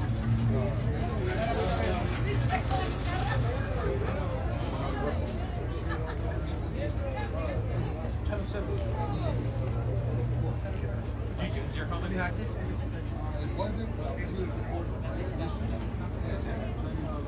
First and last name? Jerry with a J. So,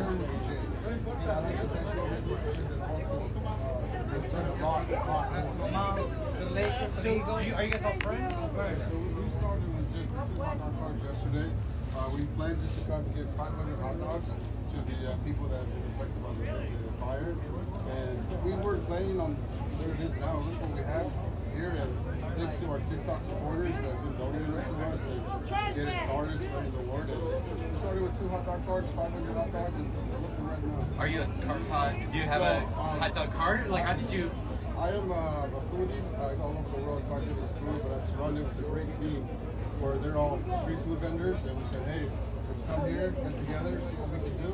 Are you a street food vendor too? No, I'm a foodie. I travel the world buying different foods. Gotcha. And I have friends that are street food vendors. So. What are the stories of people who've been coming to pick up donations telling you? What have you been hearing here? I've been hearing there's this lady named Kelly. She lost her home after 47 years. And she has nothing left but the clothes on her back and front of her. And she has a 17-year-old son that's not taking her home. And we have another lady been in her home for 37 years.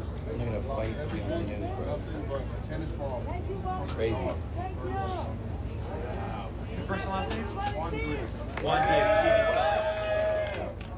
And just, what does it mean to you to see all I didn't even hear it. the help that they need? Here together helping one another. It feels so special knowing that we started with a small group of 6-7 people, but now seeing all these people that are donating, but from the other end they're like, can we stay and volunteer? So it really means a lot. It's really hard work, and our goal is to make sure that every family that was impacted gets the right help that they need. And this just popped up? Yeah, it just popped up as soon as the fire's happening, and we realized that we're safe and our lives are impacted. Me personally, I thought We got more drinks, guys. We got more drinks. My bed, warm blanket, and wake up, some breakfast, and all that stuff. Go to their house, look at it. It's equal to the floor. It's just all ashes. What's your first last name? Armin Grigorian. Spell that last name. Grigorian, G-R-I-G-O-R-Y-N. Can you talk to some people again? Yeah. So, this all happened with the power of social media. We failed to mention, we're all TikTokers, we're all live, we're all vendors. It wasn't for the TikTok family sending their donations, sharing their lives, sending us gifts. And coming That's how it started with their donations. With TikTok. The power of TikTok, guys, sharing the lives and just donating. We started with 2 hot dog cars yesterday. I'm also a resident in Pasadena. I got evacuated. I live 5 minutes away from here. I slept here overnight to take care of everything. Shout out to all my team. Paco Luchones, Clover King, El Iglesia Hotbox. First and last name? My name is Jimmy Medina. Jimmy Medina, M-E-D-I-N-A. M-E-D-I-N-A. Thank you. Thanks, guys. Thank you. Biscuits, let's go. I'll let you go. Let's go, Biscuits. Thank you, bro. Thank you, homie.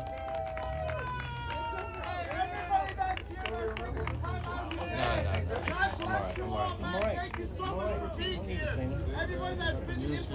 Yes. I'm gonna try to Biscuits. Thank you, Biscuits. We're trying to get this out quick. So Where's it gonna air at? ABC 7. ABC 7. What time? Theo, what time? Biscuits, thank you so much. Yeah, I'm sorry about that. What? We're like when you're talking.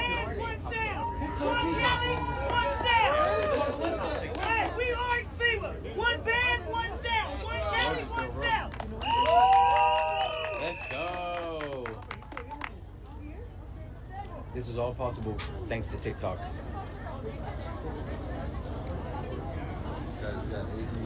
ABC 13. What state you guys from? Texas. So I don't need your shot. Is anybody in that door? People that do not even know me. Thank you, Biscuits.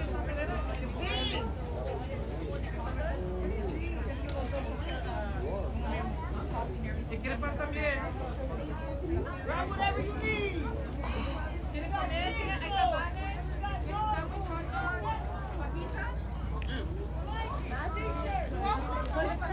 Chris, you're not gonna say anything? Nah, I'm good. It was like everybody was jumping up and down to be on there, so I stepped back. You know what I mean? What?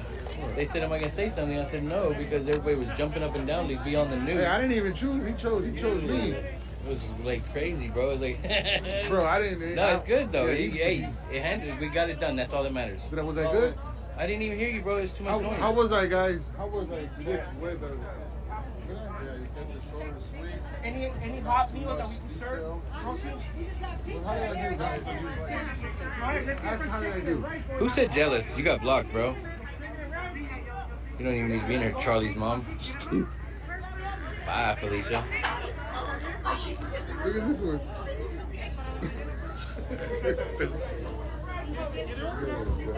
Bye, Felicia. Bro, he picked me like he put the mic in my face. I was like, damn. Umbrella out of your trunk, yeah? Go for it.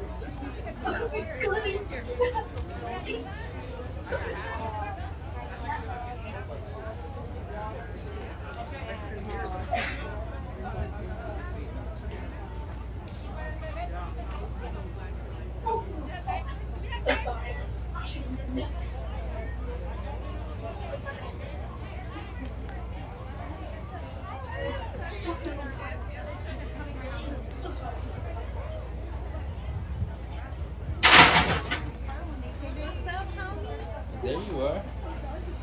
How are you? Good, how are you? Good. Hey, how are you? Nice to Good. see you. You brought me a teddy bear? I brought him for you. Teddy. Oh, that's good. I need some cuddles tonight. Some cuddles. Yeah. Good job, Cooper. It's amazing. Hey. And we're here to help. What up, bro? That's good. How you doing? Yeah, I'm good. What's this, check tails? She brought cat food. Oh yeah, all the dog food and cat food goes over there. Check tails.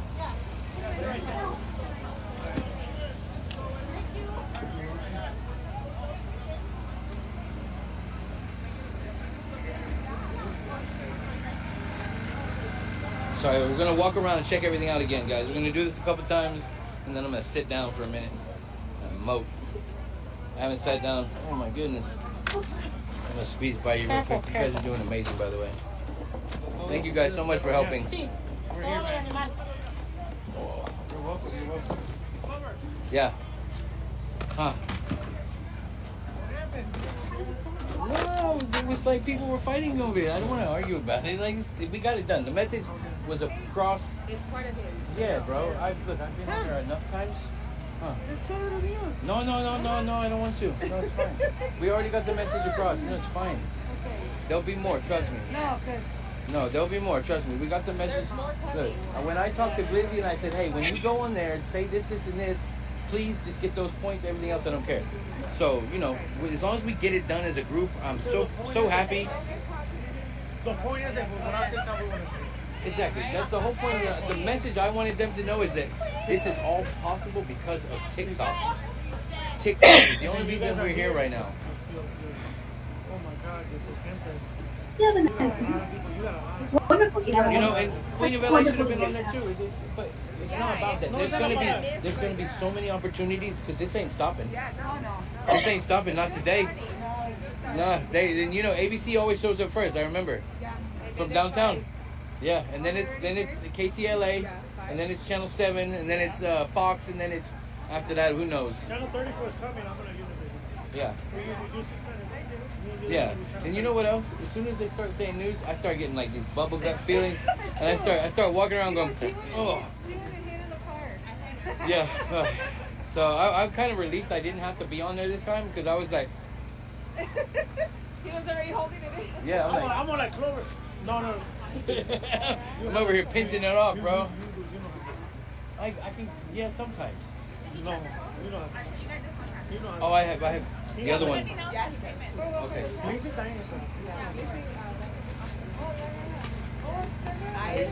Lizzie knows how to talk too, so. Yeah, he's good. He's good. Everybody's good. We're good. I'm glad that we did this. Where are we putting all the pressure? Over there. Over that corner? When he's lit, yeah. That's what he sounds like, man. That's what he sounds like. When he's lit, he goes.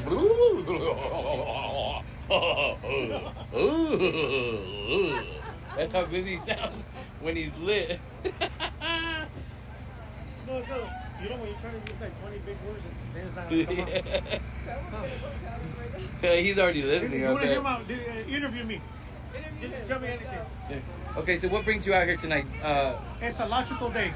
This is logic. Everything is logical. Did you see who's back? Oh yeah. Yeah, I told him take extra this time. That's my big word. I told him, and you know what? This time there's enough to go around. Yeah. Take what you want, please. Take it. We need to get rid of this stuff. You know, though, I look at it like this. Honestly, if you're in a situation in your survival mode, you don't know when you're going to eat next. Right. You don't have anything, you know, you lost everything. Yeah. She just lost her family, her parents, her sister. Like, I think she's not all... Even more reason to take more food, you know? You don't know if you're even able to go get more. Yeah. So that's why I told her too, I said, take as much as you want. And then everybody started telling her she's taking too much. But I told her, take as much as you want, because this shit's free. I wonder what she's doing now. Yeah, we're so blessed. Oh my God, we have so much. And Tom, I'll give you that. It's nice to see that number finally go beyond zero. Well, any containment is good because that just doesn't require that much attention anymore. But it's 35% where they feel like, you know, if everything else is equal, and with the Santa Ana winds, everything else is not equal, then you have this situation where it could go the other direction. But at 35%, I've rarely seen them come back from 35%. So I think that's a pretty reasonable figure. But, you know, you got to start somewhere, and 6% is as good a place as any. Yeah. Yeah. And that's interesting. I didn't realize that about that threshold of 35%. Tom, you're an amazing reporter. We thank you so much for being with us. Yes, you are a wealth of knowledge. We continue to look live from Skyfox at the Pacific Palisades. That fire is burning. Hopefully we'll get to that 35% number soon enough, but right now we are at 6%. But thankfully right now it is not moving aggressively towards homes like we have seen in the past. One of the big concerns is arson. That we've been talking about, and there are reports that the fire that we saw burning tonight in West Hills and Calabasas was started by a potential arsonist. Our colleague, also from KTVU, is there tonight talking about what he's seeing on the ground and what we've learned in terms of a potential crime scene now. Zach Sauce, are you there? Can you hear us? Okay. Good on white. We hear him.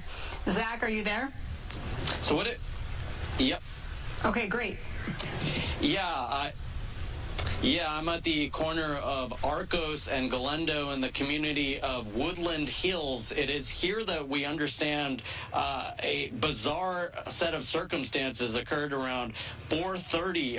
It is our understanding that police have made an arrest of a suspected arsonist here in the community of Woodland Hills. A source in the police department telling us that this suspect may be tied to the potentially the Kenneth fire. So around 4:30, we are told by several neighbors here that there was a man riding around on his bicycle with a large blowtorch, apparently attempting to set numerous old Christmas trees on fire, garbage cans with wood debris on fire. He was riding around, and some neighbors that were just being very alert about this, certainly concerned seeing all of the fires in the community. You know, they knew that something was not right here. As he started to ride away, neighbors started to follow him. He eventually made his way up here to this intersection, and that is where a number of neighbors stepped in. Take a listen.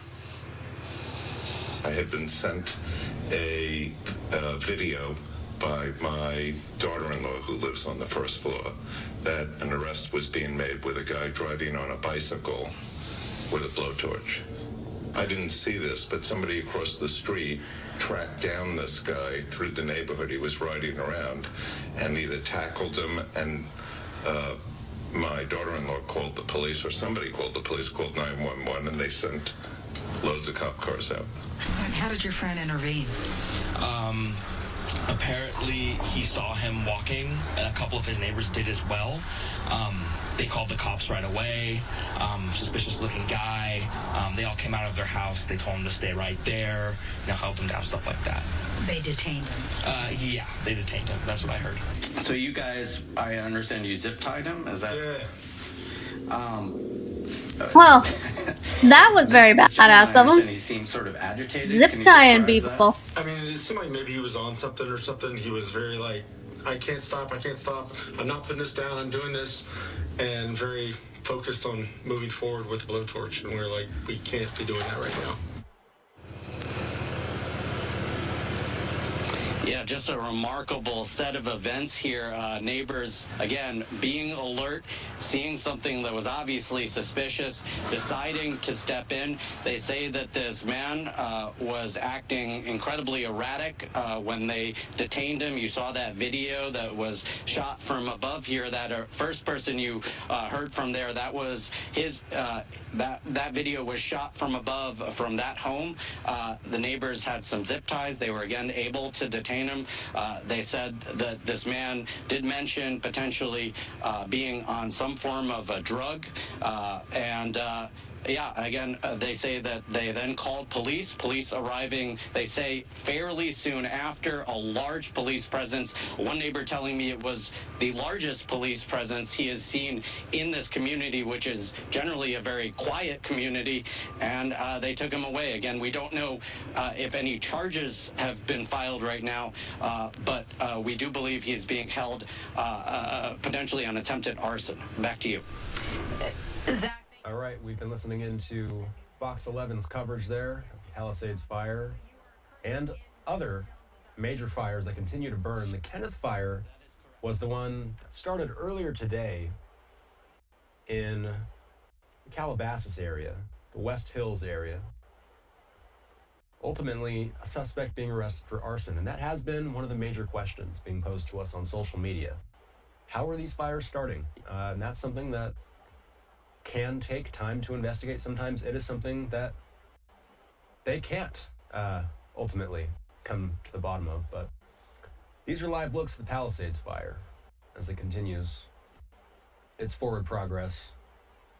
About approaching 9 p.m. Pacific time right now. Our coverage from Los Angeles continues in a moment.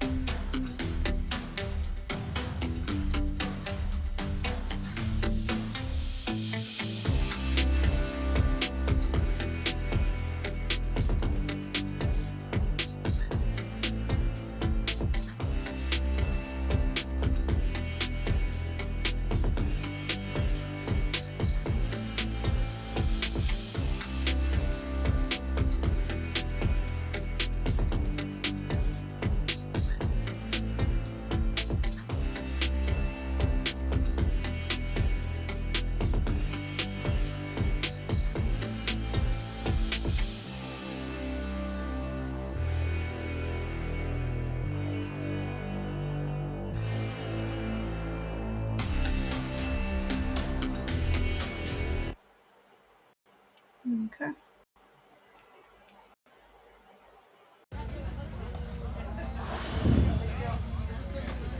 Cuddle time? Yeah, I'm gonna cuddle myself right now. Oh.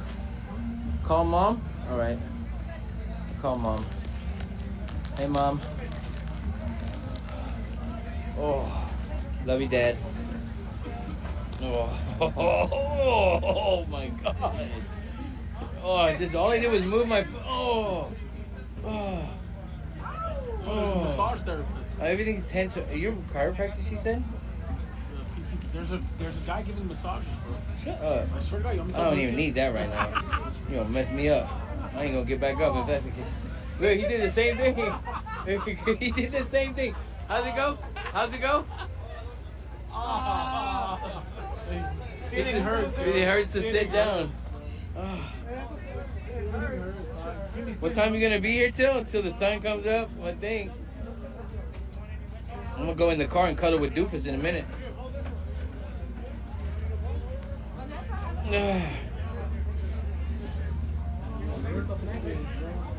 All right, let me turn it back around so you guys can see what's huh? I brought my blanket from my bed. It's in the car. Yeah, I got a big old. Let's see what BS you said. hoping the little bit you had is just enough to survive. Let's not have him go through that.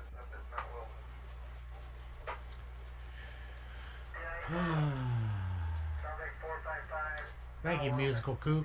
Thank you, Eric Louie.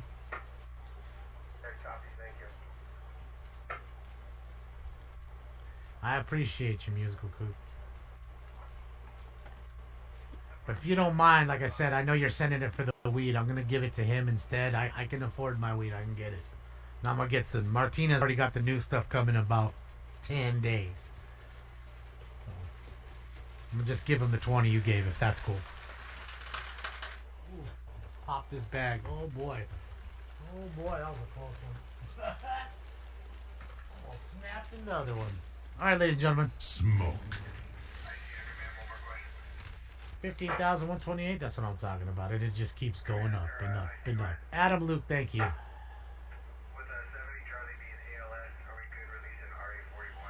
The wind, Adam, can you imagine trying to put a tarp over a house when there's 50 mile an hour winds going on? Like sustained 40 with gusts up to 80, 90. Imagine trying to put that over the house. It just isn't plausible unless you decide to just do that 2 days earlier because you know the wind event's coming. I mean, you could do that. You know? Love for Hemi, thank you so much. That's a really nice dono. Love for Hemi, I thank you, thank you, thank you. FEMA's broke, yeah. Alani, thank you. Thank you, thank you, thank you, guys.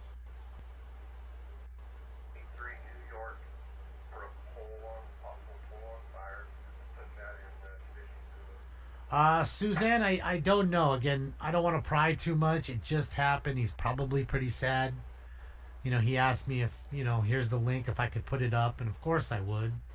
You know, we donated and did all that. We're doing more donos. And, you know, I just didn't get into it too much with him, you know.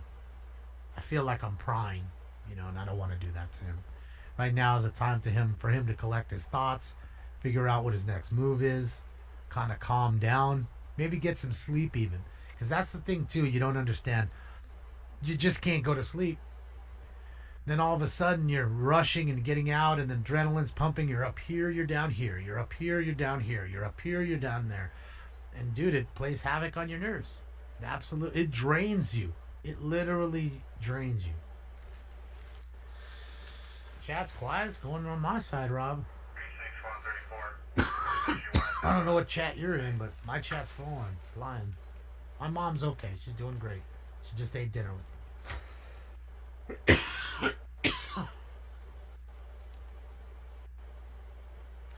She is good. Thankfully, my mama is good. I love her. She's here. She had dinner. I thanked her for coming over. You know, the dog and the cat didn't get along so well, but, you know, they didn't go crazy of each other. You could just tell she was kind of a little growly at Stinks because Stinks was coming over with a fat tail and, you know, hissing a little bit. You know, he's never had a dog in here, ever. So he doesn't know what that is. All of a sudden, there's a new animal in his space. Dark Watch, thank you so much, Dark Watch. And thank you so much to A Minute Detail. Thank you so much. Anywhere to donate supplies? I don't know. I'd like to reach Adam Henry, who donated here to give to Dave. Apparently he's a pilot. So I wish there was a place that I knew that we could do this, you know, and drop off some food and water. I think the recreation center that they have, I did see people dropping off Pampers and, toiletries, toothpaste, maxi pads, things like that, you know, the average things you just don't think about that people are gonna need. You know, so a couple toys for kids, you know, things like that. Because, you know, what are you going to do? The kid's gone. They don't have toys now. Kids are sitting there and nothing to do. You know, it's a clusterfuck. You know, to tell you the truth, these people have been without power for now 3 days. 3 days without power. And they're saying the power won't come back till next Thursday is when they're forecasting it. Winds are picking up again in Woodland Hills. Palm trees are swaying again more aggressively. Yeah, you know, sundowner winds, you know. Dave is a friend of mine, Polly.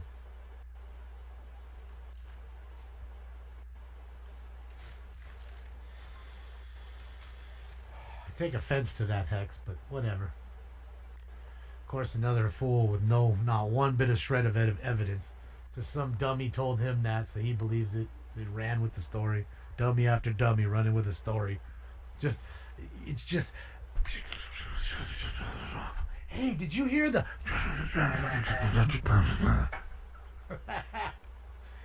Just gossipy for nothing.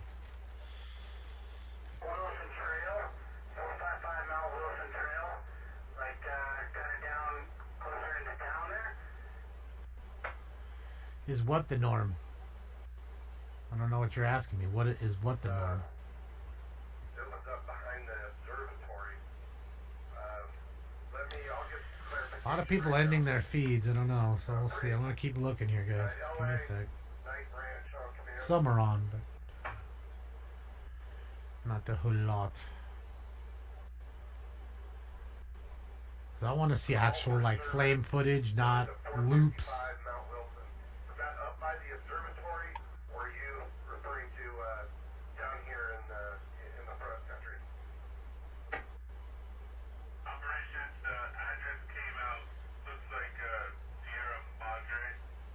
That's Altadena, I guess.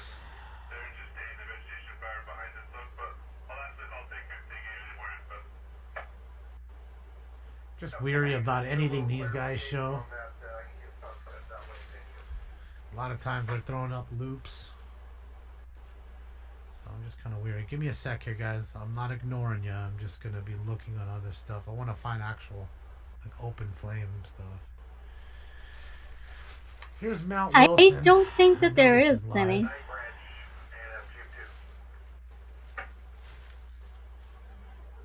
How do I know Dave? Dave I met through some of my other friends, okay? My friends that are into helicopters like Marcel, okay? Marcel was at one of Dave's helicopter shows.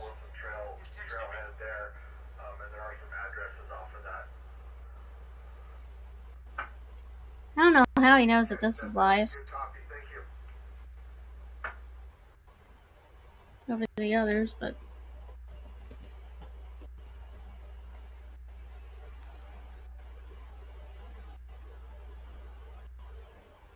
Come on, that's not what I wanted to do. Why can't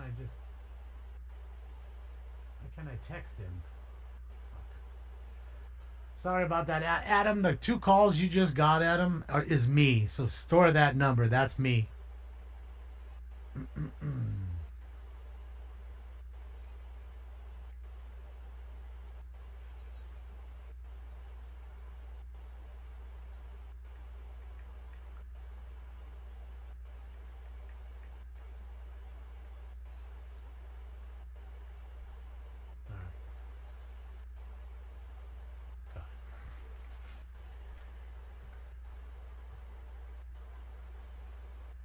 So yes, Dave is the guy who runs all the helicopter shows out here in Southern California. He is the air boss.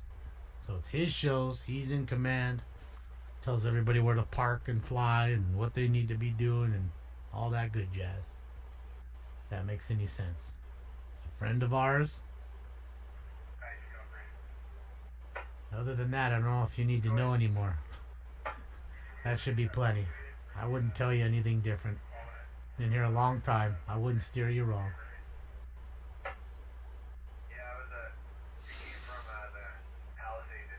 A few of them have, Jersey, just because of the wind, not so much the fire in that sense.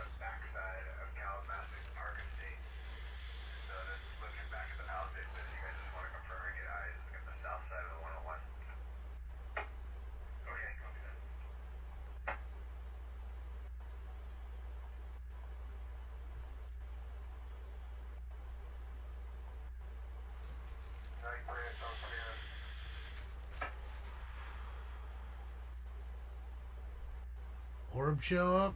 Oh boy. Yeah, somebody said something about there's a video of 2 fires or 3 fires starting at the same time. I don't know. I haven't seen it.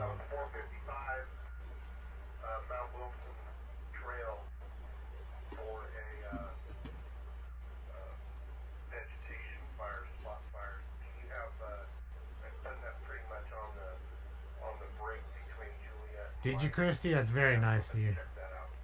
That's what I'm saying. A lot of times people don't understand those little things help. New socks, underwear, just the little stuff, you know, really helps out. Thank you, Veronica. Thank you, Royd. Roided Trump. Or Roided Rump. Sorry, Roided Rump. It's flying up so fast. 15,288 on the GoFundMe? Shit, yeah.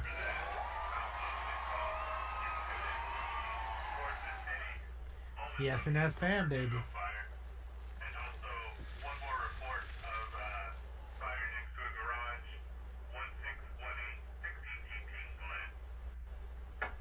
Alright, fire next to the garage. The garage. Gave to North Carolina. Well, that's great, man. I appreciate it. They needed help too. They didn't get it, but they needed it. Daniel, I saw the video. I could only think that that's people, that's them going down the 10 freeway to the Palisades. That's how you go. 10 freeway. You go through downtown west to the beach, 20 minutes. And they get up. Bro has darker hair than like a 16-year-old boy. Come on, bro. Come on, bro. You're like 60 years old and you don't have a gray hair on your head. It's all right. Ed Lasco or whatever your name is. You can be a silver fox like me. Is that a church? It may have been. In fact, we lost 2 churches and 1 temple overnight. So I wouldn't doubt it. It looks like it's a restaurant, an Italian restaurant. To be honest, this right What's here. Fox Local? It's Fox 11 to you. Canopy there. Something about a restaurant there. Can't see. Cosa Nostra? Casa Nostra? Like La Cosa Nostra? Today I'm packing a first-time subscription order. Yeah, this The is box on downtown the Pacific Palisades. That's Sunset Boulevard. You can see the sign. Good old beautiful sunset. Thank you, Veronica. Or hair plugs.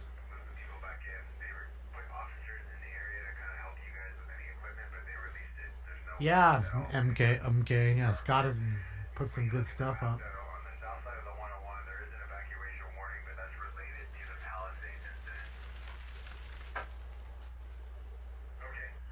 Andy, I don't know if the other ones do. I mean, usually, again, it's his brother, I believe, that put up the one for him. He didn't even put it up.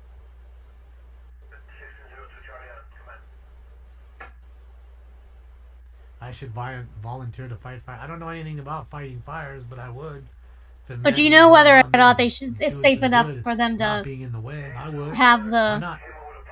helicopters and stuff in the air. I need the good karma. Why not? Okay.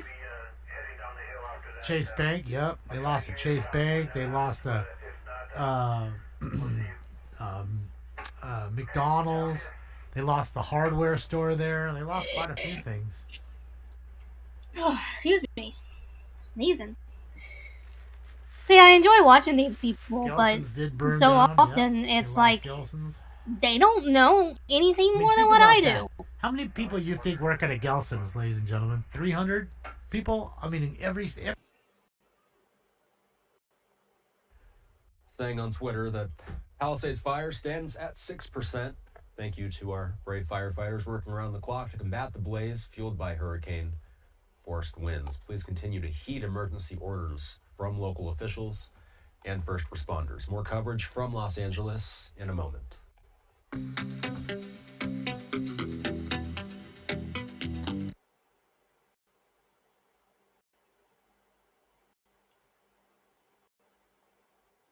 the biggest thing on the news.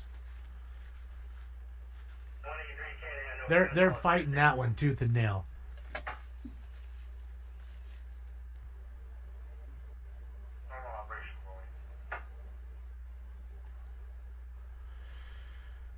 I still haven't seen the Steve Gutenberg thing that you guys are saying. The video of him talking about the parking situation or something. Yeah, I've yet to see that. I haven't checked it out. I didn't go searching for it. me see here, guys.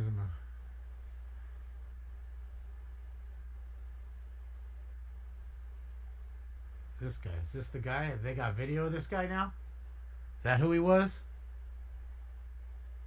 Look at this guy. All in black. Looks like a fucking terrorist to me. That's what terrorists do. Oh, gosh. It's near the Sepulveda Dam, I think.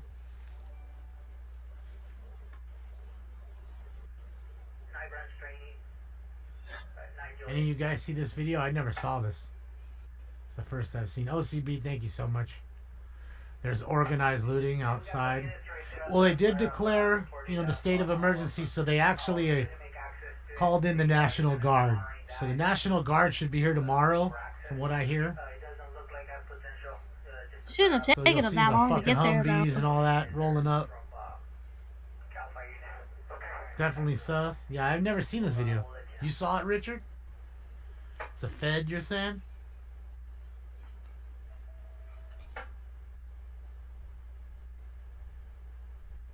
I just want to see this piece of shit light a fire. I want to see it in the video.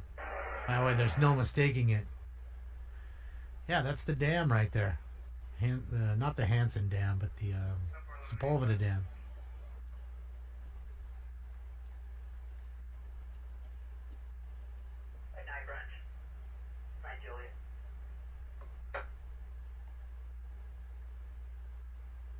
Jihad? Jihadi?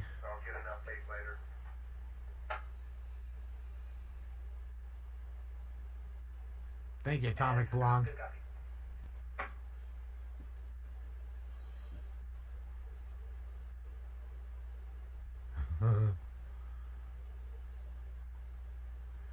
I appreciate you, Atomic Blonde.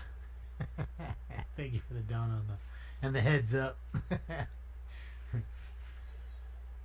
National Guard staging in Ontario. So yeah, they'll be here tomorrow, I'm sure, or overnight they'll be moving in. So that way by daybreak you'll see them here. And I say, like I said, if they catch the looters, just beat them. Literally beat them to death. I want the video. So I can laugh and play it on the show over and over. Watching their brains pop out of their ear. This dude. I don't remember all the way him to the being top like of the this. dam over here. Now he's all the way walking back there. I don't ever remember him being like Definitely this. ups on some sus shit. Well, I don't, unfortunately, your fever dreams And this is how the aftermath of their. never going to become a reality. That's crazy. Look at that, guys.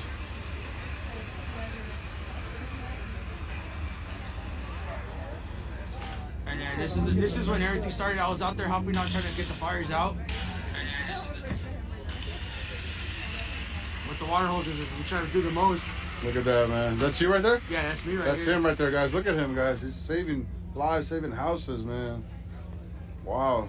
Look at him. And there'll be more videos, guys, of me pulling out elderly people out of the facilities and everything. So if you guys want to follow me, I'll be putting that up. Where are you posted on the tallies? Yeah, my Taliban's background hot dogs. They're gonna be on there.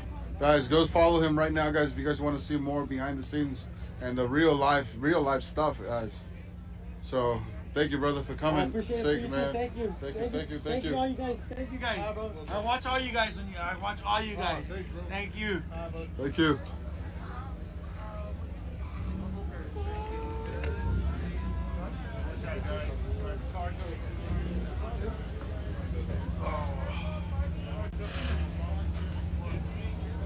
Hey,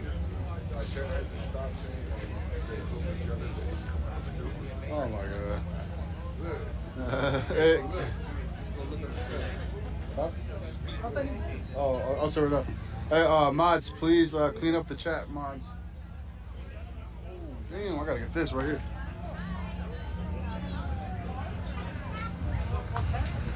Excuse me. What are they cheering about? Guys, what check this they're out. Oh. Firefighters are coming right now. Oh. That's what they're excited about. The firefighters are there. Look at that, guys. They just finished their shift right now. They're gonna go relax. This is Clark County Fire Department. And mods, please clean up the chat, please. Look at that.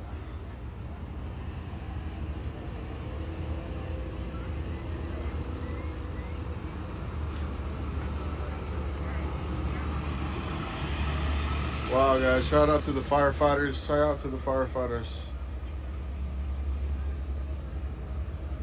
Yeah, they're coming in right now just to go relax, rest for their next shift. They're gonna switch out right now.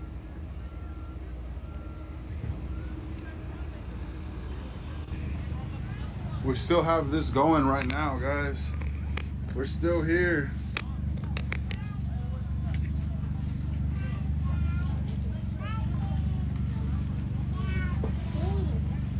We're still here, guys. We're still here. Come down. Pasadena Rose Bowl, Lot I. We got clothes, a bunch of clothes.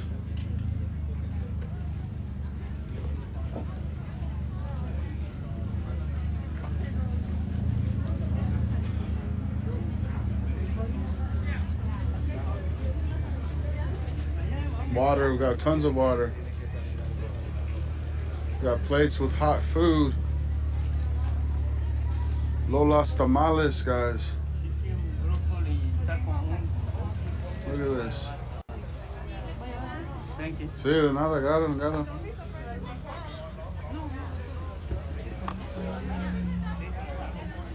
Look at that. Come down here and help us. He does that. Guys, I don't know. There you go, guys. Check that out. You guys need anything? I don't know if you want to cover our pool so we can go to the restroom. Yeah. Just go and come back. Yeah? Yeah, you're good. There you go, guys. Hey, they can grab themselves. Hey, they can grab themselves for a little bit. No trip. Alright, I'm gonna head out. Yeah? Good stuff. Hey, bro. Thank you, brother. Thank you. You came here earlier with Yeah, we've been here since with the team right here. Oh my gosh. Like a couple of them slept here yesterday. Oh my gosh. So we started yesterday with the 2 hot dog carts, and we didn't expect anything. We were like, oh, we're just gonna go on live and see if we can feed these people, the firefighters, the people in danger, and then started getting shared out. And people started coming, donating, getting bigger, We made national news, we made local news, CNN, BBC, and it's been just getting crazy, man. Yeah, thank you for, you guys are awesome. Yeah. Seriously. I gotta go, that was really cool. No, it's good, man. Good seeing you. I'll talk to you later. Yes, thank you. Have a great night.